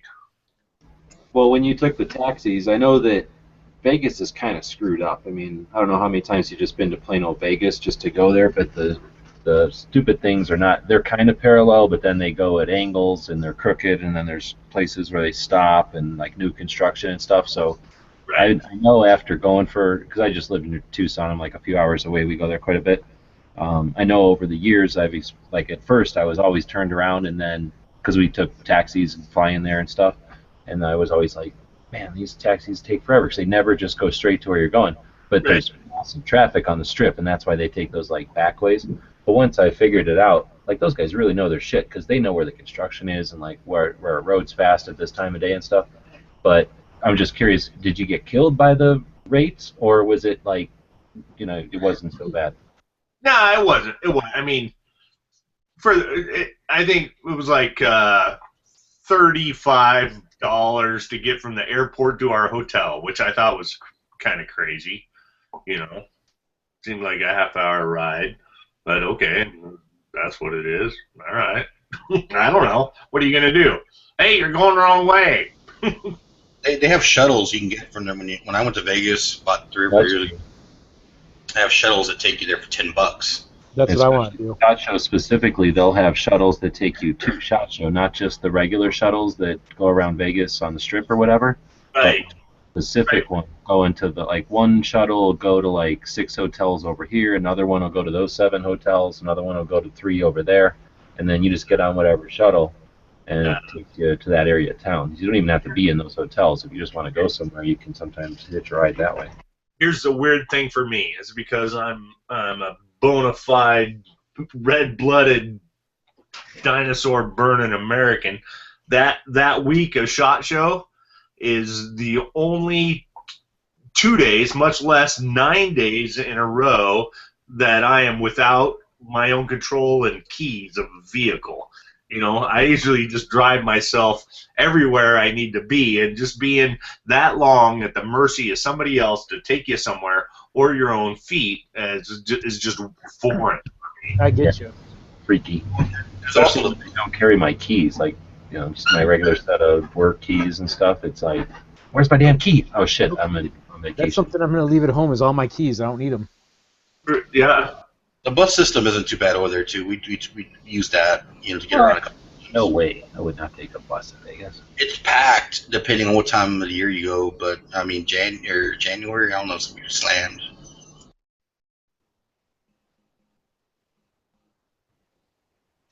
But Circus ain't close. If I remember my strip right, that's quite a ways. You wouldn't want to walk there. That's at the beginning of the strip. That's at the beginning of the whole strip. It's that was about the closest we could get. It's closer. We stayed at the Luxor before, which I think it was just further away. Hell yeah. Yeah. Well, the Luxor's, that's a lot of money. The Luxor's by Paradise Lane by the Hard Rock, which is still way the hell away from. Dude, what are you talking about? Hard Rock is not near there. Wait. No, yeah, sorry. I'm thinking of Hooters. Paradise Lane. Yeah, know where Hooters at. I've been there at the Hooters Casino. But Paradise Lane is where the Flamingo's at, and then you have Hooters on the right of it. Or not Hooters, Hard Rock. And it's a good, depending on where, I don't know where the location is, but it's a good trip out. We took there's a shuttle. There was a lot of exercise and a lot of walking, not only in SHOT Show but just getting back and forth to the hotel, which makes me wonder if I want to get a car. Plus, we've got more off-site night stuff that we're talking about doing and have been invited to this year too, and just getting there and back. You know, you're either at the mercy of Uber or whatever. So there's always a quandary on whether you want the responsibility of a car and then trying to battle traffic and getting there and finding parking and all of that versus just paying. Yeah. So parking, you can park in the place, and I've never seen it so full that you can't park there, but I always like to drive to the top anyway. So, I mean, you're going to drive up, 6 levels or something, because it will get full, but not that many people drive, so you can park right in the place. Oh, so this is good information. I'm digging this. So, because I didn't know that. So at the how far, like you've gone to SHOT, so how many, like how much of SHOT have you walked around? Did you ever walk out of the main, like into the main hallway, let's say, and then take a left and go into the hotel where that like little village with the river in it is? Yeah, yeah. You went over there? Uh-huh. Did you go eat over there, or just walk around, or how far into there did you go? I think we went. That was kind of. Well, I'm not sure if that was the way, but yeah, because we had to go through a bunch of different stuff to get to the shuttle. There was like a monorail or something that we rode, and so you. Oh shit! If you walk to the monorail, then you've seen pretty much where the parking is. So you basically have to walk like out of the front door of SHOT, let's say, and then you're taking a left, and then you're gonna go into that.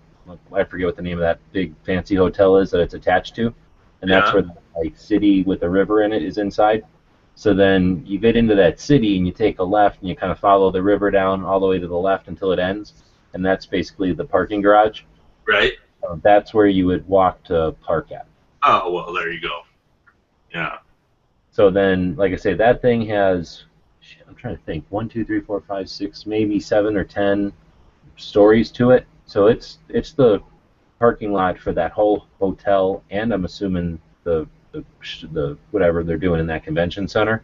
So you, like I said, I've never actually seen it full, but if it ever did get full, all you gotta do is go across the street to like, I forget what the name of that hotel is, like what is it, Bally's or whatever. But anyway, like literally across the street, the garages touch each other. You don't even hardly have to get wet if it's raining. And you could park in the next hotel's thing, which there's no possible way that one could get full. So if you do have a car, it's a bit of a walk, but then you're in a car. Now, of course, it's the same situation with anything. As soon as the event lets out, you're sitting in the car for like half an hour before you can actually get onto a street. Sure. Because you're all coming out of the parking garage at the same exact time. Right. So either leave early or stick around till the very end and know that you're probably still going to be waiting in line to get the hell out of there. Unless you really leave a bit early. Well, we kind of ran into that with just like the shuttle buses. So now you're waiting in line, and okay, that bus is full, and now you hang out, and you're gonna wait for the next one, and you might get that. So you still got that, you know. Exactly the same. Yeah, you either get there really early so that you're in on the first shuttles, because I think they do the shuttles all day, or yeah, you just might as well wait and fart around until they literally kick you out because you're still gonna be waiting in line. Here's the problem with SHOT Show for me is I intrinsically hate crowds and large gatherings of people, and dealing with people all traveling in the same spot, going somewhere like sheep, and I just avoid that in my daily life as a rule, and now I willingly subject myself for pleasure to go do that. I hear you. I don't try to do it anytime either, but I eventually have to do it every once in a while. Sure. What I like about SHOT though is it's a whole bunch of squared away motherfuckers. Yeah. You know, so it's like pretty much everybody's on the same track. Like, let's get the fuck out of here as organized as possible. There's like very few, except for the foreigners. Some fucking foreigners will do whatever they want, but all the us. Yeah, I mean it's a very organized group of chaos. You know what I mean? Like there's hardly any clusterfucks, and nobody really gets upset or nothing. So as far as things go, it's the best type of crowd really to be in. It's not like a sporting event where you get drunk yahoos and this and that and weird stuff going on. I concur. But that being said, they'll usually start pouring beers towards the evening, you know. Sometimes the first day, but definitely on Friday, sometimes Thursday and Wednesday. So Yeah, I mean, if you're a drinker, you can hang out and figure out which booths are giving out beers. And right. Sometimes they'll have like a party or something towards the end of the day, or or that's our beer day or whatever. So that sometimes makes the waiting in line a little easier. Right.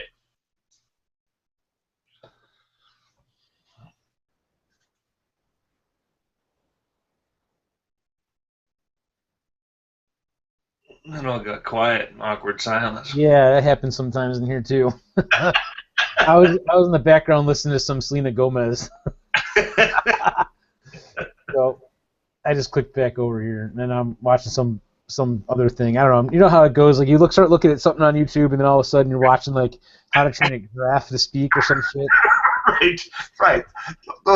Wow, look at the cat loves the deer. That's so freaking sweet. Yeah, all types of bullshit.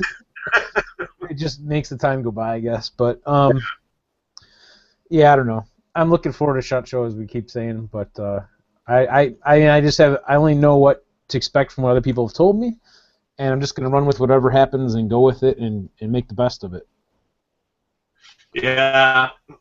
You know, I was looking forward to it more so when I had a certain female somebody that I had met and everything, but that got blown up and just a lot of bad stuff with it. So anyway, but I'm still looking forward to it just for the aspect of the YouTube stuff and getting to go to something like this that I've never gotten to go to before. So, and do the media thing and everything, which is interesting. I got a marketing contact now that reached out to me that I'm meeting with, and it's something new to me. I mean, a lot of the bigger YouTube channels, I'm sure, have been through this already, since it's something like I'm just getting started, and I imagine it's been done before, Where they're like, marketing guy that works with different companies and stuff that wants to meet with me and see what it might be able to work out with, like doing testing and evaluation type stuff and whatnot, and who knows? Today I was helping write an article for one of these companies. Like they're basically this guy is sourcing out like a couple different people from his contact list that are kind of fairly new to 3-gun competitions, asking some questions that they're trying to put together for some content on one of these manufacturers' websites. So they may reference me in it, they may not, I don't know, but I wrote them something up that they could use, and it's just been kind of a fun process. Well, yeah, that's always fun and scary and weird, and sometimes it turns into something, and sometimes it doesn't, and sometimes it turns into a mess. But it's always exciting in the process. That's the way I look at it. Something I've never been into, and right now this is basically my job. So it's just what I'm doing, putting all my effort into this at this point. Oh yeah. Of course, I need to make some money if I'm going to do that like forever, but that's probably not going to happen anytime soon. So I'm looking for something else to do. But one of the things I've looked at actually was I left the automotive industry back in July because I just am done with doing that stuff. And I'm looking at the manufacturing side of things, possibly the marketing side, but of course the marketing stuff takes some more skills than what I have at this point. But the manufacturing side, I'm actually taking classes on machining and so forth, and like CNC and all that kind of stuff. So it's not a bad thing to have some context in the industry and get to know people and have fun while doing it. So that's what I'm doing right now in the meantime. Right.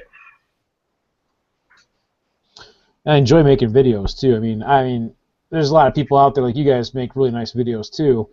But it's just something that kind of comes with time and just practice, I guess. Getting better and better at that, and I can see where that's improved for me. But I mean, I have a long ways to go before I get to like the caliber of like your guys' channel, for example. Well, we're not. Yeah, it's weird to hear that because we just rude and crude and run and gun, and we still have much higher standards and expectations than we're delivering to ourselves. So, gotcha. But I think that's a self-perpetuating thing. Just strap a carrot to your own back and then keep walking, right? Right. And put a stick in front of you. So. Right on. Yeah. I mean, I've come a long way from like when I started, at least in my opinion. Like I looked at some of my videos where I had my friend holding the camera for me when I didn't have a tripod. It was his camera. and like it was just like horrible quality videos, but they're still out there, and I leave them up because it's like, who cares? It's how I started, and then I was recording off my cell phone, and the audio kind of sucked, and finally I got a different camera and a mic and stuff, and just kept trying to improve it as I went, and then we moved into doing the live show every week now. That's been a few months we've been doing that, and I went from me and like 2 other guys that would get together at one of the guys' gun shops and we'd just talk for a while, and then I'd have days where I didn't have anybody else to talk with, and I'd just do 15 minutes talking to my webcam, and then I'd had a guest like Glenn Fleming from Sons of Guns on my show. It was just me and him talking because I didn't have everybody else that wanted to be on with me, talk with me, didn't show up that night. Right. So then we kind of progressed where now I'll have like 6 people on sometimes. I learned some lessons along the way. Like one night I ended up having like several different people on that were like guests. There's people that are like panel members that are here to talk and discuss, but then there's like guests that are here to like let's talk about their company, what they're offering, what they do, that kind of thing. Right. And I had like pro shooter Jesse Tischhauser. I had Jacob Herman from Century Arms International. We had Jimmy Labita from Adaball Sights, and John Patton from the Gun Collective, all on at the same night. So it was kind of a crowded house, and I didn't plan it that way. The problem is that people, you try to get them on the show, and like they'll say, yeah, I'll be there, and then like that day comes, oh man, I gotta go run do this, so I can't be on. So when they all of a sudden say at once, yep, I'm good, let's be on tonight. Well, what do I say? No, I can't turn them down. Right. And then, of course, you get them all on, and you want to try to cover like 20 minutes with each of them, and then you're kind of overlapping, and they kind of get frustrated because they want to get their message and get done and go. Right. And, right. Yeah. That's why you just flat out tell people, it's like, yo, you're a backup. Well, like, how do you say that to someone who's like pretty well known that... Just how I said it. Yo, you're a backup. If this dude isn't on, then, you're good. But if he is, well, we'll swap you out for him. Yeah, and then what they do, they tell you, yeah, I don't have time to be a backup and wait on the back burner for you. Let's do it next week. And then the next and then you go, okay, and then you find someone else to be a backup. Yeah, but that's my point. It's hard, it's not more difficult than you think. So, anyhow, that's kind of how that worked out. And I also learned, don't ask people, even if you're joking, for free guns. Because apparently it pisses people off. Yeah. Well, I thought I was just joking. I didn't think it was that serious. But apparently, even if you think that you're just joking around, they take it seriously and they get asked 100 million times. And apparently, it offends them, even if they don't act like it was offended them, and a bunch of bullshit. So basically, it's just that, you learn stuff as you go with it. Oh yeah. Yeah, well, and here's the problem: is we don't have a script, we don't have a roadmap, we don't really have anything. It's really just kind of what you make of it, and so you really just it's like trying to find a way out of a hotel room in the dark to find the pisser when the power's out. You're like, well, I don't know. I like your analogy.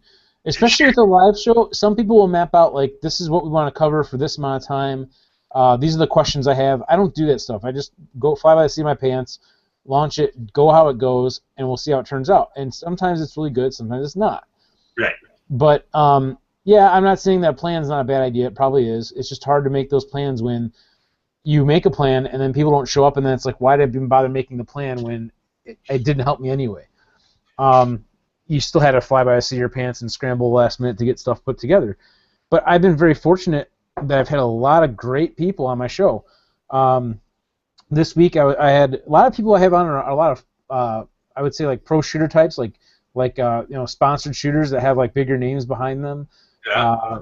Sometimes we have members of industry and stuff, like I've said before, and I want to get more of those involved. Like not too long ago, speaking of members of industry, we had one of the guys from Tactical Walls on the show talking about their products and stuff with us. And the cool thing was, like, last week we had 2 really nice ladies from Team Sig Sauer that are sponsored shooters by Sig Sauer.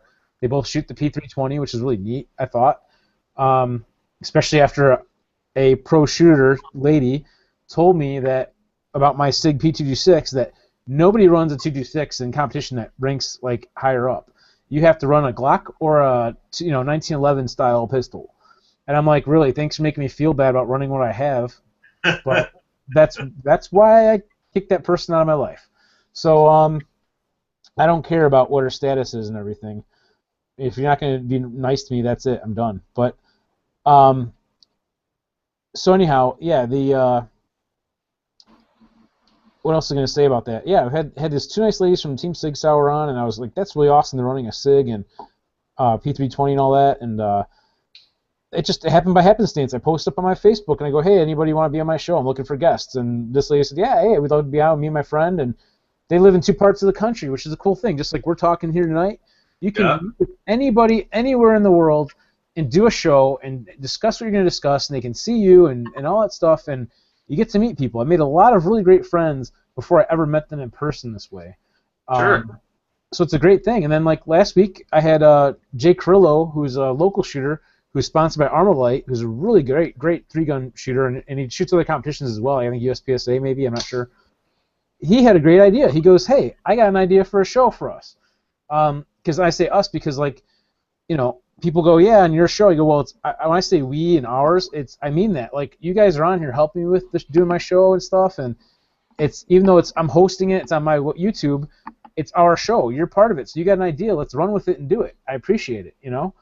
And his idea was, hey, let's talk about how to avoid some of the injuries you can acquire from doing 3-gun, and you know, some of the health aspects and things like that. So he got one of his sponsors, who's a local chiropractor, a doctor, to come on the show and talk with us. And you know, we asked questions, went back and forth. We also talked a little about SHOT Show and some competitive shooting stuff that was coming up, and it made a really fun and interesting show. And for people out there, it was something, hopefully, I hope, was a little bit different than most. You know, like what we're doing here on Gun Channels, this is just guys getting together doing a live chat where people who maybe just want to hang back and listen to some of the bullshit type stuff that people talk about can listen to later on, or you can jump in and chat with us and actually talk live, you know, and have a voice, which is really cool. But yeah, so that's just, I guess, a little bit about my live show and stuff, and just my experience. I love this stuff, you know. I will say that Vince is cool, and I'm excited that he's going to be turning my M92 PAP into a Sutska short-barreled rifle. Okay. Nice. Yeah, we can get SBRs in our state too. I'm in Illinois. I mean, you say that like I'm bragging. I'm just excited. I'm just stating I'm excited. No. I'm saying like that is very cool. I'm excited for you. I'm just saying like people don't believe that we can get SBRs in our state. We can. Apparently, you could also get suppressors because you were all like, "Yeah, I'm not in a communist state." Last night. No. We can't get suppressors yet. The only way you can do that is if you have the special licensing to do it. As a dealer, we have had access to shooting with suppressors, but we can't like purchase them as civilians and stuff to use them. But we can shoot them as a demonstration purposes. So it's kind of funny, but like one of the guys who's an NRA lobbyist that's a member of our club and everything, I guess, who I shoot with. He came out to a charity event we were running for I think it's Ellen Lynch Foundation, I believe it's called, if I don't mess it up.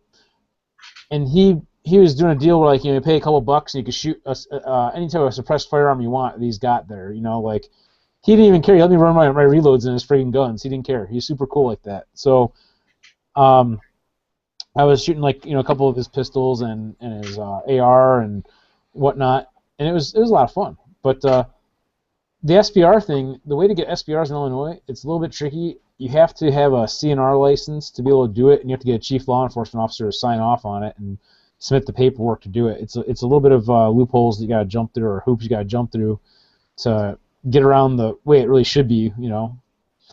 But so you can't use the trust in Illinois to. You know, I don't know about that.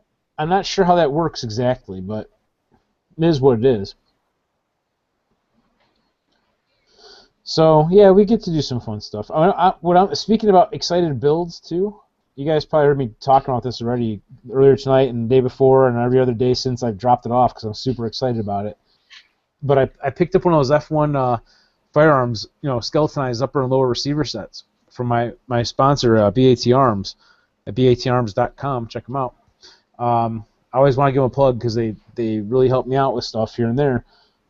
So I bought this receiver set from them, and I wanted it in the blue that they offer from F1 Firearms. It's an anodized finish, but the deal I could get was only on a black one, right? So one of our local club members started a business recently that's a Cerakoting, well, it's basically a firearms coating company, which he does Cerakote, he does hydro dipping and some other things. I think he also has a way of doing titanium nitride, I believe, as well. But anyhow, I went to him and said, hey, are you interested in sponsoring my show and working with me a little bit and stuff? So we worked out something, and I'm getting my rifle coated. The upper and lower receiver set's getting coated, and the handguard that I have that I was supplying, which is a very inexpensive handguard, but I can't really spend the money to buy what I would like to have. So I'm just going to have that one redone. Like, one of the downsides of my handguard, which I really do like it, was that the edges were kind of sharp around the key mod holes and all that. Like, the edges were kind of like just real sharp edged. So I asked him, I said, hey, I'd love to smooth out the edges on this, but it's going to damage the finish, so maybe I can have you coat it. And he's like, sure, give it to me. I'll fix the edges on all the stuff, and I'll get it coated for you. So he's doing that, an NRA blue, and a couple other little touches I'm having to do, like some, just, I'll tell you guys, because I haven't really said too much about it, but what we're trying to do is have a couple of red hash marks put on the one side of it. Kind of like if you've ever seen a 96 Corvette Grand Sport, they have like little red hash marks they put on the fender. Just something really, really small on my handguard, like a kill stripe, because I have a 95 in that same blue, and I had the hash marks on it before it got into a minor driveway accident where someone backed into it. But anyway, so that's one of those little touches I wanted to have added to it. And then also recently, I mean, I'm not a pro level shooter. I'm a beginner novice, basically, if you want to say that. But I was invited onto a team which is one of the other shooters is the captain, Toby Babcock from Tier 1 Training Corporation, who sponsors my live show too. He invited me onto his team, the Tier Marksmanship team, and so I'm going to see if he can do it. He's got to try to get a good copy of the logo and see if he can work with what we have. Have him do a stencil for the logo for the team and put it on my handguard also. In addition to that, I'm getting the barrel done too, in like a silver Cerakote. Just because I can't afford to buy the stainless barrel that I want, and I want to dress it up a little bit, so I figure I'll have him do that too. So next week next week after I get back from SHOT Show, hopefully it'll be done. I'll be able to pick it up because I need to get my rifle back together. Even though it's friggin' cold as hell out, I gotta get out to the range. I gotta zero in my Vortex Strike Eagle because in February we're heading down to Florida. Me and a couple of the team members to go shoot the Three Gun Nation Southeast Regionals. But as far as Flippy, as you asked me about a link and the color of the rifle, I don't have a link to the picture of my particular rifle, but I can show you, like, I'll pull up the F1 Firearms website and I can screen share it with you guys to kind of show you what it looks like. And of course, like, I had a picture on my Facebook a while ago with me just laying out the parts from it before it was, pre-Cerakote. I just kind of laid everything kind of like out just to kind of give an example of what it might kind of look like. And this is the MSRP on this is not cheap for the upper and lower set, because this is the 3-gun version and all that. It's lightened and all that kind of stuff. But it's pretty freaking cool looking. I like it. Okay, so let me. Is it like that crazy skeletonized one that recently came out? That's what it is. Exactly. Dude, that thing's got to be a bitch to clean. You know what? I've heard that, and we're gonna find that out. I think mainly the upper receiver is going to be the only part that you're going to be worried about the cleaning, because the bottom isn't really an issue. Yeah, the bottom doesn't matter. I mean, like the upper, fucking, you get all kinds of shit like knocking back in between all those little cracks and shit. You take a Q-tip, you go between it, you clean it up. It's fine. I don't think it's a big deal. Who cares? But the Cerakote's going to make it a little easier to clean, I think. I don't know if you guys can see my screen share or not. Yes. Yeah, so that's basically what it... I'll pop it up here. This is basically what it is. The coolest things about this, not so much just the serrations. That's kind of a neat look factor. But the you notice they put like small little set screws where the safety stops are. They did that instead of like having it raised up and machined. Well, the bolt catch or bolt release, we're gonna call it. That is not a pin. It's actually a set screw. So, or it's like a shaft. That's like a threaded shaft, basically. Oh, so freaking nice! I hate that thing right there. You hate that? Yeah, well, no, I hate having to drive that roll pin in and out, and every time. Oh, right, yeah. Me too. That's huge right there. That's my opinion. Like, the looks of it's cool and all, but there's some really neat features. That's one of them. So you don't end up scratching it up and shit. And you know, 3-gun guys, we change out our stuff here and there all the time. It's like, you change it. People change their sponsors like they change their underwear sometimes. I would say. Right. Okay, we're running somebody else's bolt catch now. And yeah. so Right. That's my point. Like, here's the thing. out. So there's a couple other features I want to tell you about on this thing that's really cool. It has an adjustment for your trigger reset, even with like not a factory, but like a regular standard AR semi-automatic trigger. There is a set screw in the bottom of the receiver that's adjustable that you can adjust the reset for your trigger. It also has a tension adjustment screw that comes up from the bottom underneath your grip. Right, Arrow has that. Okay, I didn't know that, but it has that where it presses against the rear lug to adjust the lower slop take up thingy. Yes. Yes. Also, you notice like if you look at the picture that I'm looking at right now, by this the rear where the buffer tube threads in, there is not a hole for a detent spring or anything. Yeah. It comes in from the bottom underneath by where the grip is, and there's a set screw that holds the spring in place. Oh. So if you want to take your takedown pins out, you can just have to take your grip off and take that set screw out. And in this way, you don't. If you're changing your stock, you don't have to even worry. I mean, some companies put a threaded plug in the back there on that too, but this way you can pull your stock off. You don't lose anything. It's easy enough to do. Oh, so it's like an AR-10 basically. I don't know how the AR-10 is made on that. Honestly, I've never had one in my hand. Oh, the AR-10, like the rear takedown pin where the spring and detent is actually goes through the handguard as opposed to the back plate. So the 3-gun version does not have the the door or the forward assist, any of that stuff. It's lightweight. It's like under a pound, I think, for the weight of it. But then what would I use to jam up my rifle in the worst possible way? Exactly. My point is I've never used the forward assist on any of my guns. But I like that it's there for a defensive firearm, sure. But this is a gaming firearm. This is like for going to shoot 3-gun. Can it be used for defensive purposes? Sure. But is it made? Am I designing it and building it just for a purpose? Yes. I mean, the thing's full of holes. Use it for defensive purposes, I will laugh at you. For 3-gun, sure, this would be great. For practical purposes, I would rather, attempt to rape a bobcat inside of a phone booth. Exactly. So I thought you were going to say up there. Bobcats are any place I've ever been deployed. I've got a totally alternate view, and then I'm totally jealous because I've seen this setup before. I think from the fella from Demolition Ranch. That's correct. Bajillion subscribers, and he's rolling with one of them. And my friend Rick now has one of those. This is not going to take infantry mud. This is not going to take infantry duty. This is not going to take. But realistically, in my house, things, but that's not what it's built for.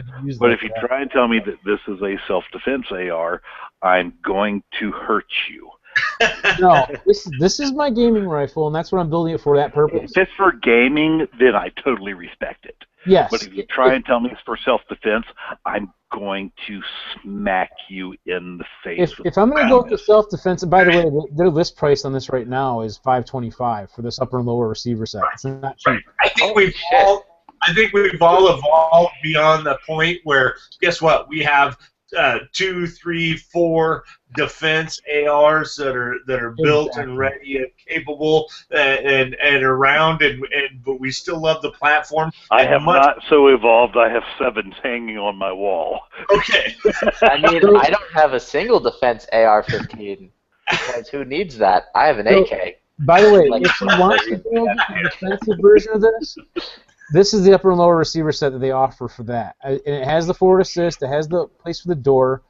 The other cool thing is when you buy these, they come with the takedown pins already installed. Of course, I had to take them out because I sent it out for Cerakote, so I stripped it all down for that purpose. Did you send the pins to get Cerakoted too, or are you just going to leave them black? You know what? I'm going to leave them black because I decided I wanted to kind of keep things like black and blue pretty much, except for, you know, the handguard's going to be blue also, and the barrel's going to be silver, but I'm going to have a black muzzle brake on it. So my mags will be black too. So that's kind of like the aspect I was kind of looking at to kind of make it that look. But they make really nice stuff. The machining work is really wonderful. I like the top rail. If you notice, it's kind of hard to see in these pictures. Two things that are kind of neat. One, they engraved their logo into the receiver, but also there's like a channel that's machined out in the center of the upper of the rail. Whether it's the 3-gun version or a standard version, that's how they do it. And I think it's kind of cool. I mean, it just takes away a little bit of the weight and doesn't really have to be there. They just kind of machined it out just for the aesthetics, I guess. But it's a billet upper and lower receiver set. And I just think that they're making a really nice product. And my local dealer that's my sponsor for my show, he's a F1 firearms dealer as well. You know, he sells them. But so if anybody ever needs anything, you can check out batarms.com or contact Barry at BATarms, and he can help you out with it for sure. I will say I'm a little confused as to why that version is $25 cheaper when it has more metal. Lots of extra machining. I'm surprised they don't charge a lot more, honestly. Right, because you had to start with the one with more metal, and then chuck it up and work the shit out of it to take all that metal out. Right, exactly. But then of course there's one other difference. You know, they machined off the forward assist area too, and they also they did a lot of machine work to it. The upper receiver, the lower one looks like it's pretty much all the same except for. I mean, I feel like it's just a different blank. Like they just received different parts. I would assume it wouldn't be the same one because that'd just be a lot of extra metal to shave off. Like, I mean, shaving off the forward assist.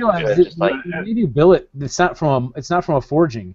This is a block of aluminum that they're actually just cutting it out of. Oh, so this is so they're milling it out and not just like stamping. Yeah, this is a fully machined like block of aluminum that they make these out of. It's not like when you buy when these companies buy the forgings. That's why you see like AR-15 receivers that all look the same, except maybe the final machining works a little bit different from one to the other. That's because they're buying the forgings pretty much from the same places. But this is totally different because they're taking a block of aluminum and machining it out to the specs that they want. So the fit of these things is really superb. I'm impressed with them. Granted, they're not cheap, and I was very lucky to be able to even get one. It was the last one he had in stock that I could have gotten a great deal on to make this happen, and of course I couldn't get it in their blue. Their anodized blue coating is beautiful too. I don't know if they got a picture of it with the coating or not. I don't think it loads that way on their page, but Barry from BATarms is actually building one that he bought the upper and lower receiver set with their handguard to assemble one, and this is gonna be a very expensive rifle, and he's building it for his 3-gun competition rifle. He's also got a Noveske team rifle that he had Cerakoted to match the F&H, I think it was blue or whatever, on his F&H SLP comp that I used in my last competition. But it's just, I'm really excited. I wanted the blue. I'm lucky that I've been able to get in with my Cerakote sponsor to get that taken care of. I'm anxious to get it back and see what it looks like and everything. I've got all the parts laying on my table waiting to be reassembled. And, of course, it's all going to have to happen fairly quickly because following getting back from SHOT Show, I'm hoping that it's done and I can pick it up like that Saturday when I'm back and start putting it back together like that Sunday. And then hopefully that week go out and get it zeroed in so it'll be ready for the 3-Gun Nation regionals. You know, and I talk like I'm a pro shooter or some type. I'm not. I'm just a beginner. And I just enjoy this stuff, and I'm so happy I'm getting the opportunity to go down there to do this. It may be the only regional event type of major match I get to do the whole year. You know, who knows? Well, good on you for getting on it and doing it. I've been thinking about trying 3-gun for 2 or 3 years now. And you know what? Made the step to go do a thing. So yeah, thank you. I'll tell you, this is part of what I was writing about today, and I don't know if they're going to use any of it or not. In this thing that they're working on for this company, but it talks about basically how people can go from like recreational shooting or just just regular shooting type activities into competition. How do they make that step and everything? And I kind of wrote my story, and my story basically is this, and I'll kind of give you a synopsis of it and everything. But so we back in 2012, I had a strong interest in getting back into shooting. I say back into it because when I was a young kid, I shot a shotgun a couple times, and it just sat in the closet and everything. And so I'm laughing at a comment my friend put on my Facebook. I don't understand, but anyway, so I had carpal tunnel surgery on my hands. I wanted to get into the pistol shooting right before that had happened. And after the surgery, I was apprehensive to try a pistol at first. And I've always liked the AR-15. My first pellet gun was shaped like an AR-15, or actually like an M16, I guess you'd say. And so I ended up buying the Colt LE6920 in 2012 and started shooting at a local range that was indoors, only 25 yards. And I'm like, nah, this kind of sucks. It's paper. It's in front of me. 25 yards doesn't seem that far away, but it's fun to practice and learn. And I'm scrolling through my social media on my Facebook, come across an acquaintance of mine that has a video of him shooting practical rifle, and I'm watching him on, he's got a GoPro or whatever set up, someone's filming him with it, kicking through a door and running through obstacles and shooting at targets, and I'm like, and he's wearing a chest rig and stuff, and I'm like, holy shit, that's pretty friggin' cool. I want to go out and shoot like that. I don't want to be stuck in a booth shooting at a target that's not moving, and I can do stuff on the move and all types of cool stuff. And then my thought was, I'm overweight. Can I do this physically? Do I have the skills to do it physically? Will people think I'm like, think like poorly of me for trying it? Like people might think like, hey, that fat kid's gonna be out there running around trying to shoot shit, But anyway, I got in contact with him and I asked him some questions like, what is this? How do I do it? Where is it at? And he's like, well, call me up and let's talk about it. And I talked to him and he's like, yeah, it's a club, blah blah blah. I'm a member of it. He goes, yeah, you want to learn about it, all you need is this, this, and this, your AR, some magazines, you should probably get some pouches for mags, but you can put it in your pocket if you want to, all this kind of stuff. This is what it costs, this is how to find out where it is, here's how to register, blah, blah, blah. If you want to do it, he goes, come on out, watch one of them, check it out, see if you think you can do it, you want to try it, and hang around because we do a morning session and an afternoon session, but bring all your stuff with. And so I got there. I signed up for the afternoon session. There was a waiting list. Luckily, a couple people didn't show up. I got on the list after watching them for a few hours, doing it in the morning. And I jumped in feet first. I was very slow. Didn't matter. My whole goal was to do it safely and carefully and kind of get used to it and just be responsible about it. And that was practical rifle, right? Well, we didn't have 3-gun until late in 2014. I say we because after I went to that first match, I was hooked on it, and I was going. It was a monthly thing. I would go every month. After about 3 or 4 times going to these matches, I'm like, I'm going to join this club. I want to get in on this club. I want to be able to come out here and do this as much as I can. And towards the end of 2014 in the summer, we had our first 3-gun match as a trial run to get it passed by our board to say, hey, okay, next year we can do 3-gun matches. It was a strong success. The club made some money on people coming in and shooting the match. They were all happy with it. Fast forward to the planning stages, I said, hey guys, now that I'm a member, I want to help and do something to help with my volunteer hours and help promote 3-gun in any of the shooting sports. I took on the role of being a sponsorship coordinator. I guess you can call it that. I made up the term. I don't know if it's right or whatever, but basically I go out and I try to find sponsors for our matches and everything, and I meet with companies and talk with them. And last year I was able to bring in a lot of great sponsors. I won't go through all the dollars and cents of it, but we had a lot of great prizes, and everyone was pretty happy. We probably sold out like 2/3 of our sponsorships, which was great for the first year, never doing it before. And anyhow, I just kept going with it. I kept going back. Like we only do 4 matches a year, okay? So I did all 4 matches this year and the one before. And then I did my first out-of-state 3-gun match back in November with the lady I was talking about earlier. That was a lot of fun. It got me out of just shooting at our local small club and learning about how it's done somewhere else in the country at a club level. and it was a great experience. I loved it. I would love to do it again. I met a lot of great people. That's one thing I can say about this stuff. You want to get in a 3-gun?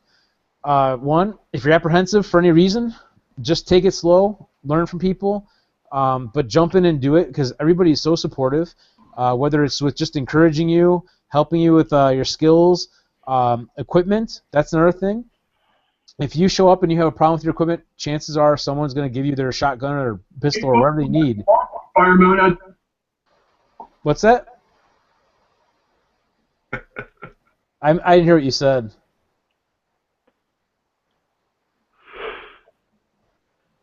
So I stopped because I heard someone say something, but I didn't hear what it was. Yeah, none of us did. Okay, never mind then.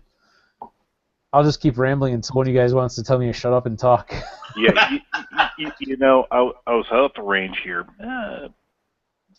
about a month ago, I guess, and it was me and my father-in-law. My father-in-law was, you know, he's a Vietnam veteran. He was an Air Force guy,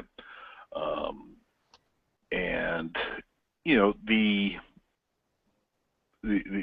defensive carbine shooters come up, and you know basically they're doing kind of 2-gun carbines and pistols. And we're on the rifle range, and they're like, okay, yeah, we're kind of taking over the rifle range, which kind of ticked him off a little bit because, oh, damn it, we're shooting. Why are they coming in ruining our fun? And then they were doing their stage on the long range, you know, shooting 100, 200, 300-yard targets. And the stage was you get on this little, you know, kind of slanted half roof thing that we have set up and shoot off the roof and then jump down and low crawl to the next barrel and low crawl to the next barrel for your 200 and 300-yard shots. And he's watching this, and then comes up this old fat guy. And he's got a limp, and it's like, oh crap, he's shooting with these guys. And he, you know, kind of crawls his ass up onto the roof and shoots his 100-yard shots and takes his time getting down and says, nah, I can't low crawl. So he takes his time penalty and goes over to the barrel and lays down and takes a shot and goes, no, I can't low crawl to the next one either. And he walks over there and goes down and takes his shots, and it was all cool. And, you know, everybody went through and everything was great. And my father-in-law turns to me and he goes, okay, I can do this. You know, this guy's obviously got a physical handicap, but he's out there, he's having fun, he's putting rounds down range, and he goes, and I can respect that. And I was sitting here watching this guy doing the slow crawl off the roof and, you know, no low crawling between targets, not trying to be a tactifool, but having fun being out there and competing. And, you know, like, okay, fine, I'm taking the 20-second time penalty. Right on. It's going to take him more than 20 seconds to crawl that distance anyway, and he probably couldn't do it regardless, but he was out there having a good time, and he was putting good rounds down range. That's exactly it. You know, and if you want to see a couple people that are very inspirational when it comes to shooting, it really had me rethink a lot of it because, yeah, I get tired of the guy showing up with, you know, full plate carriers and everything else and trying to act all quote unquote militarized. Yet they never spent a freaking day in the military. And, you know, me with my experience, I look at them and just want to choke them to death.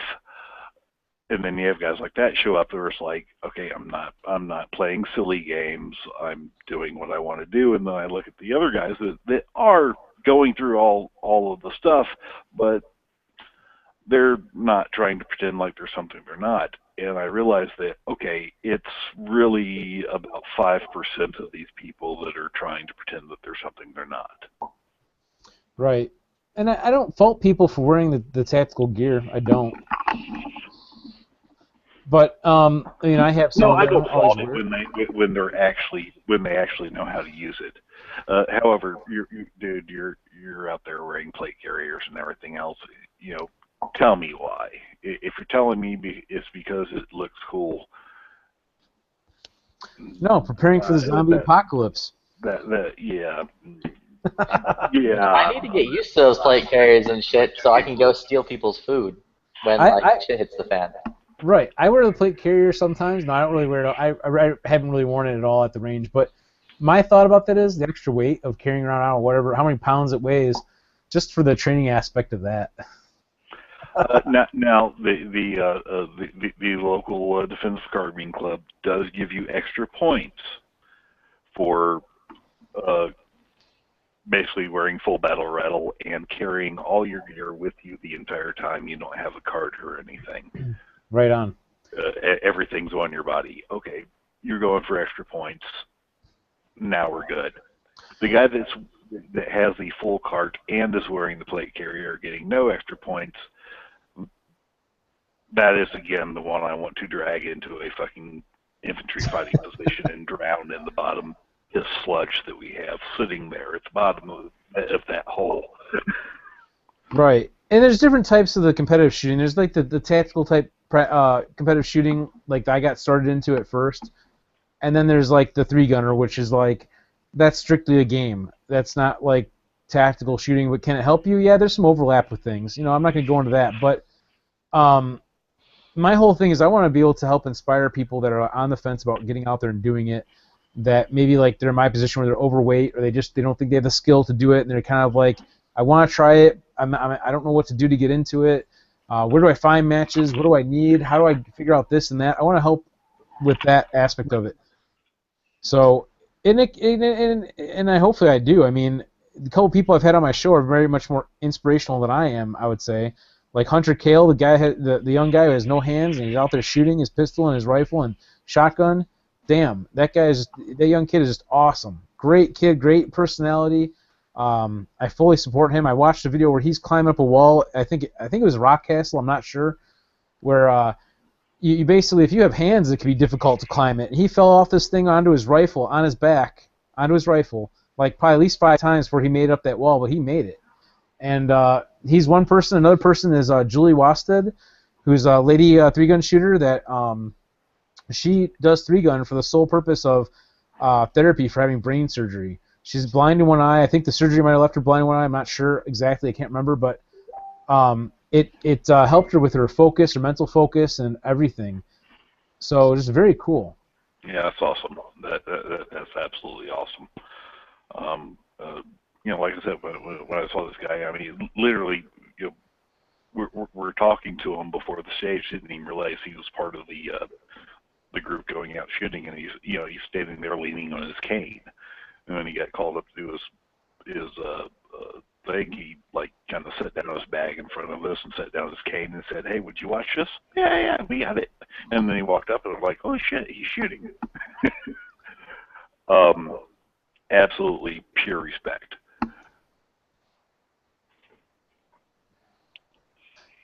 Yeah, Mark had to take off. He sent me a message to say, "Hey, thanks for inviting him in tonight." Kind of cool. I didn't realize who he was at first, honestly. Like I had friend requested him before, and I think I caught that he was from Fire Mountain Outdoor.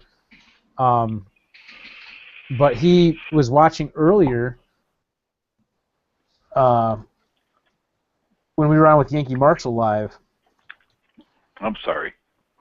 Yeah. So anyway, he was watching her and he commented on that. Said, "Hey, that's cool and everything." I said, "Hey, well, check it out on Gun Channels. Come over here." And he's like, "What's Gun Channels?" I said, "Here's the link. Just jump in and talk with us." So I showed him that and some other links to the page and everything. So, you know, it's kind of cool to get him on board with us. But yeah, so that's pretty much that. I mean, a lot of cool stuff coming up. Mainly the SHOT Show next week or this coming up week, and after that, hopefully getting my rifle back together and getting that all posted up so people can see what it finally looks like when I get it done. And the 3-gun regionals in Florida that we're headed to, and then after that, I don't know. And I haven't gotten that far out yet. There's a lot of other matches, but I can't afford to go to them all. So the only other ones I know I will be attending are going to be like local club matches here. Our 4 3-gun matches I plan on being at this season. So I at least have 6 matches or 5 matches I'll be at for 3-gun. Hopefully 6 or more. And hopefully I'll do practical rifle. If I felt up to it, I might even sneak out in this below zero weather and go do a practical rifle this weekend. I don't know. I thought about it, but with SHOT Show coming up, I don't know if I want to really push my immune system that hard.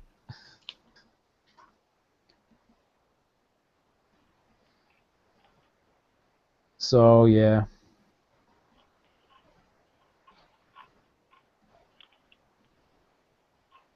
Yeah, I've never tried 3-gun or any of that other kind of stuff. I just mainly just go out and go shoot random bullshit.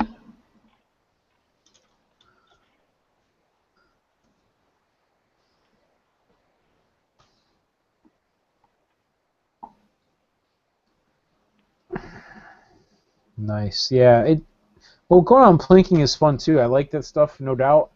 I like the competition a lot because it pushes you hard and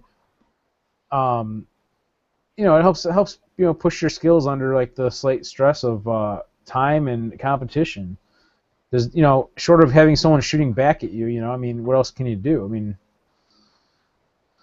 I know there's other options of stuff you can try to find, like some other types of training and whatnot, but I look at it more. It's also just a really fun game to play. It really is. But don't get me wrong. I like the tactical aspects of shooting, and I like multiple aspects of shooting for that sake.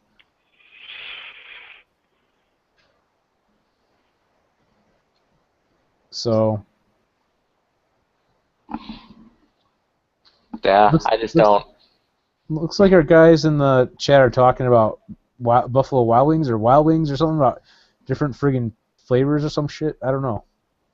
It's catching up on. We were talking about hot foods. Someone mentioned something about they ate a beef jerky that was hot. I'm like. Oh, okay. I'm like, oh, I want to give it 18 though. I can pity the fool, not hit shit, but still play some of the fun, better games on guns on TV. I don't know. Whatever. That's funny, but. Dude, I'm in Texas. These people don't know what hot is. Hot food is like the best though. Oh man. Like there's this local place called Torchy's that every August they do this challenge of like beating the heat. And like it's like every week for the entire month of August they release a new type of taco that's like even hotter. Wow. Like the final one is like some Reaper peppered like taco thing that's just crazy. Fucking delicious, but it's great.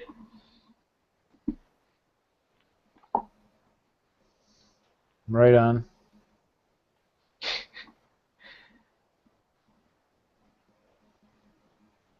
I'm catching up on all these comments that are on here.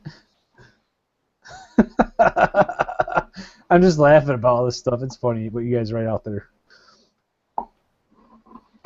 Oh yeah, I was curious about one thing though. Like I did the whole Florida carry thing and got my trust thing sent to me. Do I just have to like sign and date it and get it put in with a notary or whatever, and then it's good? What state are you in? Texas. Yeah, I believe Texas you don't have to register it either, but it will have instructions for each state. But yeah, basically you sign it, date it. Well, go to a notary, sign it, date it in front of the notary. They'll sign off of it, and then you have a legal trust.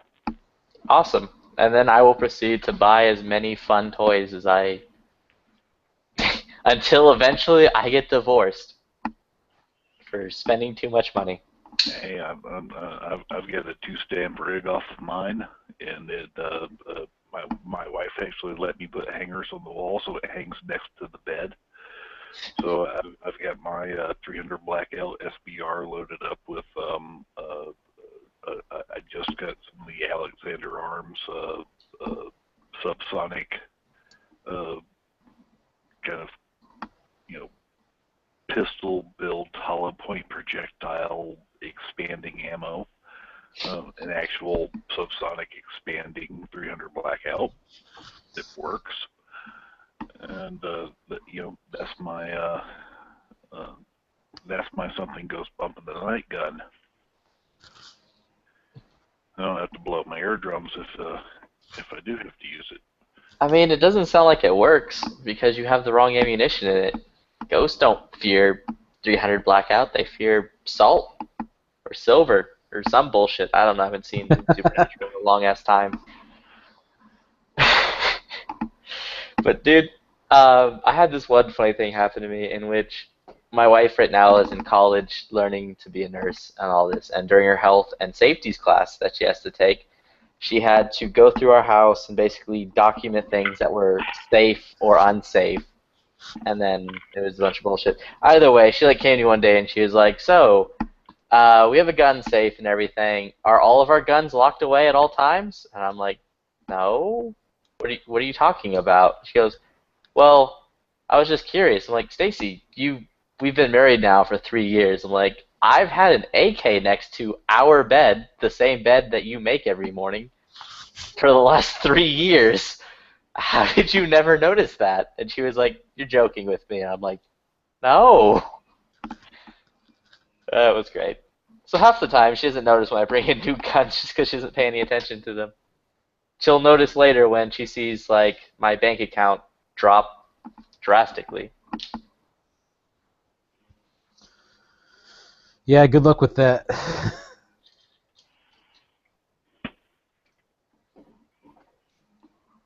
I mean, before I got into guns, I used to buy like cars every other month, so it's cheaper. Did you say cars? Well, Yeah. well, we do have an unwritten service here at Florida Carry. When one of our members passes away, and we've actually had this happen a couple of times, and their spouses get a hold of us to tell us that their spouse has passed away. We then, when their spouse is ready, send people to their house to inventory the firearms and give them an actual assessment of what their spouse's guns were actually worth, so that they can decide whether or not they're going to keep or sell them. Yeah, I've heard you say that before. That's an awesome idea. Yes, we are the people that fulfill the promise of, yes, when you die, we will tell your wife what your guns are actually worth to make sure that she gets the full value for them if she doesn't keep them. We also arranged buyers and stuff like that, and help these couple of and in both cases they were actually life members who unfortunately passed away. One died of cancer and the other one died in an accident. Both of them turned out had pretty substantial collections. One of the two had gone to just some local gun store that was a bit more unscrupulous and had given her a price of about a quarter of what they were worth for resale value. And we took care of that immediately. Nice. Yeah, I on the other hand am a little different, like with my wife. Yeah. If I die, she's not getting any of the guns. The guns are basically going to either our kids, or if we don't have kids, I guess my brother. But you can always send them to Florida Carry. Why didn't you want to give them to your wife? We'll accept your fire. Because I don't trust her. Wow, then why are you married to her? Dude, I have a very special relationship with my wife. It's weird and wonderful. What? You don't trust her, but you have a weird and special relationship with her. That's just weird. No, I mean, I don't trust her with my stuff when I'm dead. And plus, I'm dead at that point. I don't care what she does. She can kick rocks for all I care. Okay, gotcha.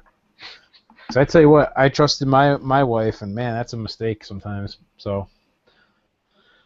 See, you're acting like I'm the crazy one.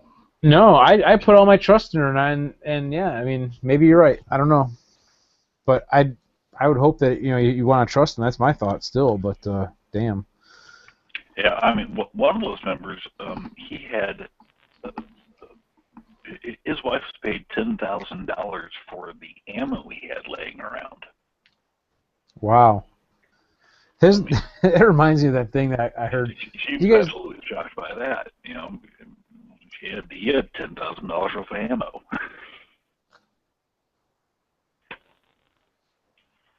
I don't know if you guys know who Kenny Powers is. Nope. The character from Eastbound and Down or whatever. Don't know what that is either. But Were they loaded up in trucking? What's that? Were they loaded up in trucking? I don't know. It was like I haven't seen the show on TV, but I saw some of the clips somehow on YouTube at one point.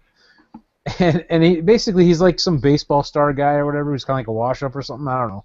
He's very lewd and like stuff. He said something in one of his little speeches. He goes, people call me a woman hater or something like that. He goes, but I love women. I love every single damn one of them, even the ugly ones. He goes, but I don't trust them. I just thought it was hilarious, just the way he was going on about it. I'm like, yeah, I don't know. I can see that aspect too. I have a great appreciation for women, and especially women in shooting sports, and I love to see more of them out there. And yeah, recent experiences make me want to trust women less, but I'm not going to give up on that. So I mean, I love women. Women are great, especially when they're attractive. They're even better. Like, I don't know. Mainly, I just don't, because I hate my mother-in-law, and I know when I die, my mother-in-law is just going to swoop in, and if I didn't have the things I have in place currently, she would just swoop in and take all of my guns and sell them off because she's a fucking liberal. She wouldn't sell them off. Well, since you're a member of Florida Carry, and make sure you renew your membership, we'll make sure that at least your mother-in-law gets fair value for the guns. I mean, my lawyer, I already have the will and everything set up, so that shit's going. My guns, all of them, are going to my brother. Of course, since you have the trust, you don't even have to will anything. You just put your brother or your brother-in-law, whichever you said. Oh, no, it'd be my brother. Well, or I trust. Or at some point, if I have children, it'll be them. Yeah. You don't will them in a trust. You put them in as a beneficiaries. Trustee. Yeah. So that basically is all set. The fun, I don't know if you all know this, but one of the William Shakespeare's famous things he did was he gave all of his money to his children when he died, a bunch of money to his mistresses, and then his second best bed to his actual wife. So I'm like, that's classy. I need to do that. Now this A method. Granted, I talk a lot of shit, but I absolutely love my wife. My wife is a wonderful person. She's standing right next to you, isn't she? No, she's in the other room ignoring the fuck out of me. Yeah. No, he only recognizes that she puts up with him, therefore she must be a saint. Dude, It was crazy. It was one of those situations where we just met, and then legitimately a month and a half later we were married. That's awesome. I hope the best for you. It's not easy. I know, especially when her mother is a terrible human being. God, I hate that woman. Yeah. Actually, this year will be my 10th anniversary, and it is incredibly easy.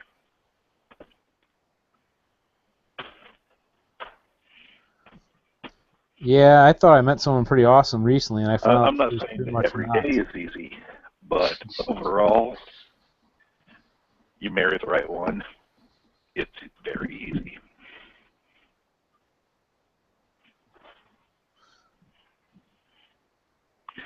She might disagree and say I'm a giant pain in the ass, but you know. Oh yeah, my wife will definitely tell you I'm a giant pain in the ass because I don't know how to explain it. I'm just awesome, so I'll just go and I'll just do things without thinking too much into it. Because if you make enough bad decisions, eventually you make a good one. Honestly, we will both admit that we are both pains in the ass. She understands that she's a pain in the ass. I understand that I'm a pain in the ass. And the fact that we both admit that kind of makes it easy.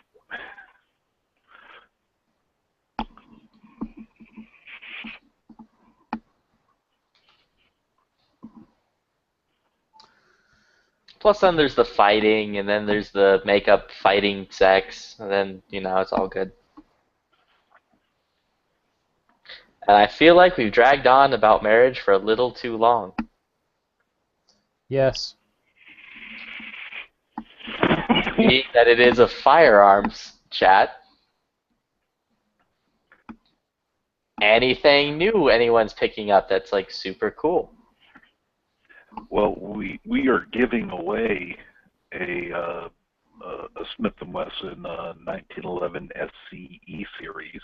So, do you need my contact for my dealer so you know where to deliver it to? Are you a member of Florida Carry? I can be. I am now. Well, if you want to win the gun, you better be. Go to floridacarry.org, join Well, up. I guess I am visiting Florida next month. So Email maybe I address need to... list, and What does it cost to be a member? our minimum membership fee, our standard membership fee is $25. A year? Yeah. Okay. So hey, we're cheaper than the NRA. I mean, hell, I signed up with the NRA just because I wanted that bag. That bag was cool. Yeah. I think they were supposed to send me one of those one time. They never did. Yeah, every year we give away a gun. This year we actually put it on our Facebook group and let the members decide what gun they wanted. And the 1911, by far, was what people wanted. So we went with the Smith & Wesson SCE series. It's really a very neat 1911. So it's also one of the most expensive 1911s on the primary market. Until you start, doesn't compare with a Cabot or anything, but due to this membership promotion, where we weren't going to spend 10% of our annual budget on a gun. I mean, I'm super chill with it because it's just going to me anyways. We are spending 5% of our annual budget on a gun. We don't bring in that much money per year. So I'm on the site right now. Where do I go to like sign up for this thing? Just if you're a member, you're in. Oh, okay. Even if you're on our email list, you're in. But we need members. That's what pays the bills and lets us go do our work. So we're buddies now. So I'm getting the gun, right? Oh yeah, totally. Okay, cool. Yeah, I'll notify my FFL and let them know it's coming. You have a 1 in. Look, it's a lot better odds than the lottery. He's just gonna pull your ticket out of the pool.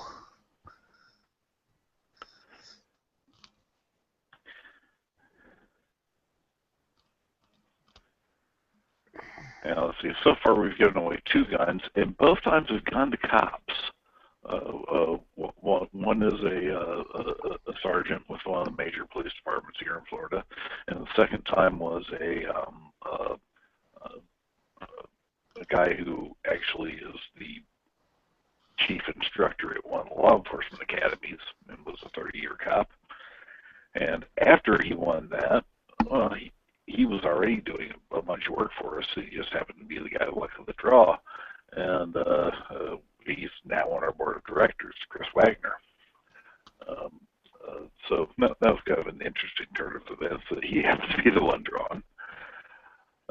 We'll see who gets it. Who gets the next one. The first year we gave away a 1911. The second year we gave away an NHK VP9 because they had just come out. And oh man, absolutely the most comfortable gun I've ever had in my hand. I'm hoping they fix a few of the problems with that gun and come out with a 45 version.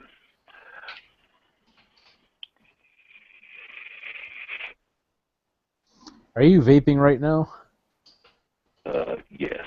Was that obvious? Yeah, because I can hear it all the time when you're blowing. You're sucking on it. I have not had a cigarette in over a week. However, I am sucking on this thing like a newborn on a teat. Nice. And I was smoking 2 packs a day.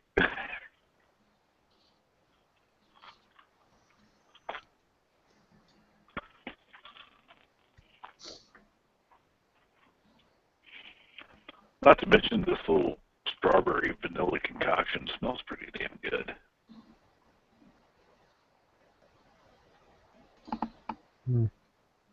I will say though, it's a shame when that chain gets broken, considering I'm not a cop.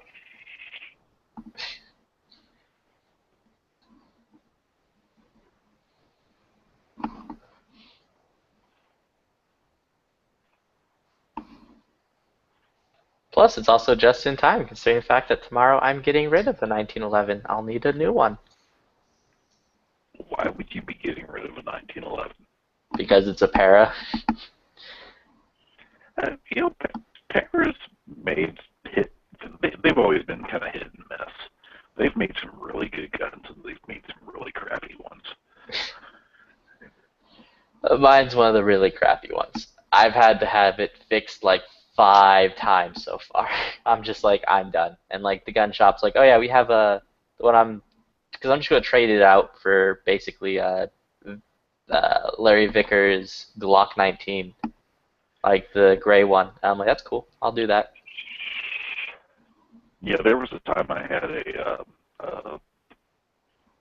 pair of 1445, and it would eat any piece of ammo I threw at it. It was absolutely reliable. Loved the gun. And, well, I was in college and had to pay bills, so had to sell the gun. And really regret it. Was about to buy a second one. A buddy of mine had just bought a brand new para, and we were out the range, and he had nothing but problems with it. And I said, wow, their quality slipped.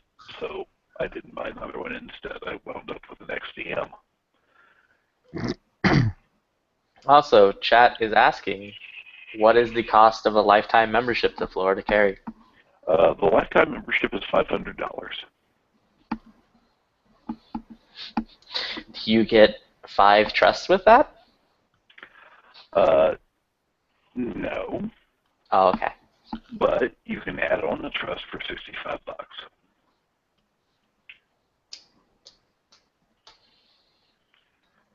Which is absolutely the best trust deal in the world.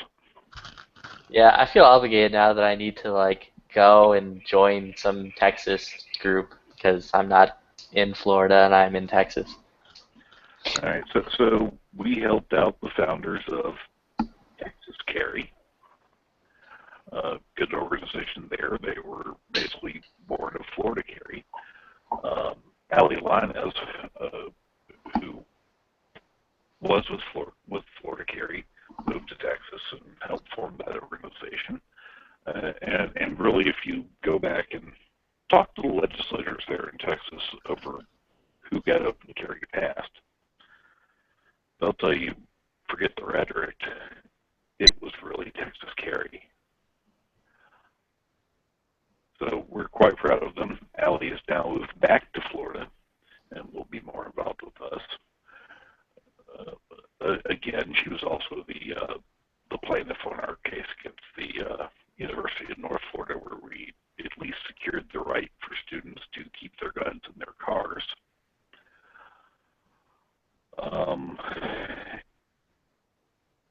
And we've got a lot more good things coming.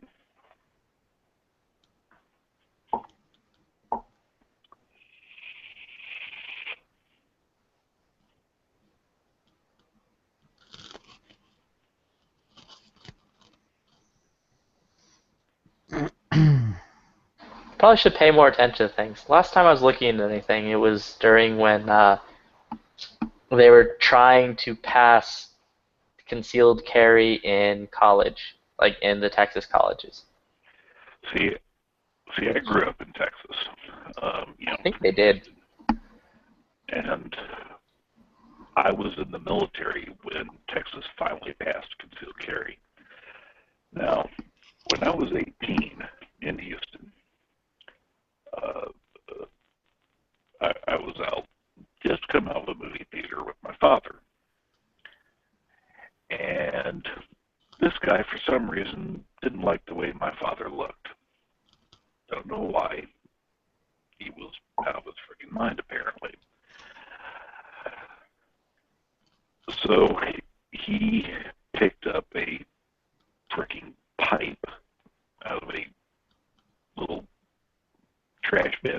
construction site and came running at us with the pipe.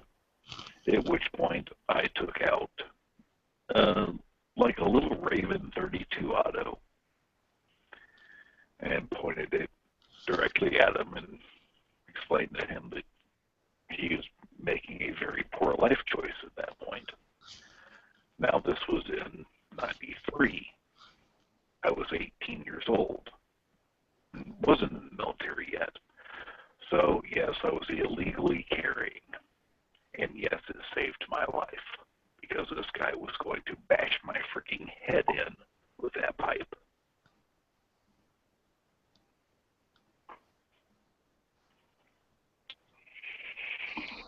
And as happens with most defensive gun uses, he saw the guy pointing the gun at him, walked away. I didn't pull the trigger. Everyone went home, safe and happy. Well, he wasn't happy. We were happy. But everyone went home safe.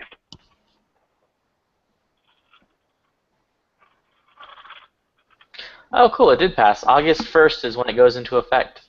In the state of Texas, you will be allowed to conceal carry on college campuses. Starting August 1st, 2000. That was already in effect. Okay, so does August the concealed carry goes in? Or campus carry goes in? Yeah, it says August 1st is for all state four-year colleges. That's when it goes in effect. And August 1st, 2017 for all state two-year and junior colleges is when that one goes into effect. Now, was it about, if I remember right, it was about 95 that Texas actually finally got concealed carry? I don't know. I was 5 years old in 95.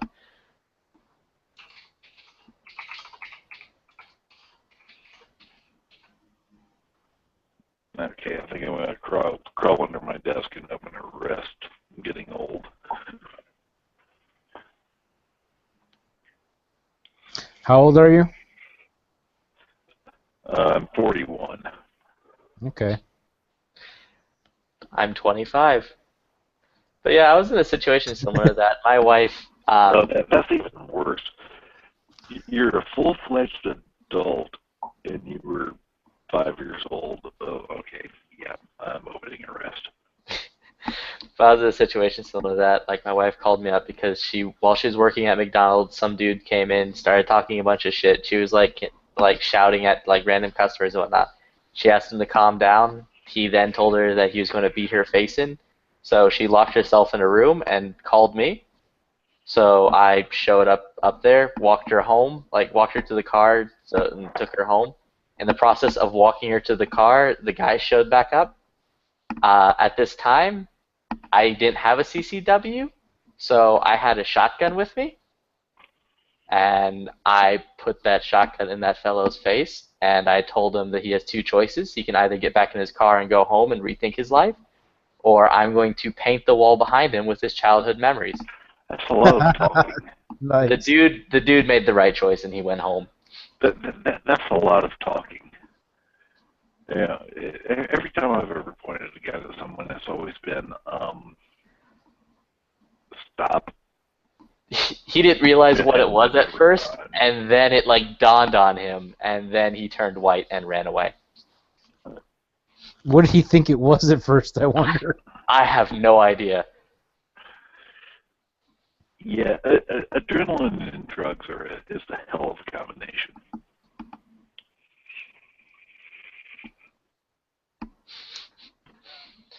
So that was the only time I ever had to use a firearm defensively, and that was before I even had a CCW. Yeah, not counting the military. I've had to pull my gun twice, which is weird.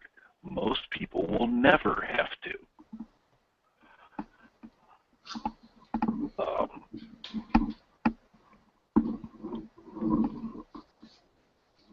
But it's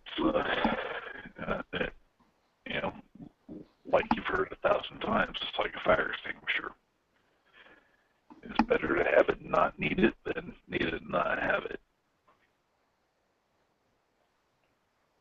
Yeah.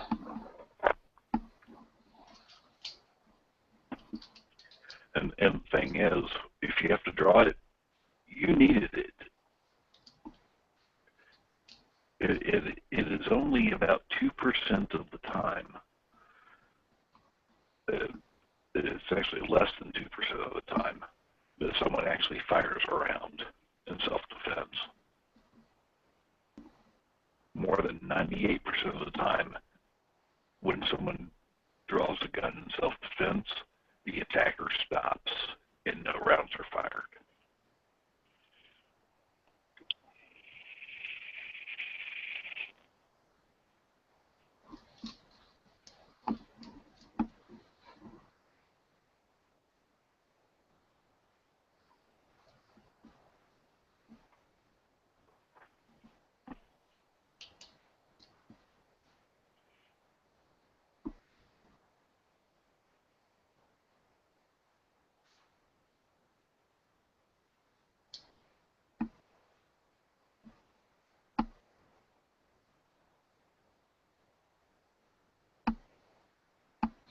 Also, should I stick to like 1911s for a 45, or should I go with like the USP 45?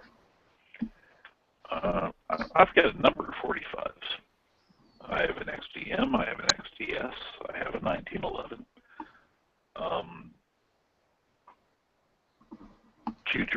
Choose a reliable firearm that works for you. USPs are great. Hell, I also have a Glock 30. It's actually a Glock 30S. I have a Glock 30S. I use it a lot with the full-size Glock 21 magazine with one of those little extra extensions on it. That's what sits right next to me. I work from home, so it sits right next to me on my desk. Not my favorite gun because I'm not a giant Glock fan, but it is my right next to me gun during my work day. See, now you're going to tell me you don't like frog lube on top of that. Don't make me hurt you. Not liking Glocks, not liking frog lube. I just came across something kind of cool as I'm surfing on the interwebs here. There's a competition rifle, I guess, they're showing off at SHOT Show that one of the key features of it, believe it or not, is when you run the rifle dry, it basically drops the mag for you. So, like, wait, what? You fire the last round, it ejects the mag. You go to put your next mag in, it closes the bolt for you automatically. Yeah, the old clip guns during World War I and World War II used to do that too. Doesn't mean I still want one. Yeah, but this is like a AR style platform that is by a company, Cobalt Kinetics, I guess. They call it a CARS, Cobalt Advantage Reload System. So in like a competition where you're firing off all your rounds and you run out, it gives you like the indicator right away, and your mag's already out before you even have a chance to drop the mag yourself. It's already out, so you put the next one in. Yeah, well, I mean, I alluded earlier to the difference between self-defense guns and Oh, right on. Or even military guns. This is a game rifle. Gaming rifles. For gaming, sure, why not? Hell. And they nicknamed Get rid of it. that rag. I don't need that mag anymore. Drop it on the ground. Now, in military or other context, I don't want to lose my magazine. Absolutely. You might even want to change your mag out before it's empty. If I'm running and gunning, I want to swap that. I want to grab that thing and throw it in my pocket as I reload the next one because, well, I'm going to need that magazine later. Right, and like when my friend said, sometimes he'll change out a mag after he's partway through it. Well, he's got a chance to do it in a defensive situation. Like if he can get behind cover and he knows he ran most of his mag through, pop that next one in there, and then just pocket or put the other mag back on your belt, your pocket, whatever. So you hang on to it just in case you get lower on your rounds, just so you have that opportunity that you don't have to do a reload in the middle of fighting. I mean, just for example, when I was in the military, we were doing a training mission, and we're shooting miles, so basically laser tag with flanks, and we came into contact. I was wearing an 80-pound rucksack, which I hit the quick disconnects on the rucksack because I needed to frickin' move. Hit the quick disconnects, dropped the rucksack, went, and I had a good day that day. I damn near single-handedly waxed the squad that came up and ambushed my squad. And then, well, I walked back to where I thought I'd dropped my ruck, couldn't find it. We were in tall grass. At the end of the thing, me and 30 of my best friends spent the next hour and a half trying to find my fricking rucksack that I had dropped in the grass. Wow. That was a 80-pound fricking large rucksack. Imagine trying to find your magazine later. Right. It would have never happened. By the way, they nicknamed this project when they were designing it the Panty Dropper. Like, well, you know, great thing for gaming, not good for. Oh, I agree, and that's what it's marketed for. Is for gaming. Not good for basically my purposes. Right. You know, they market it as a 3-gun rifle, and that makes sense. I mean, there are differences between what you want and don't want between the two things.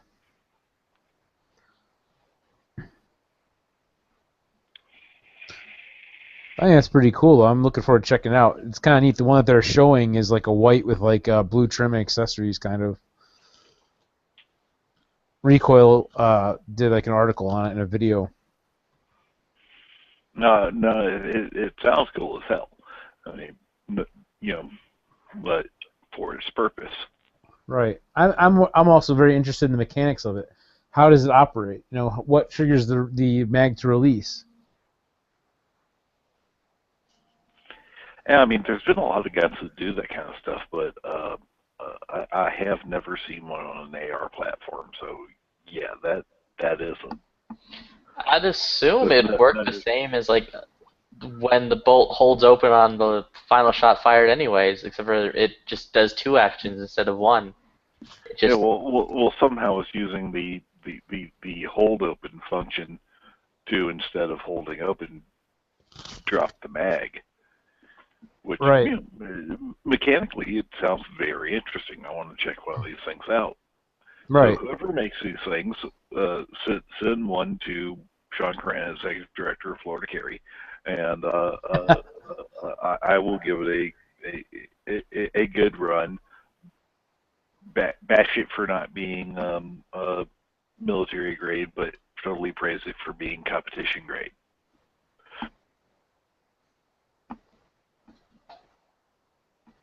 Right on. Let me see if I can share it just so you guys can even see it on a screenshot. Well, I mean, there are those lowers that are set up where the magazine release, when you push that in and pull the bolt back, it'll lock the bolt as well if you're holding down the magazine release. Interesting. Yeah, this thing is like a recoilweb.com, I think it is, recoil.web.com. But they have a whole video on this thing kind of demonstrating it, which I thought was really cool. But they're going to be showing this off at SHOT Show. But yeah, as soon as you run out of the last round, boom, it drops the mag and locks the bolt back. You put the mag in, the bolt closes automatically for you so you can keep going.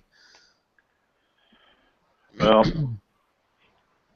I have a pretty good authority that Tavor is going to be debuting their 300 Blackout Tavor. Which is cool. Are you going to SHOT Show or not? I was hoping for a 308 version. That'd be kind of cool too on a Tavor. What, and actually have the Halo battle rifle?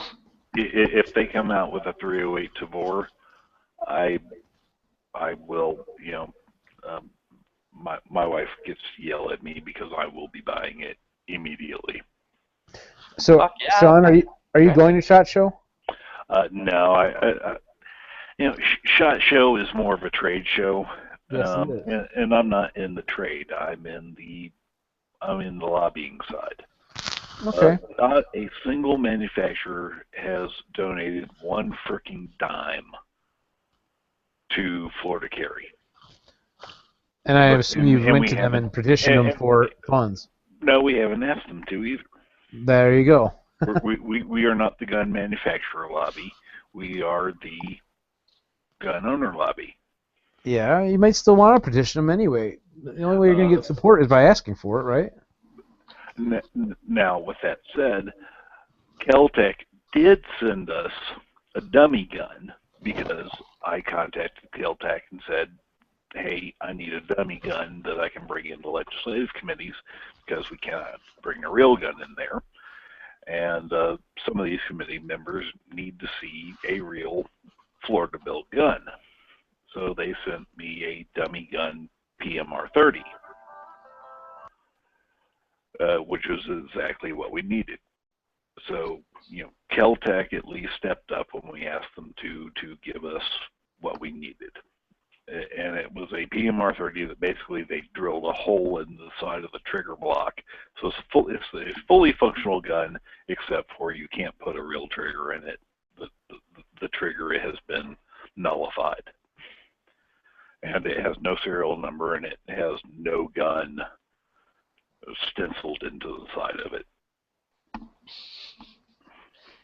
Probably still, being Keltec, it probably still came broken somehow. Like, beyond what you asked for. The springs weren't quite in the right place. I had to do a little bit of adjustment to get it right. But it's okay now.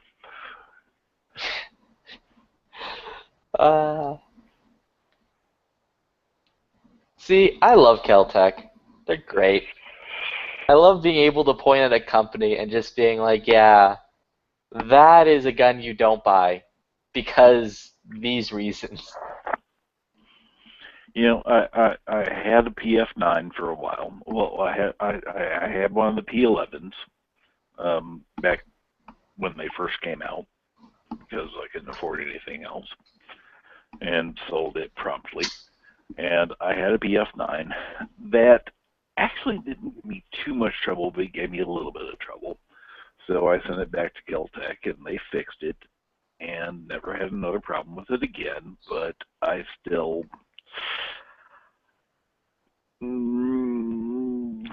just wasn't all that enamored with it, and wound up getting a SIG 938, which totally fit the bill for the size of the gun that I needed for a 9mm, and wound up selling the PF9 after it had been totally fixed up. So there was nothing wrong with that gun after a trip back to the factory, which shouldn't have had to happen in the first place. But they did fix it right under warranty when I sent it back.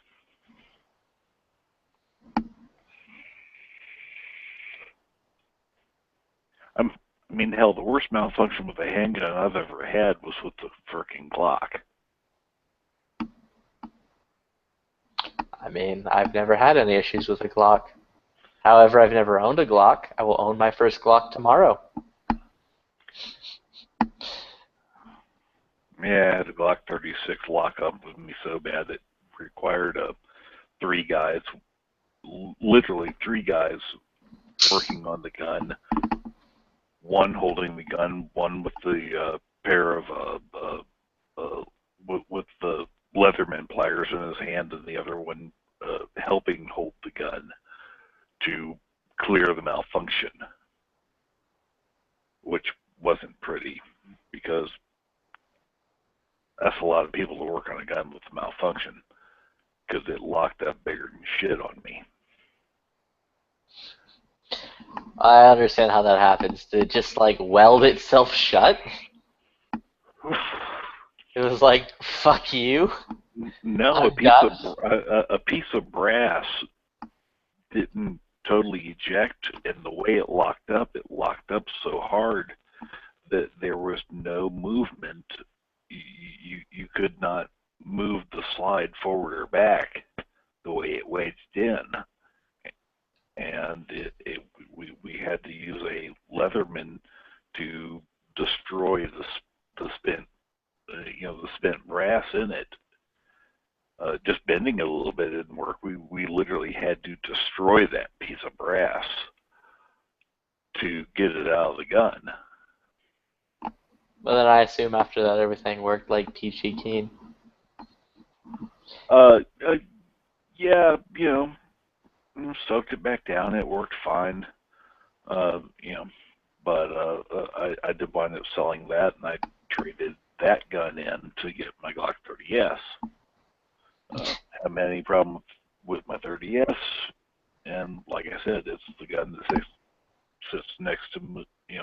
It literally hangs on a little hanger on my desk at work, which I work from home. But it's the gun closest to me when I don't have one on me, which is not neat. You know why your Glock 30 fucked up on you. That's because you didn't use enough frog lube. Didn't use enough frog lube, and obviously I limp wristed it, right? Yeah, exactly. You gotta manhandle that gun. You can't like woman it.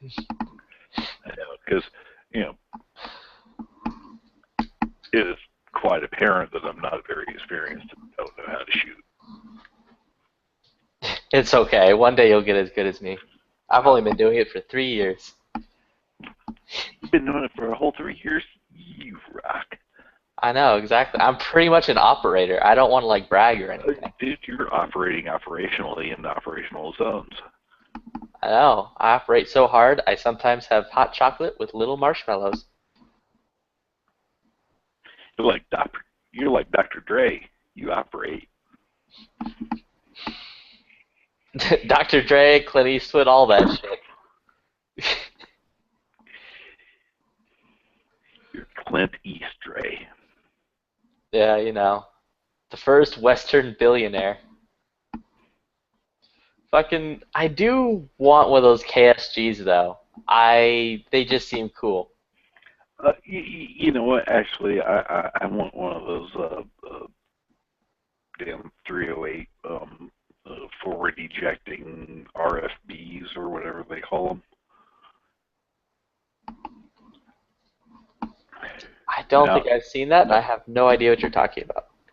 Now, if they would just make those Keltec sub 2000s, their little breakdown backup, breakdown backpack guns,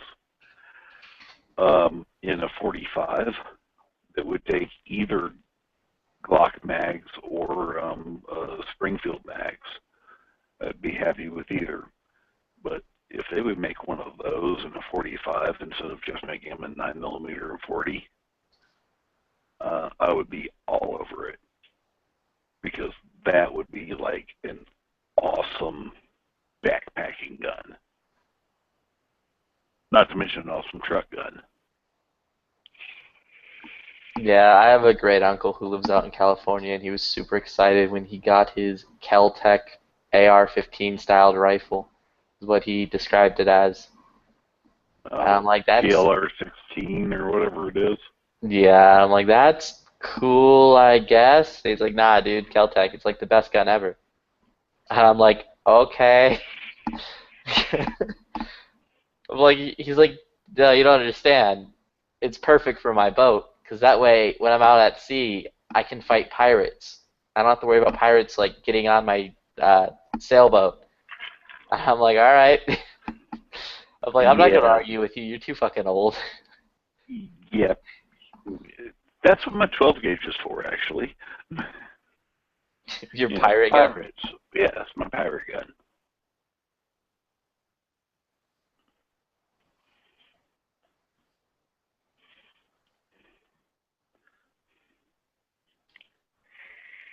Plus, the KSG was in, fuck was that movie called? John Wick. Haven't seen it. That movie's fucking awesome. It's just like a good action-y movie. That's awesome. And it contains one of the best guns ever. A salient arm Glock. What's different about the salient? You know how like a regular Glock 19 is like around $500. Here it's like $550. the Salient version of a Glock 19 is like $500 plus another $1,500, and they put in a gold barrel and they cut a bunch of holes in it.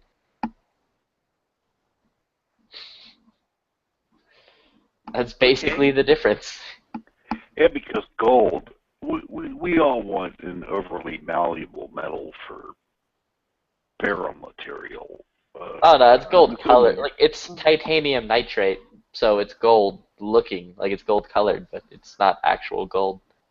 Okay, thank God, you were scaring me. Still, why? Honestly, because they just look really fucking cool. Like that's the only notable thing I could say about them. Everyone else says they're like garbage. Tiffany made guns too. You know, they took guns and bedazzled them with diamonds and rubies and stuff.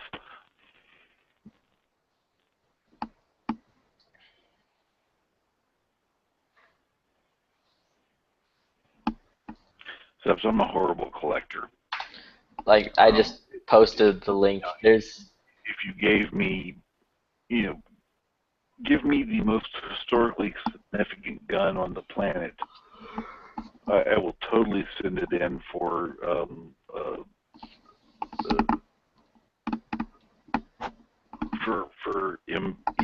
magnetic particle inspection and X-raying, and then I will, in what's esteemed safe, bring it to the range and shoot the damn thing. I know there are people that have 1911s that are like, the gun's never even been racked. What? That's so fucking stupid. Don't care. Give it to me. I will bring it to the range and I will shoot it. I will shoot the fuck out of that gun. I mean, that's why they exist, are to be shot. I mean, I'm just trying to find a way to justify to my wife that I just spent $7,000 on a cabin. Oh, on a cabin? That's Cabot. The Cabot 1911s. Oh, okay. I was like, Some beautiful guns. I have handled one, and yes, I did rack it. I have not shot it yet, but this is an awesome 1911. If I had an extra $7,000 laying around because I won the Powerball, then yes, I would totally carry one. Oh yeah, I linked an image of one of the Salient Arms Glock 19s. Like, it's a custom. You send your gun into them, and then they basically do that to it. Like, their most notable fact is they look really cool, and that's as far as they go. And for some reason, Michael Bay likes to have Salient Arms weapons in all of his movies. Which, I will say that 13 Hours was a really good movie, and everyone needs to go see that. I'm not familiar with that movie. It's basically the Benghazi story. Oh, that one. Okay, yeah, I have not seen it yet. I do plan to. Like, I plan on going to see it again, because I couldn't hear a fucking thing in that movie. But I enjoyed it quite a bit.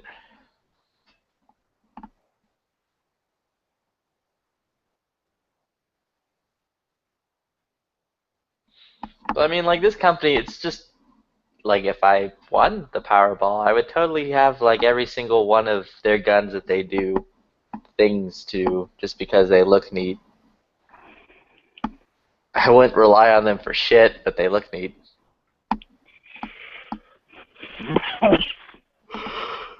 Well, you know, some people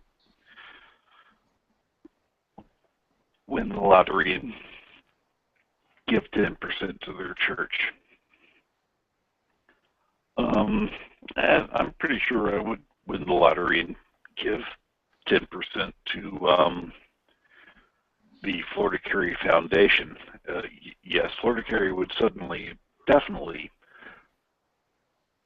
form a 501c3 as opposed to the current 501c4.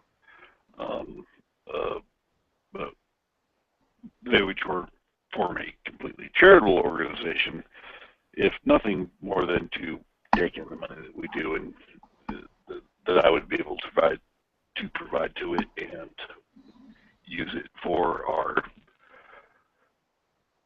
work on gun owner education and safety training and all that kind of stuff. Can't use it for lobbying, fine, but would at least be able to take that burden off, because as the 501c4, it means we can do all the lobbying stuff that we do, and we get to do all of the firearms training and everything else that we do that would be able to go to a complete charitable organization, but the overhead isn't worth it to do both, because we don't have any major donors. I think our biggest donors are in the $5,000-8,000 range. Yeah, if I won, I would have given 10% to my church, and then like bought a bunch of people guns. I would have even gone into like my local gun shop and then just given them a giant sum of money so that whoever walks in can just basically buy whatever they want on me.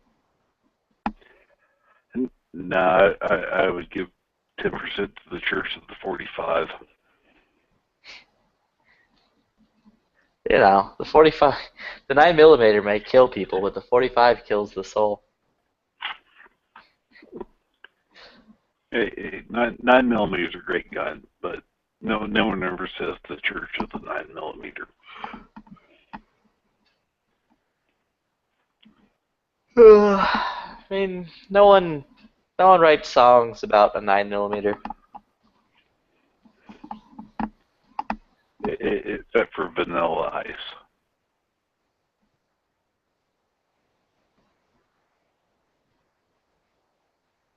I don't know a single Vanilla Ice song, so you could. I have no idea. Who is he? That is the right answer. Stick with that one.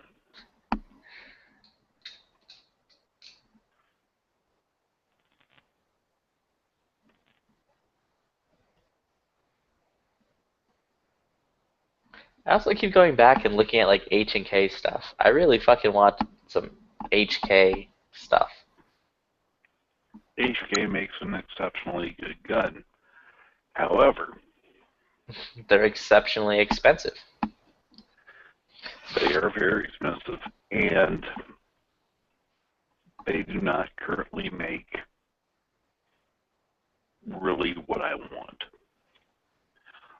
FN has been really impressive with some of the guns they've come out with lately.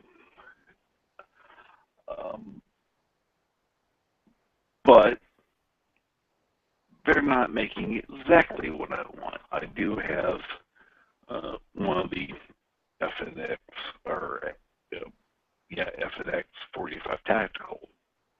Love the gun, does a great job. I do, however, wish they would come out with that gun in a striker fire, make it an FNS 45 Tactical. They will eventually, I'm sure, but it's not here yet.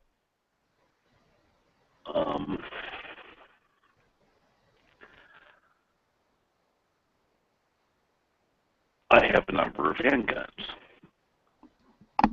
I have not yet found the handgun that I would call ideal for what I would want for a holy shit, the world is coming to an end, go to war gun. My FNX Tactical is about as close as I can get to that, and it is absolutely the I'd had in the military. See, I'd love to have a Mark 23 for that. I've used the Mark 23 in the military, and it's okay. It's way heavier than it needs to be. It's at the time, it was a very nice innovation.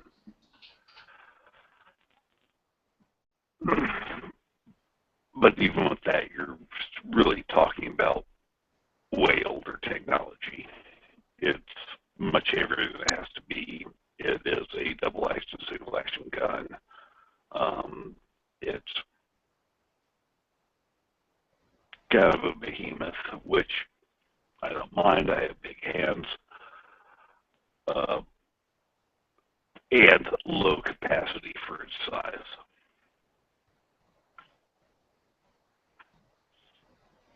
Like that, or a fucking match USP 45 would also be really fucking cool.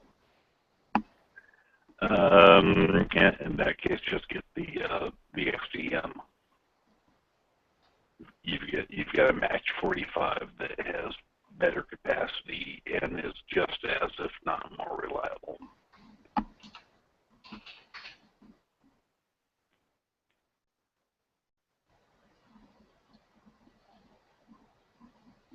I just don't like the XDMs, honestly. Like, I just can't get behind their look. Their look bothers me.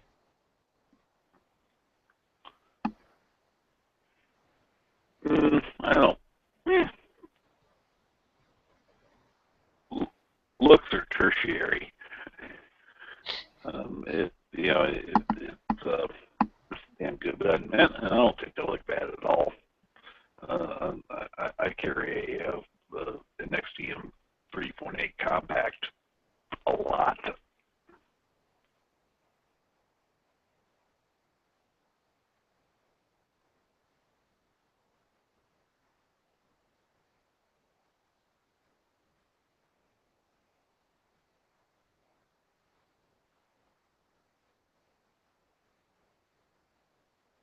Because, like, I really like the 45 caliber, but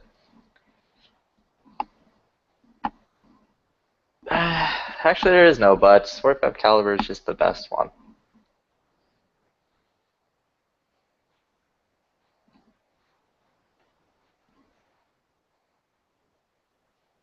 Well, over the past few years, they have greatly improved ammunition. There was a time where 9mm was just, in my book, not an option. With the modern ammunition, especially like Federal HSTs, Spirit Gold Dots, the Golden Saber rounds, and the Ranger Ts, there is some good 9mm ammo out. And they've taken all the technology that they threw into finally making the 9mm into an acceptable round, and also put it into the 45. So, while there are some really great 9mm rounds out there now that make the 9mm viable, when they applied the same technology to the 45, they made the 45 an exceptional firearm.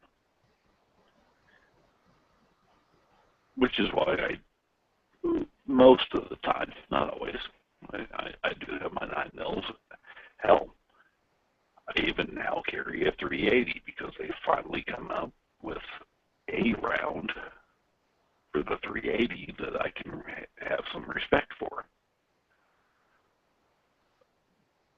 But I still usually carry my 45s.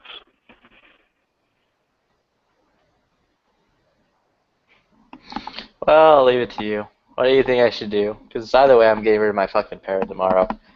Because I'm done with it. It's broken onto me too many times, and right now it's basically my carry gun. So I'm like, keeps breaking on me. I don't trust this thing. I need to get rid of it. I can totally understand that with the Para. You know, like I said, sometimes you get a good one, sometimes you get a bad one. So should I go with a HK USP 45 or should I go with the Vickers Tactical Glock 19? I don't think you need necessarily go with the Vickers. If you're going to do a 9mm, there's certain work that you need to do to it. The Vickers has already had some of that work done to it. It's also had some work done to it that I don't think is necessary. You know, if the Vickers Glock is exactly what you like, then go for it. Me personally, I got to break my wrist over a little bit more on the Glocks than I do with all my other handguns because of the whole, you know, grip angle issue. It's not my favorite gun.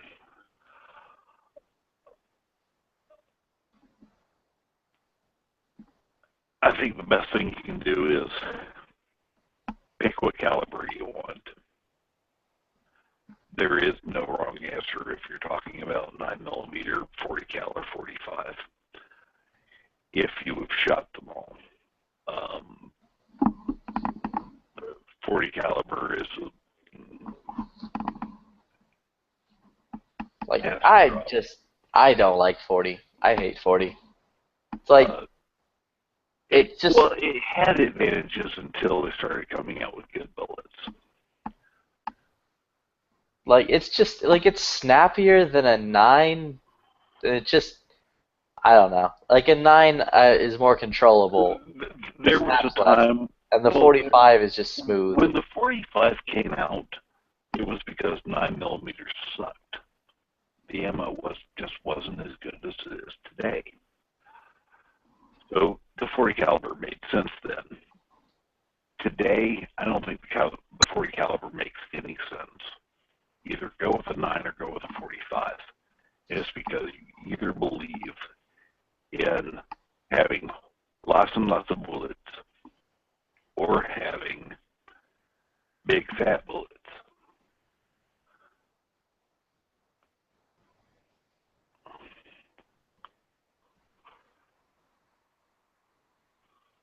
Now, if only I can have lots of bullets and big fat bullets. Yeah, they tried to do that with the 45 Gap, but failed miserably.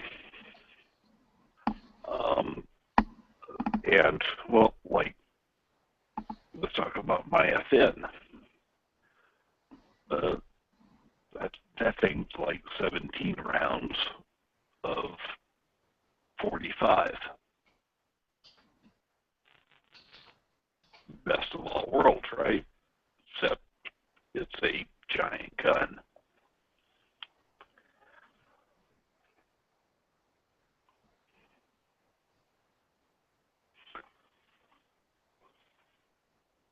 Oh, the what? FN Tactical? The FNP? Yeah, FNX Tactical.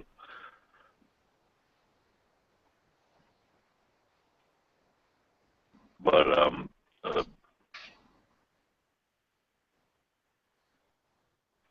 yeah, you've really got to just get out on the range and just determine what works best for you. Like, I've shot 9 before, and I can get used to it. Like, I just naturally shoot better with the 45, and God, I hate 40. Like, I just can't say how much I hate 40. If you like 45, there's a lot of good guns out there. You know, look, if you're talking about concealed carry, look at the XDM 3.8 Compact. Look at the Glock 30S. If that grip angle works for you. There's a new Walther out that I hear is not a bad gun. I haven't shot it. I don't know. I was also mainly going with the Vickers thing just because it's like a collectible thing, because they only make like so many and then they move on to the next color. Which is neat to me. Yeah, that's all style over function, though. And if that's what turns you on, then go for it. I mean, hell, if I'm going to die, I'm going to die with I just like guns that go bang and launch bullets in the right direction.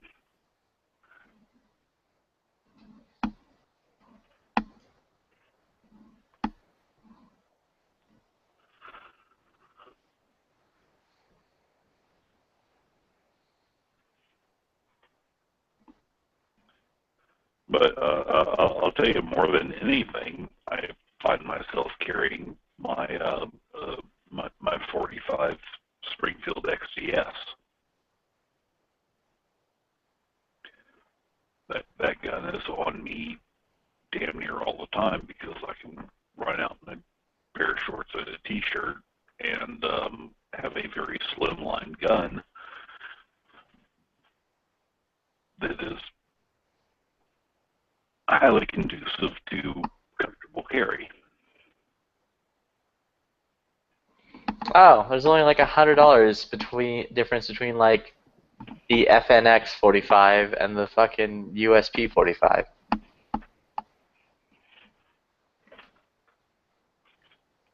Yeah, USP 45 is more limited capacity. It's a lot older technology. It's heavy for what it is. You know,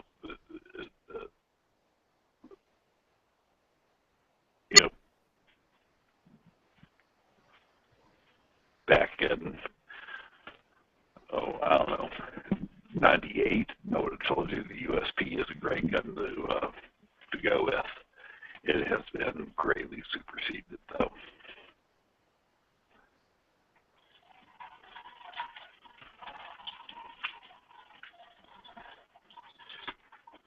I mean, there's not a damn thing wrong with it, but there's better stuff on the market.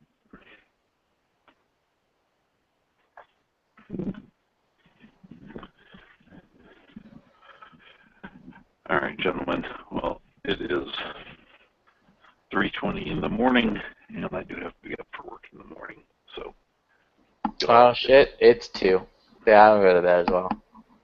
Bye-bye.